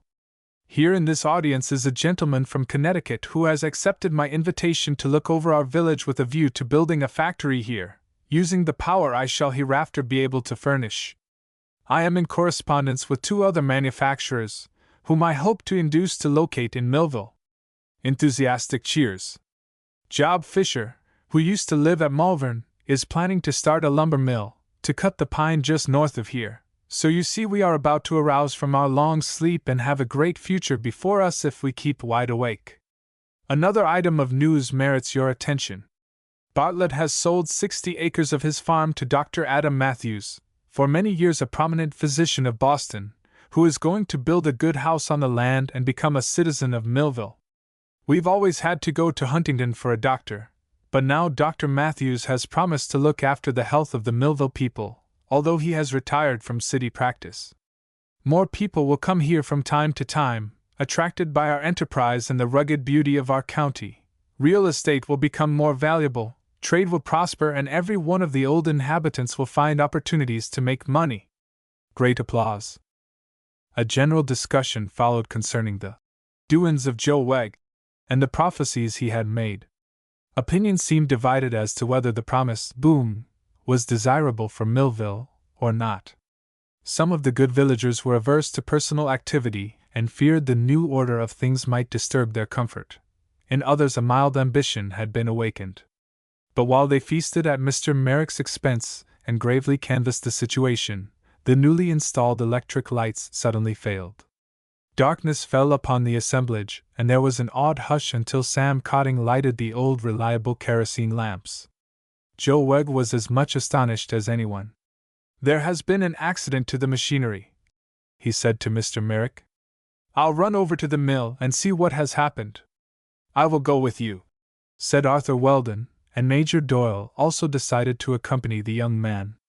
Uncle John and his 3 nieces remained in the hall, and Mr. Merrick took occasion to make a little speech in which he explained that a hitch in the working of the electric plant was liable to happen at first, but after a few days the dynamos could be fully depended upon.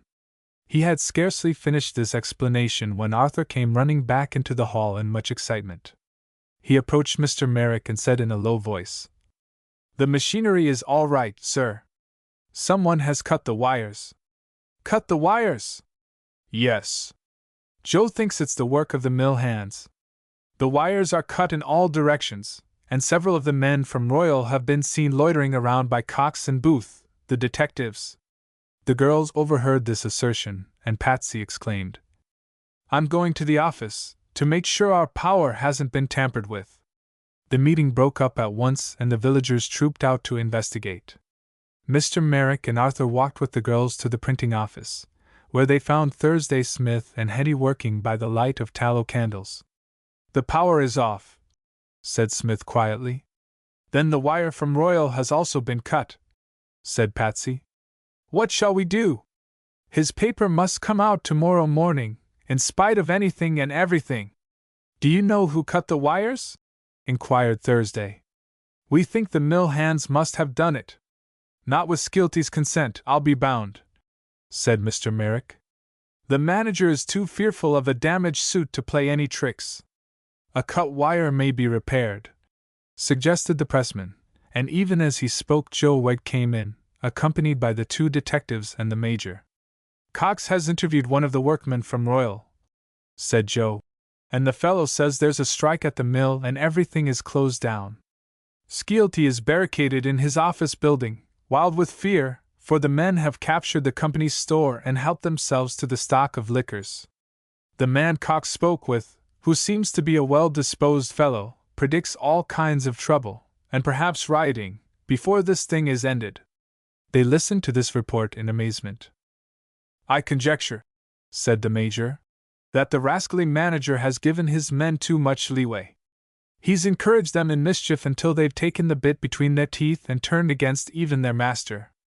I have no personal acquaintance with the villain, but I imagine it serves him right."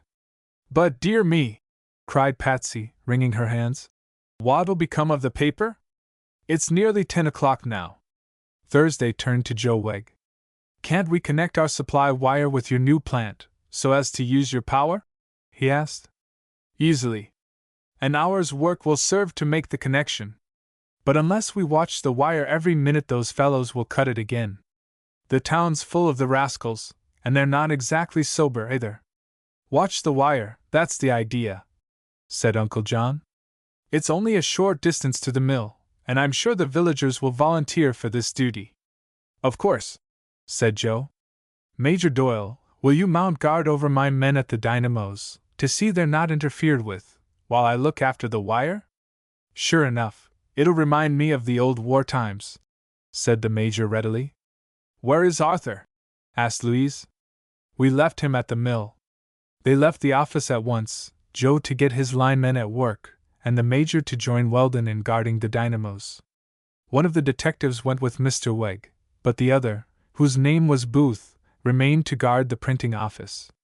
Mr. Merrick now proposed that he take the girls home. Patsy and Beth refused to leave until the emergency was past, when the major and Arthur could drive them to the farm, but Louise was tired and went with Uncle John in his buggy, the surrey being left for the rest of the party to use. Arthur ran over for a moment to say everything was quiet at the mill and he did not think there would be any further trouble, and the report considerably reassured them. Chapter 19: A Mere Matter of Revenge. Hetty and Thursday continued to work on the paper. "We'll have everything ready by the time the line is connected," said the artist. "Then it will be but a few moments' work to run off the edition." Patsy and Beth held candles for them, for the electric lights had been cut off with the power. So, seeing them all busily engaged, Arthur Weldon decided to return to the mill to join the major. Booth sat in the front office, near the door, and in the darkness Arthur nearly stumbled over him. "Going away, sir?" asked the man. "Yes, I'll see if I can be of any assistance at the mill. Be careful. Those workmen have been drifting into town in squads the last few minutes, and most of them are reckless with drink. I'll watch out," said Arthur. In the middle of the road a group of mill hands conversed excitedly in some foreign tongue, but they paid no attention to Weldon as he passed them. Others joined them, presently, and one began a harangue in a loud voice, to which they listened eagerly. Then Bob West slipped across from the hardware store and ran against the detective in the doorway of the printing office. "Who's this?" he demanded, holding the man in a firm grip. "Booth, sir." "Good. I could not recognize you in this darkness. Are you armed?" "Yes." "Then you and I will defend this door." "Who is inside?" "The pressman, Thursday Smith, and 3 of the girls." "The compositors?" "No, they've gone to the hotel. Miss Doyle, Miss DeGraff, and Hetty Hewitt." West went into the hack room, which was faintly illumined by candles stuck here and there. The girls and Smith were all bending over the imposing stone, where the forms of the paper were being made up. "Here," said West, taking a revolver from his pocket and laying it on the table. "I'm afraid there may be an attack on this office in a few minutes, for I understand the language of those strikers and have been listening to them. If any of the mill hands attempt to break into this room, don't be afraid to shoot." "Why should the men wish to attack us, sir?" asked Patsy wonderingly. "There are several reasons. They're after Smith, for one thing. They've an old grudge against him to settle. Aside from the mere matter of revenge, I overheard one of them telling his friends to smash the press and keep the paper from coming out, and Mr. Bovelin would pay them well for the job." Smith carelessly thrust the revolver into his hip pocket.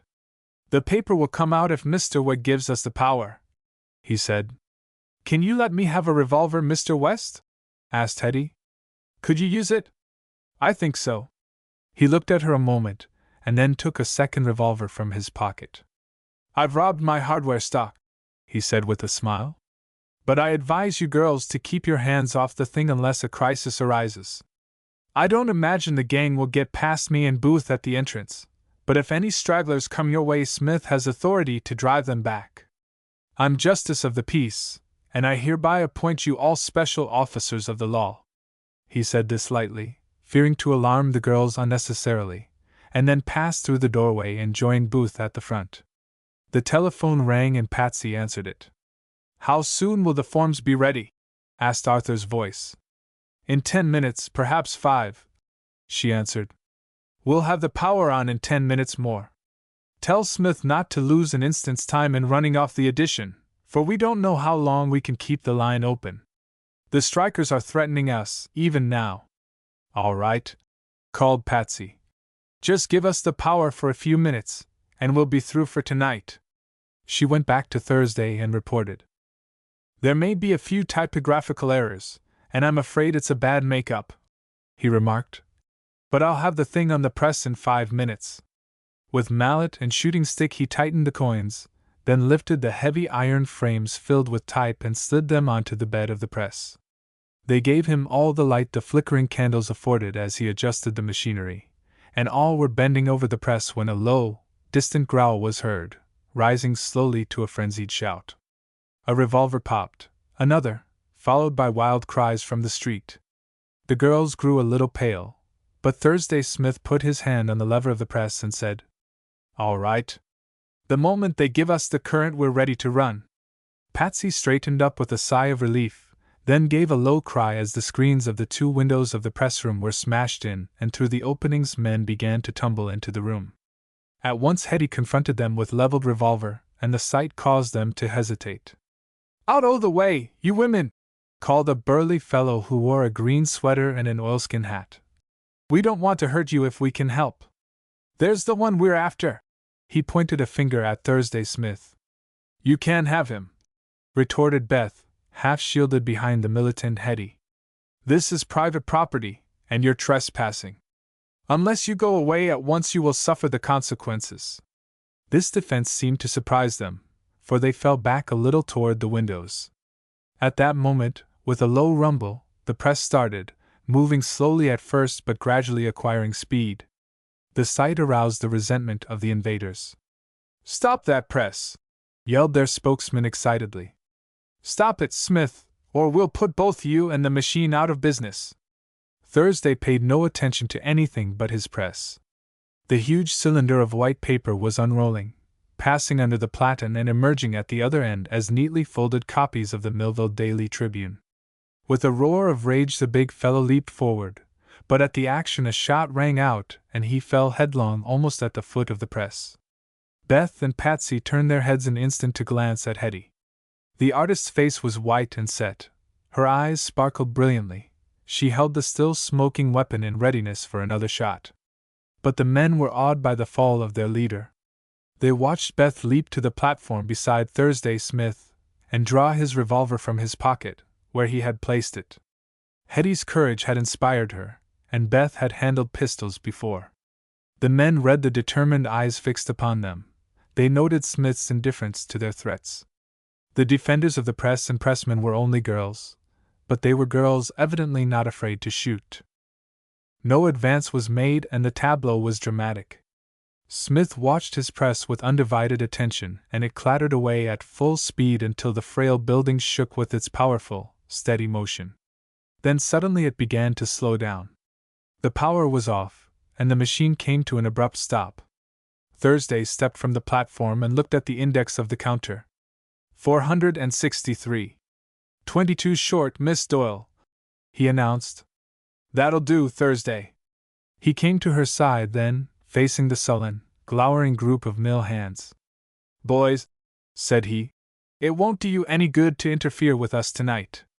The paper for tomorrow morning is already printed, and Audrey Boglin isn't a big enough man to stop it, now or ever. Better go back to Royal and settle your troubles with Skeelty, for if you stay here the citizens of Millville are in the mood to shoot you down like dogs. They stood undecided a moment, but the argument had evidently struck home. What's the matter with Harris? Asked one, pointing to the motionless form of the man in the green sweater. Is he dead? I suppose so, answered Thursday coolly, but he stooped to examine Hetty's victim, rolling him over so that his face was upward. No, he isn't hurt much, I'm sorry to say. The bullet glanced off his forehead and stunned him, that's all. Take the brute, if you want him, and go. They obeyed in silence. Several stepped forward and raised the unconscious Harris, bearing him to the window, where they passed him to those without. Then they also retreated through the windows and the room was cleared. Only then did Hetty and Beth venture to lower their weapons. Oh dear! Cried Patsy in a low, agitated voice. I'm so glad you didn't kill him, Hetty. I'm not, returned the artist doggedly. He deserved death, at the least, and by killing him I'd have cheated the gallows. Then she glanced around at the horrified faces of her friends and burst into tears. Chapter 20 Defending the Press. In the front room Bob West and the detective were having a busy time. At the first rush they each fired a shot over the heads of the mob, merely to let them know the place was guarded. In the darkness it was impossible for the strikers to tell how many armed men confronted them, so they fell back a little, but formed a cordon around the entire building. From the printing office to the old mill was a distance of only a few hundred feet, and every able-bodied inhabitant of Millville except Peggy McNutt and Sarah Cotting, who had discreetly disappeared at the first sign of danger, was assisting Joe Wegg to protect the electric cable he was trying to connect. The men from Royal were scattered all along the line, peering through the dim light to discover a vulnerable point of attack but deterred from interfering by the determination of the stalwart defenders. Mobs are invariably cowardly, and this one, composed of the lowest strata of mixed American and foreign laborers, was no exception to the general rule. However, when word was finally passed along from the mill that the dynamo was running and supplying power to the printing press, a howl of rage went up and a sudden rush was made for the line, the attack concentrating at one point. The defenders promptly grouped themselves in front of the threatened pole, and Seth Davis, the blacksmith, wielding a heavy sledge-hammer, did valiant service, clearing a space around him with little difficulty. Joe Wegg, Arthur Weldon, Cox the detective, Lon Taft, Nick Tomey and even little Skim Clark were all in the melee, fighting desperately for time to enable Thursday Smith to work his press, using whatever cudgels they had been able to pick up to keep the assailants from the pole. Slowly, however, they were forced back by superior numbers until finally one of the mill hands clambered up the pole and cut the wire. "Never mind," said Arthur to Joe, as they retreated fighting toward the printing office. "I think they've had time to run off the edition, provided Smith was ready with the forms." The mob was by this time in an ugly mood, and the nearer Joe and Arthur edged toward the printing office, the more numerous their enemies became. The Millville people were getting rather the worst of the scrimmage when out rushed Thursday Smith, swinging a stout iron bar he had taken from the press, and with this terrible weapon he struck out so vigorously that the diversion in their favor enabled the retreating villagers to gain the office, where Booth and Bob West fired several shots that effectually checked the mob. "Stand back, ye villains!" cried a loud voice, as Major Doyle marched calmly down the road from the mill. "How dare ye interfere with a gentleman?" One of the leaders confronted him menacingly. The major slapped his face with the flat of his hand and then kicked the fellow in the shins. "Didn't I say to get out o' my way?" he roared, and to the surprise of everyone, even the major perhaps, they fell back and allowed him to walk leisurely into the printing office. Having succeeded in their primary attempt to cut the wire, and finding the determined band of defenders more dangerous than they had thought, the workmen retreated in the direction of Royal, where there was more to be gained by rioting than in Millville. When at last the town was clear of them, Arthur, who was considerably battered and bruised but pleased with the triumphant ending of the adventure, drove the girls and the major to the farm. They urged Hetty to accompany them, but she declared she was not a bit nervous and preferred to sleep at the hotel. "I think the trouble is over for tonight," said West, and all agreed with him. Cox and Booth decided to sleep in the printing office, and after the girls had driven away with their escorts, and the villagers had dispersed to their homes, Thursday put on his coat and walked to the hotel with Hetty. "All that row was about me," he remarked disconsolately. "But they didn't get you," said Hetty, triumph in her voice. No. He did not mention her bravery, or the loyal support of Beth and Patsy, but after a moment he added, "I'm not worth defending." "How do you know?" asked Hetty. "It occurs to me, Mr. Smith, that you are as much a stranger to yourself as to us." "That is true. And in emergencies you are not averse to defending others. Of course Miss de Graff and her cousin wanted the paper printed, at all hazards. I don't blame them for that, but I—" She hesitated. "You simply stood by a comrade." "Thank you, Hetty. Good night, Thursday. Will you be able to sleep tonight?" "I'm going straight to bed. The rumpus has quieted my nerves." "Good night, then." In the early morning Mr. Merrick was awakened by a red glare that flooded his bedroom. Going to the window he found the sky at the north full of flame. He threw on his bathrobe and went to the door of Arthur Weldon's room, arousing the young man with a rap on the panels. "The settlement at Royal is burning," he reported. Arthur came out, very weary and drowsy, for he had not been asleep long and the strenuous work of the night had tired him. "Let it burn," he said, glancing through a window at the lurid light of the conflagration. "We couldn't be of any use going over there, and, after all, it isn't our affair to relieve Skeelty." Then he told Uncle John of the riot in the village, for the old gentleman had been sound asleep when the party returned to the farm. "The blaze is the work of those crazy strikers, I suppose?" said Mr. Merrick. "It looks from here as if they had set fire to their own homes, as well as to the paper mills and office and store buildings. It will be fortunate if the forest does not also burn." "Don't worry, sir," advised Arthur. "We'll discover the extent of the fire by daylight. For my part, I'm going back to bed, and it will be well for you to follow my example." "Another item for the paper," whispered a soft voice, and there was Patsy beside them at the window. Mr. Merrick sighed. "I had no idea so much excitement could possibly happen at Millville," said he. "If this keeps on, we'll have to go back to New York for quiet. But let us get to bed, my dear, for tomorrow is likely to be a busy day for us all." Chapter 21 The Coming of Fogarty. The homeless mill hands flocked to Chazy Junction next day, from whence a freight train distributed them over other parts of the country. The clearing at Royal Falls was now a heap of charred embers, for every one of the cheap, rough board buildings had been consumed by the fire.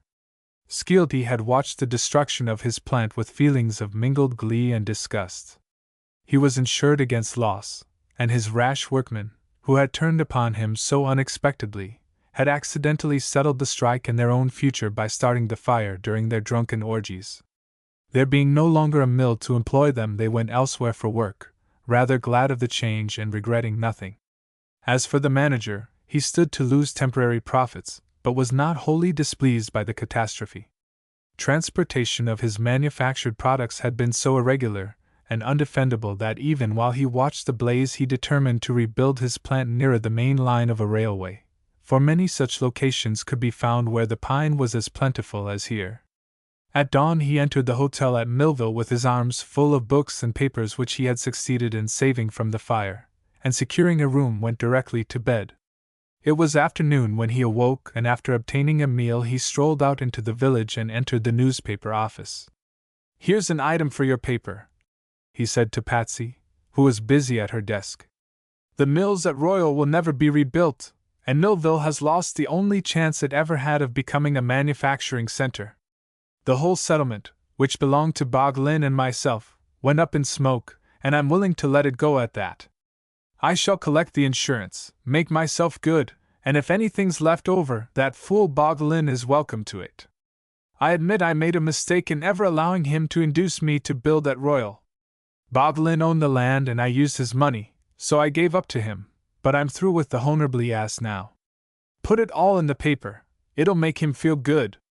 You might add that I'm taking the evening train for New York, shaking the dust of your miserable village from my feet for good and all." "Thank you, sir," said Patsy brightly.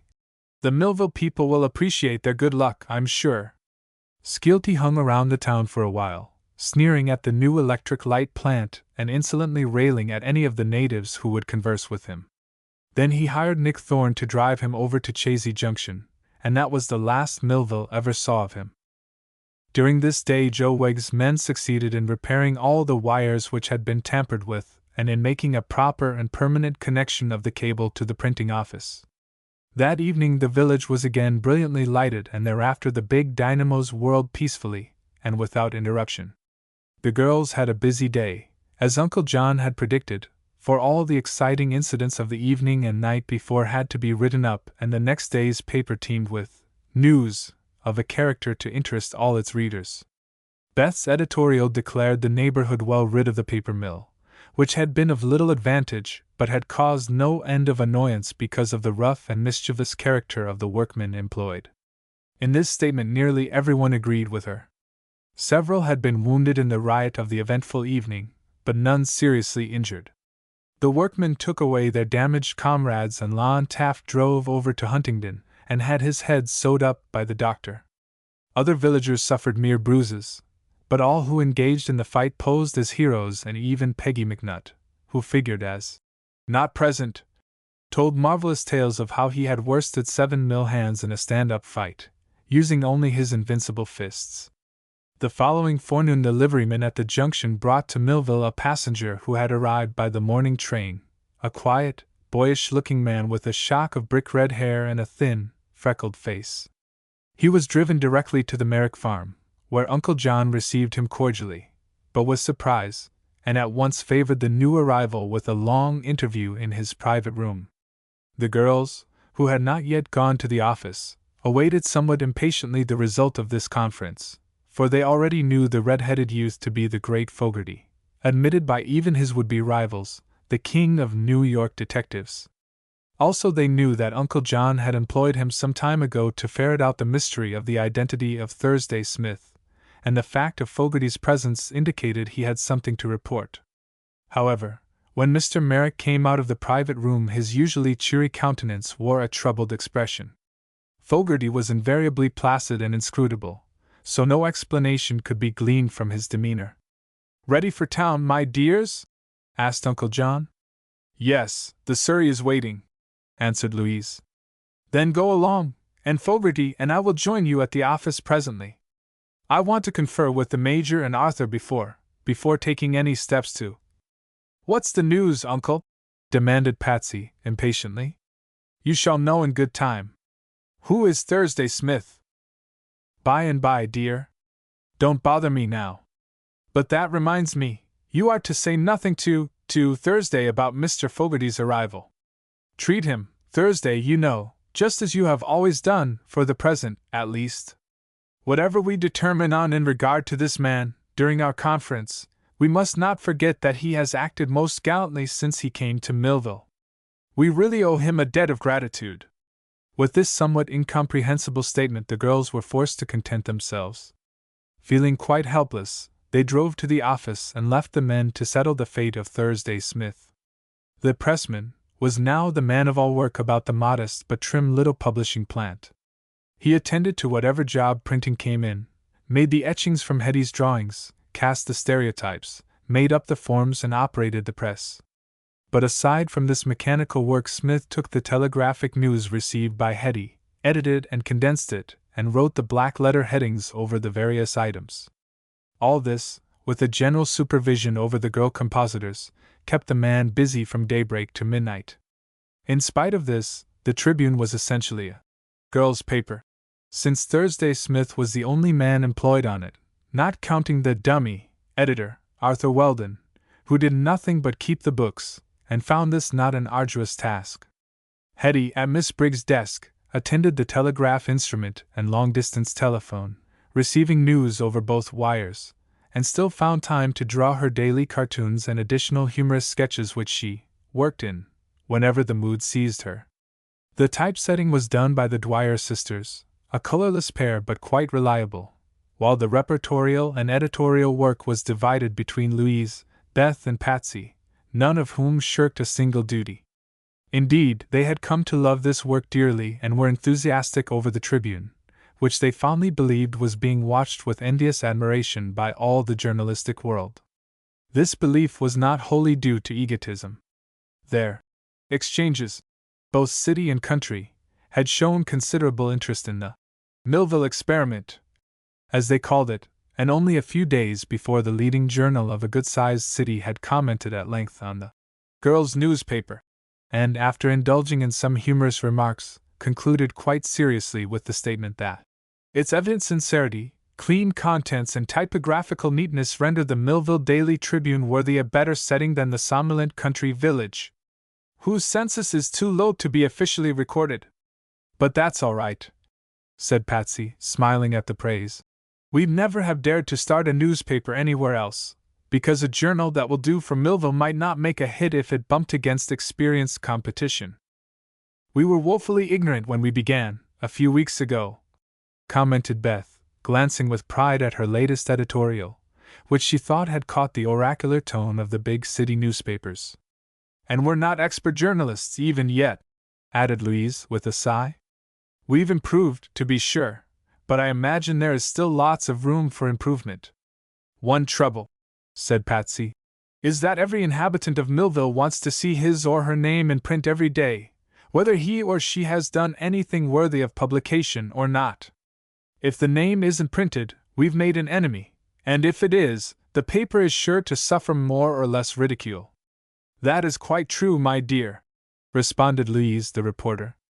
I've said everything, about every one of them, that has ever happened, or threatened to happen, since we started the paper, and it is driving me crazy to discover anything more about these stupid natives that will do to print. Hetty had overheard this conversation, and now looked up with a smile.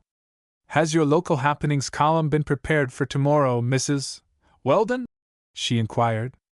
No, I'm about to start out to unearth some items, replied Louise wearily. Let me do it for you. I've an hour or so to spare and I won't need to leave my desk, suggested the artist. It is my duty, you know, Hetty, and I've no right to evade it. Evade it for today. Go home and rest. I'll do your column for tomorrow, and after the vacation you can tackle the thrilling situations with better courage. Thank you, Hetty. But I won't go home. I'll wait here to see Fogarty. Fogarty! Exclaimed the artist, with a start of surprise. Do you mean the detective? Yes, said Louise, regretting she had inadvertently mentioned the name. But what is there now to detect? Asked Hetty suspiciously. Our troubles seem ended with the burning of the mill and the flitting of Skeelty and his workmen. Louise hardly knew how to reply, But Patsy, who trusted the queer girl artist, said quite frankly, "There remains the mystery of Thursday Smith to fathom, you know." Hetty flushed and an indignant look swept over her face. "What right has anyone to solve that mystery?" she asked defiantly. "Isn't that Thursday Smith's own business?" "Perhaps," returned Patsy, somewhat amused. "But Smith hasn't been able to discover who he is, or was, rather, and seems really anxious to know." Hetty bent over her desk for a time. Then she looked up and her thin features were white and drawn with anxiety. "When you discover who Thursday Smith is," said she, "the Millville Tribune will lose its right bower." "Why?" "Before his accident, or whatever it was that made him lose his memory, he was an unusual man, a man of exceptional ability. You know that." "We are all inclined to admit it," answered Patsy. "But what then?" "Men of ability," declared Hetty slowly, "are of two classes: the very successful, who attain high and honorable positions, or the clever scoundrels who fasten themselves like leeches on humanity and bleed their victims with heartless unconcern. What will you gain if you unmask the past of Thursday Smith? You uncover a rogue or a man of affairs, and in either case you will lose your pressman. Better leave the curtain drawn, Miss Doyle, and accept Thursday Smith as he is." There was so much good sense in this reasoning that all three girls were impressed and began to regret that Uncle John had called Fogarty to untangle the skein. But it was now too late for such repentance, and, after all, they were curious to discover who their remarkable employee really was. Even while the awkward silence that had fallen upon the group of girls continued, the door opened to admit Uncle John, Fogarty, Major Doyle, and Arthur Weldon. Except for the detective, they were stern-faced and uncompromising. Chapter 22 Unmasked? Quintus Fogarty was as unlike the typical detective as one could imagine. Small in size, slight and boyish, his years could not readily be determined by the ordinary observer. His face was deeply furrowed and lined, yet a few paces away it seemed the face of a boy of 18.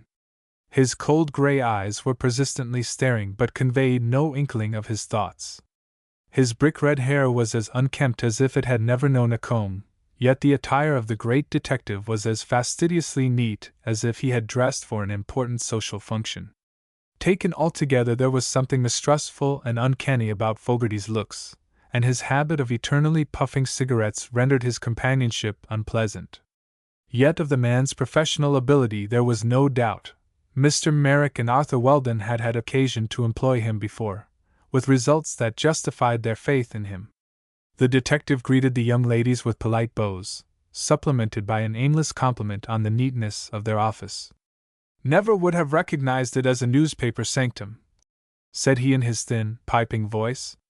"No litter, no stale pipes lying about, no cursing and quarreling, no excitement whatever. The editorial room is the index to the workshop. I'll see if the mechanical department is kept as neatly."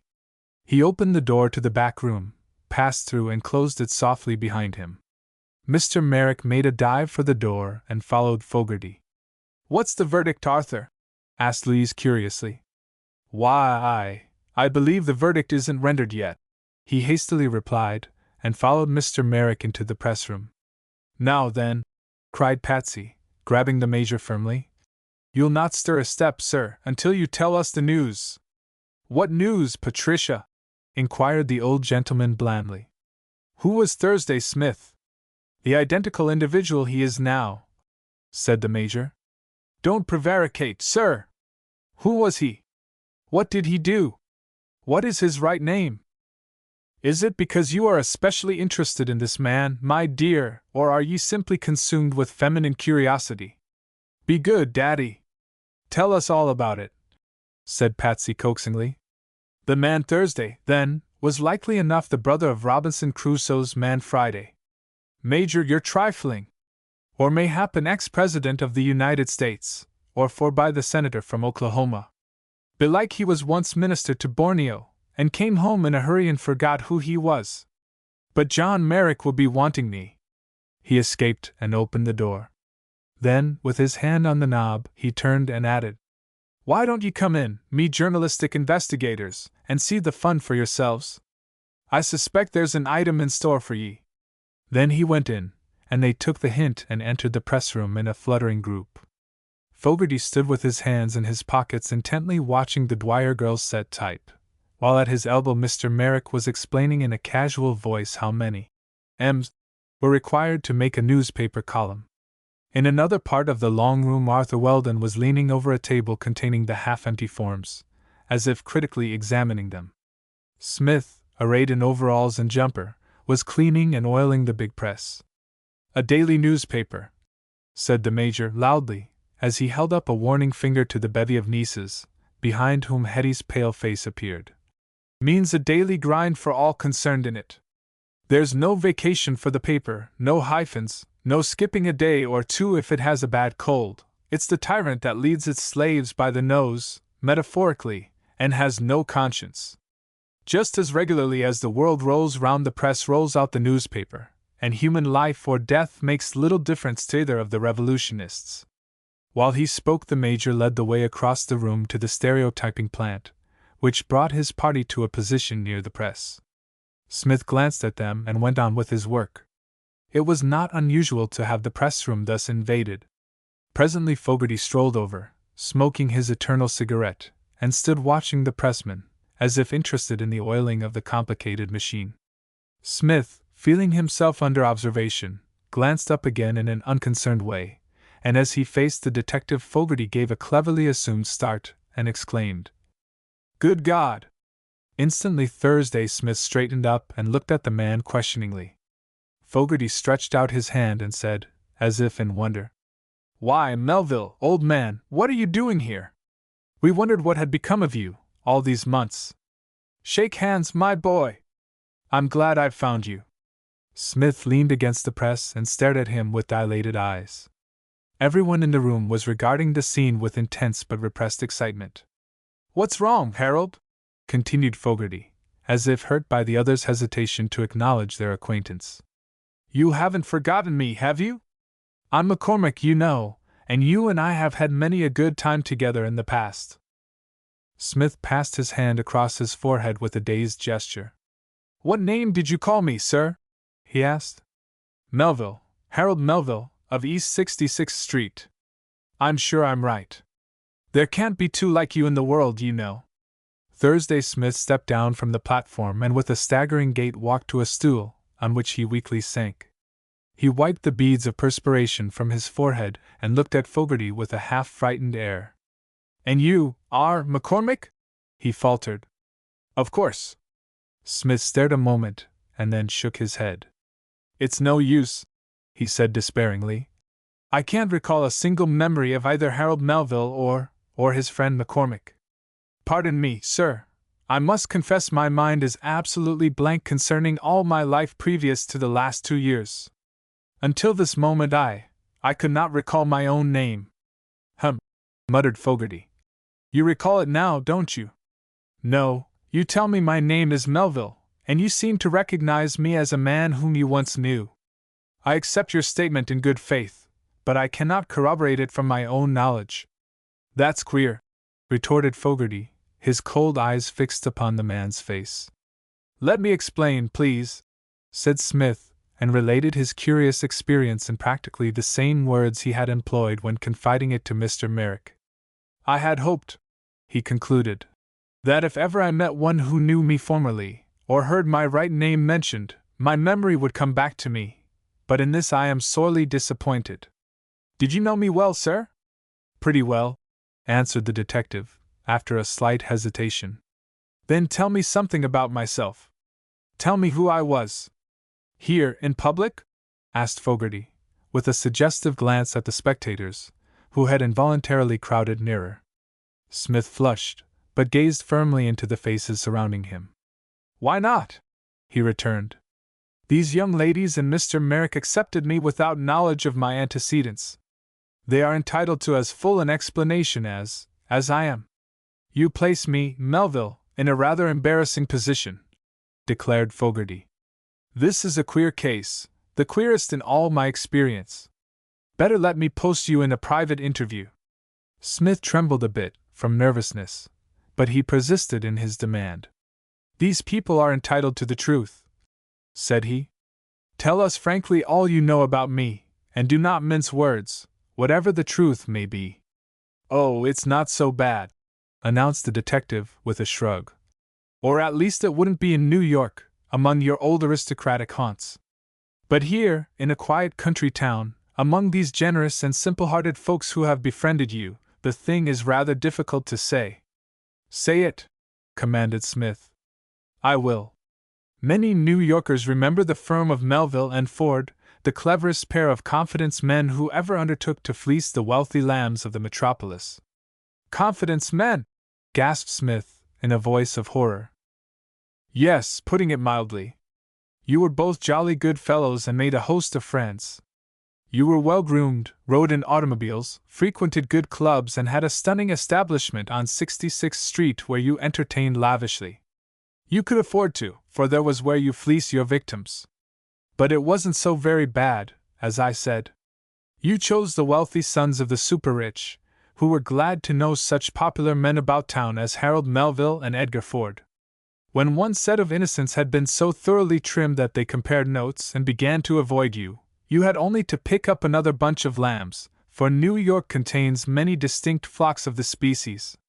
As they could afford to lose, none of them ever complained to the police, although the central office had an eye on you and knew your methods perfectly. Finally you made a mistake, or rather Ford did, for he was not as clever as you were. He brought an imitation millionaire to your house, a fellow who was putting up a brazen front on the smallest sort of a roll. You won his money and he denounced you, getting away with a pack of marked cards for evidence. At this you both took fright and decided on a hasty retreat. Gathering together your plunder, which was a royal sum, I'm convinced, you and Ford jumped into a motor car and vanished from New York. The balance of your history I base on premise. Ford has been located in Chicago, where, with an ample supply of money, he is repeating his New York operations, but Harold Melville has never been heard of until this day. I think the true explanation is easily arrived at. Goaded by cupidity, and perhaps envy of your superior talents, Ford took advantage of the situation and, finding the automobile speeding along a deserted road, knocked you on the head, tumbled you out of the car, and made off with your combined winnings. The blow had the effect, not so uncommon as you think, of destroying your recollection of your past life, and you have for 2 years been wandering in total ignorance of what caused your affliction." During this recital Smith sat with his eyes eagerly fixed upon the speaker's face, dwelling upon every word. At the conclusion of the story he dropped his face in his hands a moment, visibly shuddering. Then again he looked up, and after reading the circle of pitying faces confronting him he bravely met Mr. Merrick's eyes. "Sir," he said in a voice that faltered in spite of his efforts to render it firm, "you now know who I am. When I first came to you I was a mere irresponsible hobo, a wandering tramp who had adopted the name of Thursday Smith because he was ignorant of his own, but who had no cause to be ashamed of his manhood. Today I am discovered in my true guise. As Harold Melville, the disreputable trickster, I am not fit to remain in your employ, to associate with honest men and women. You will forgive my imposition, I think, because you know how thoroughly ignorant I was of the truth, but I will impose upon you no longer. I am sorry, sir, for I have been happy here, but I will go, thanking you for the kindly generosity that prompted you to accept me as I seem to be, not as I am." He rose, his face showing evidence of suffering, and bowed gravely. Hetty Hewitt walked over and stood by his side, laying her hand gently upon his arm. But Thursday Smith did not know John Merrick very well. The little gentleman had silently listened, observing meanwhile the demeanor of the accused, and now he smiled in his pleasant, whimsical way and caught Smith's hand in both his own. Man, he cried. "You're misjudging both me and yourself. I don't know this fellow Melville. You don't know him either. But I do know Thursday Smith, who has won my confidence and by his manly acts, and I'll stand by him through thick and thin. I am Harold Melville, the gambler, the confidence man. You're nothing of the sort, you're just Thursday Smith, and no more responsible for Harold Melville than I am." "Hooray!" exclaimed Patsy Doyle enthusiastically. "Uncle's right, Thursday. You're our friend, and the mainstay of the Millville Daily Tribune. We shall not allow you to desert us just because you've discovered that your ancestor wasn't quite respectable. That's it, exactly, asserted Beth. It's like hearing a tale of an ancestor, Thursday, or of some member of your family who lived before you. You cannot be responsible, in any way, for another man's wickedness.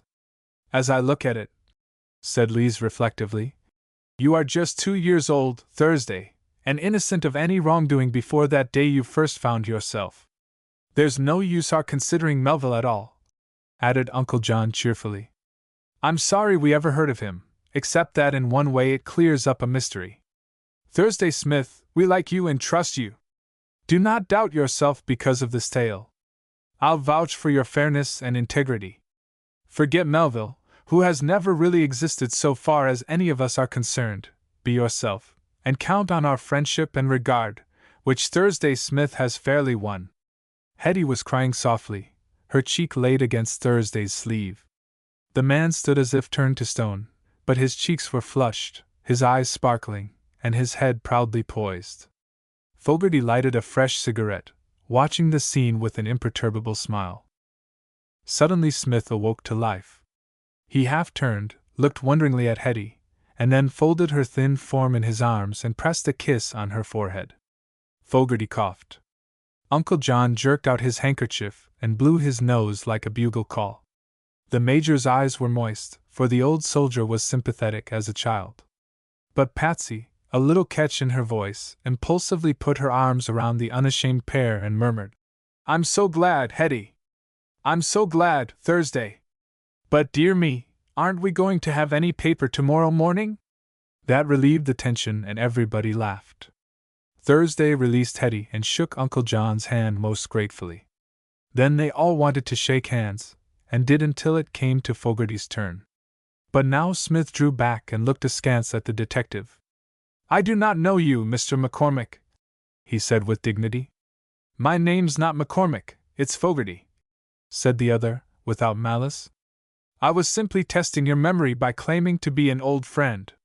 Personally, I never knew Harold Melville, but I'm mighty glad to make Thursday Smith's acquaintance, and will consider it an honor if you'll shake my hand. Smith was too happy to refuse. He took Fogarty's hand. Chapter 23 The Journalists Abdicate. Mr. Merrick told Thursday Smith, in an apologetic way, how he had hired Fogarty to unravel the mystery of his former life, and how the great detective had gone to work so intelligently and skillfully that, with the aid of a sketch Hetty had once made of the pressman, and which Mr. Merrick sent on, he had been able to identify the man and unearth the disagreeable details of his history. Thursday was too humble, by this time, and too grateful, besides, to resent Uncle John's interference. He admitted that, after all, it was better he should know the truth. I've nothing to bother me now but the future, he said, and with God's help I mean to keep the name of Thursday Smith clean and free from any reproach. After the interview he went about his duties as before, and Hetty sat down at her desk and took the telegraphic news that came clicking over the wire, as if nothing important in her life had occurred. But the girl journalists were all excitement, and already were beginning to plan the things they might do to make Hetty and Thursday happier. Cox and Booth had gone away, and Mr. Merrick thanked Fogarty for his skillful service and gave him a fat check. It's a mighty interesting case, sir, declared the detective, and I'm as glad as any of you that it has ended so comfortably.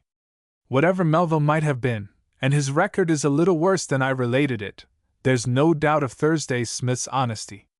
He's a mighty fine fellow, and fate played a proper trick when she blotted out his unscrupulous mind and left him as innocent as an unborn babe.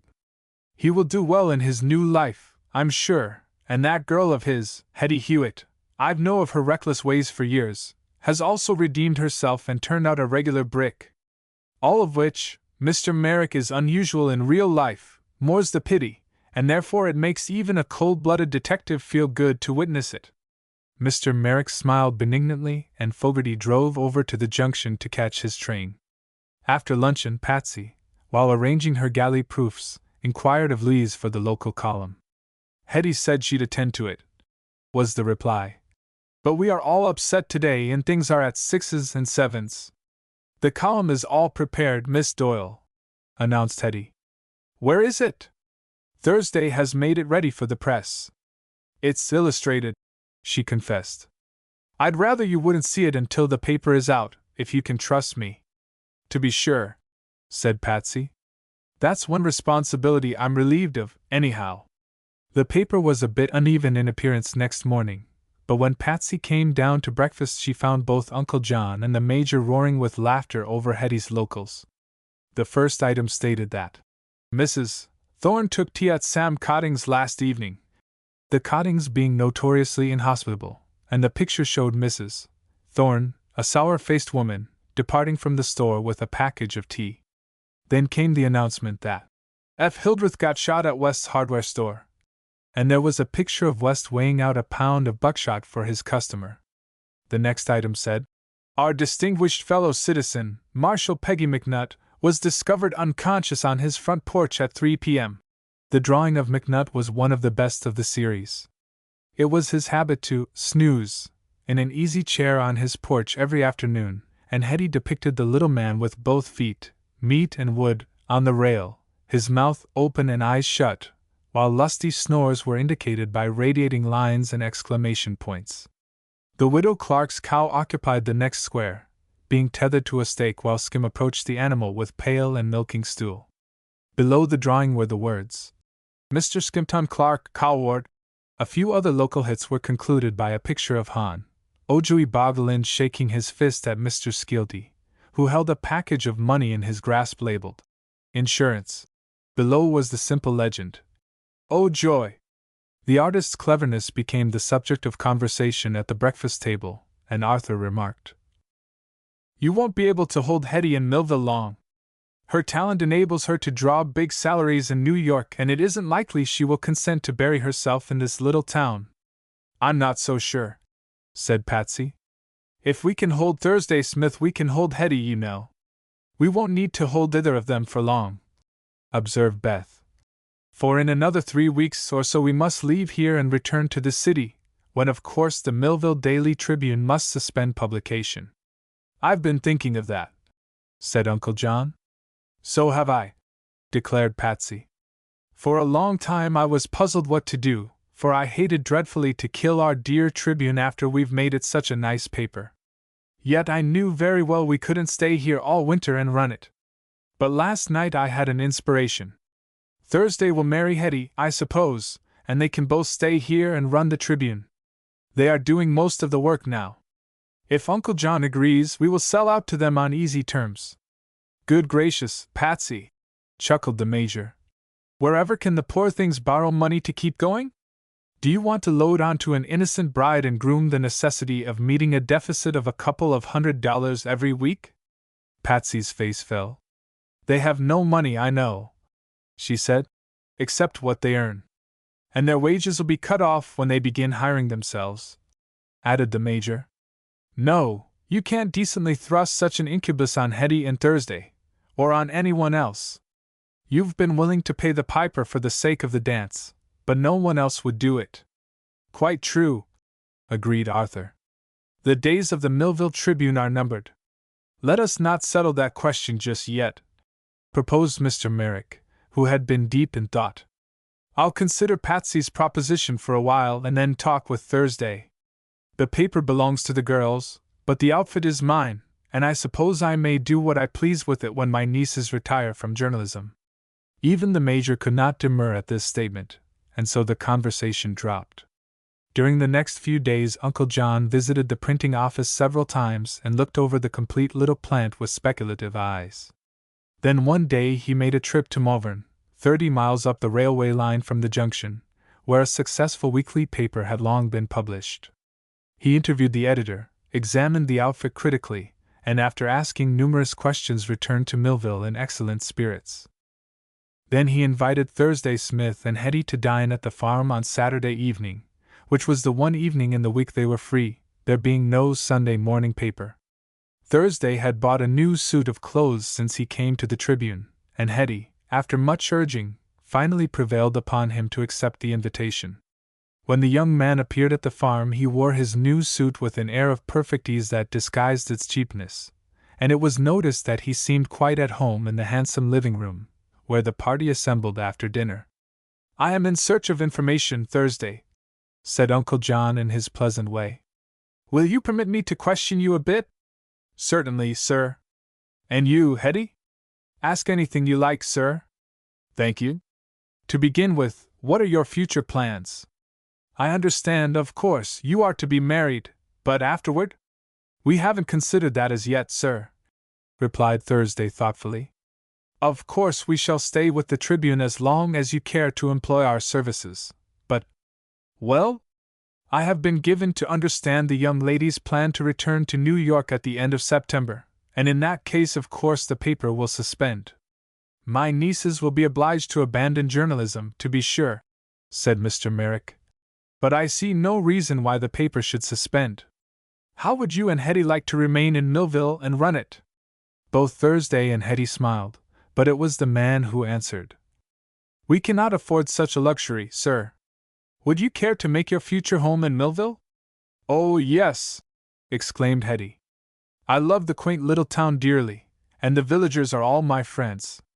I'm sure Thursday doesn't care to go back to New York, where Harold Melville once lived. But as he truly says, we couldn't make a living with the Tribune, even if you gave us the use of the plant." "Let us see about that," said Uncle John. "I will admit in advance that a daily paper in such a place is absurd. None of us quite understood that when we established the Tribune. My nieces thought a daily the only satisfactory sort of newspaper, because they were used to such, but it did not take long to convince me, and perhaps them, that in spite of all our efforts the Millville Daily Tribune would never thrive. It is too expensive to pay its own way and requires too much work to be a pleasant plaything. Only unbounded enthusiasm and energy have enabled my clever nieces to avoid being swamped by the monster their ambition created." "That," said Patsy with a laugh, "is very clearly and concisely put, my dear uncle. It was never intended to be a permanent thing anyhow," continued Mr. Merrick. "Yet I must express my admiration for the courage and talent my nieces have displayed in forcing a temporary success where failure was the logical conclusion. Shortly, however, they intend to retire gracefully from the field of journalism, leaving me with a model country newspaper plant on my hands. Therefore it is I, Thursday and Hetty, and not my nieces, who have a proposition to place before you. While a daily paper is not appropriate in Millville, a weekly paper, distributed throughout Chazy County, would not only be desirable but could be made to pay an excellent yearly profit.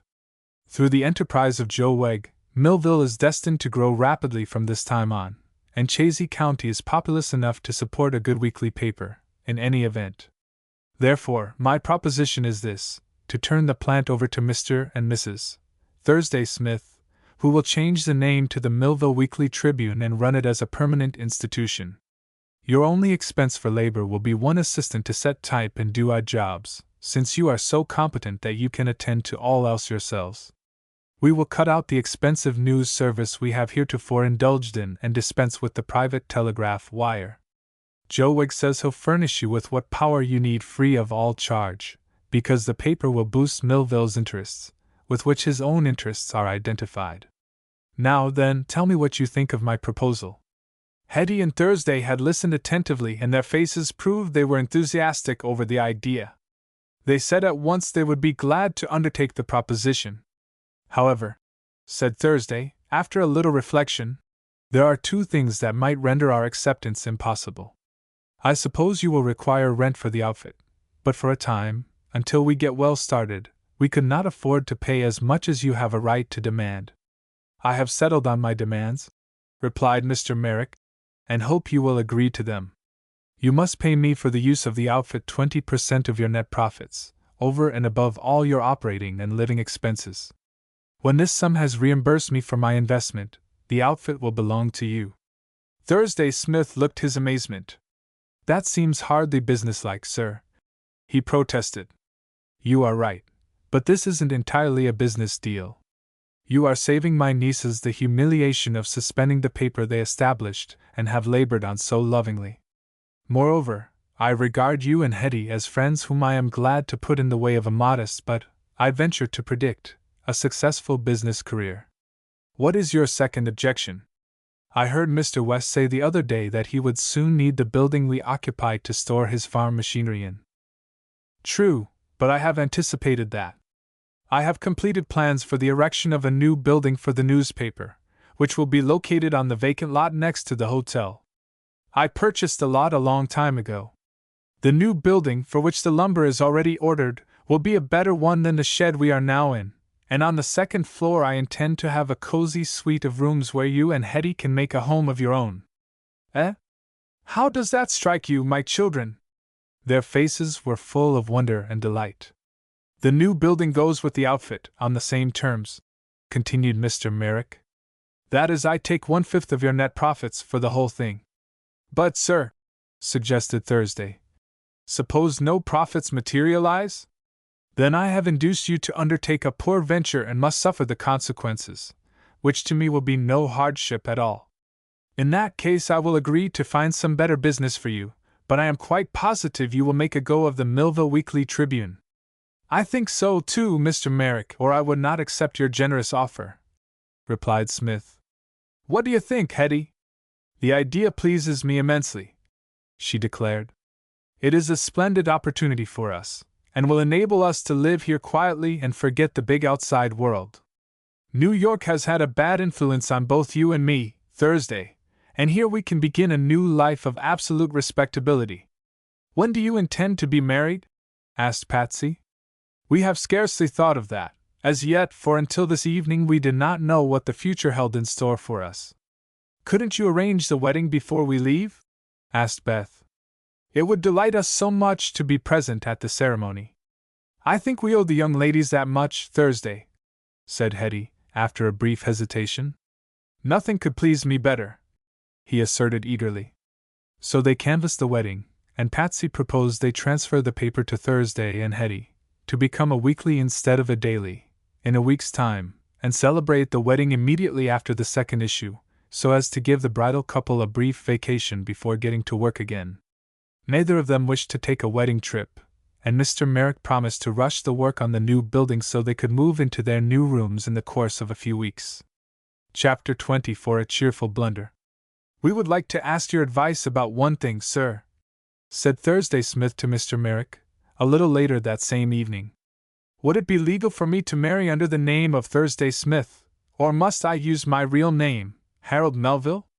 Uncle John could not answer this question, nor could the Major or Arthur. Hetty and her fiancé had both decided to cling to the name of Thursday Smith thereafter, and they disliked to be married under any other, especially the detestable one of Harold Melville. An act of legislature would render your new name legal, I believe, said Mr. Merrick. But such an act could not be passed until after the date you have planned to be married. But if it was made legal afterward it wouldn't matter greatly, suggested the Major. I do not think it matters at all, asserted Hetty. It's the man I'm marrying, not his name. I don't much care what he calls himself.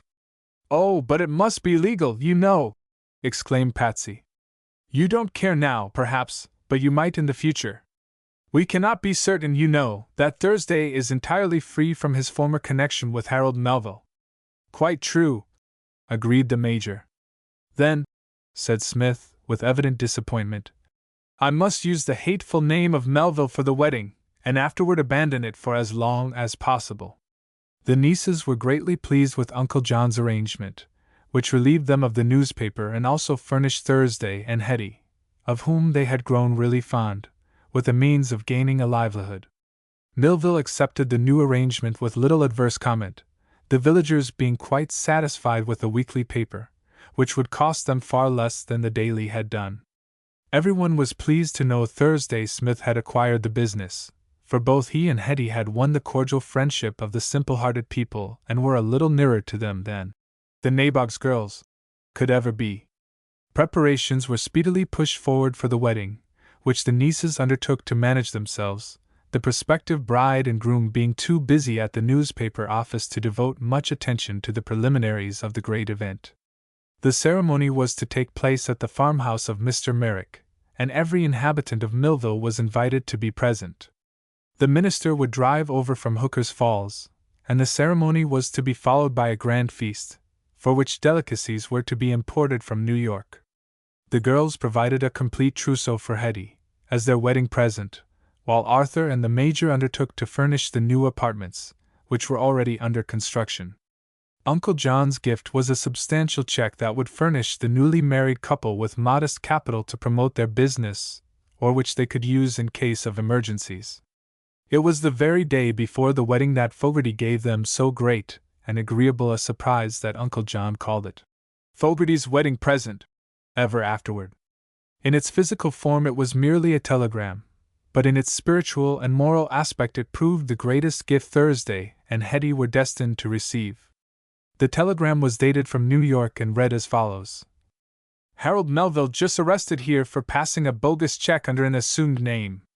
Have interviewed him and find he is really Melville, so Thursday Smith must be someone else, and doubtless a more respectable character. Shall I undertake to discover his real identity? Uncle John let Thursday and Hetty answer this question, and their reply was a positive no. The great Fogarty made such a blunder the first time, said Hetty, who was overjoyed at the glorious news, that he might give poor Thursday another dreadful scare if he tackled the job again. Let the mystery remain unfathomable. But, on the contrary, my dear, Fogarty might discover that Thursday was some eminent and good man, as I am firmly convinced is the truth, suggested Mr. Merrick. He's that right now, asserted Hetty. For my part, I prefer to know nothing of his former history, and Thursday says the present situation thoroughly contents him. I am more than contented, said Thursday, with a happy smile. Hetty has cured me of my desire to wander, and no matter what I might have been in the past, I am satisfied to remain hereafter a country editor. End of Project Gutenberg's Aunt Jane's Nieces on Vacation, by Edith Van Dyne.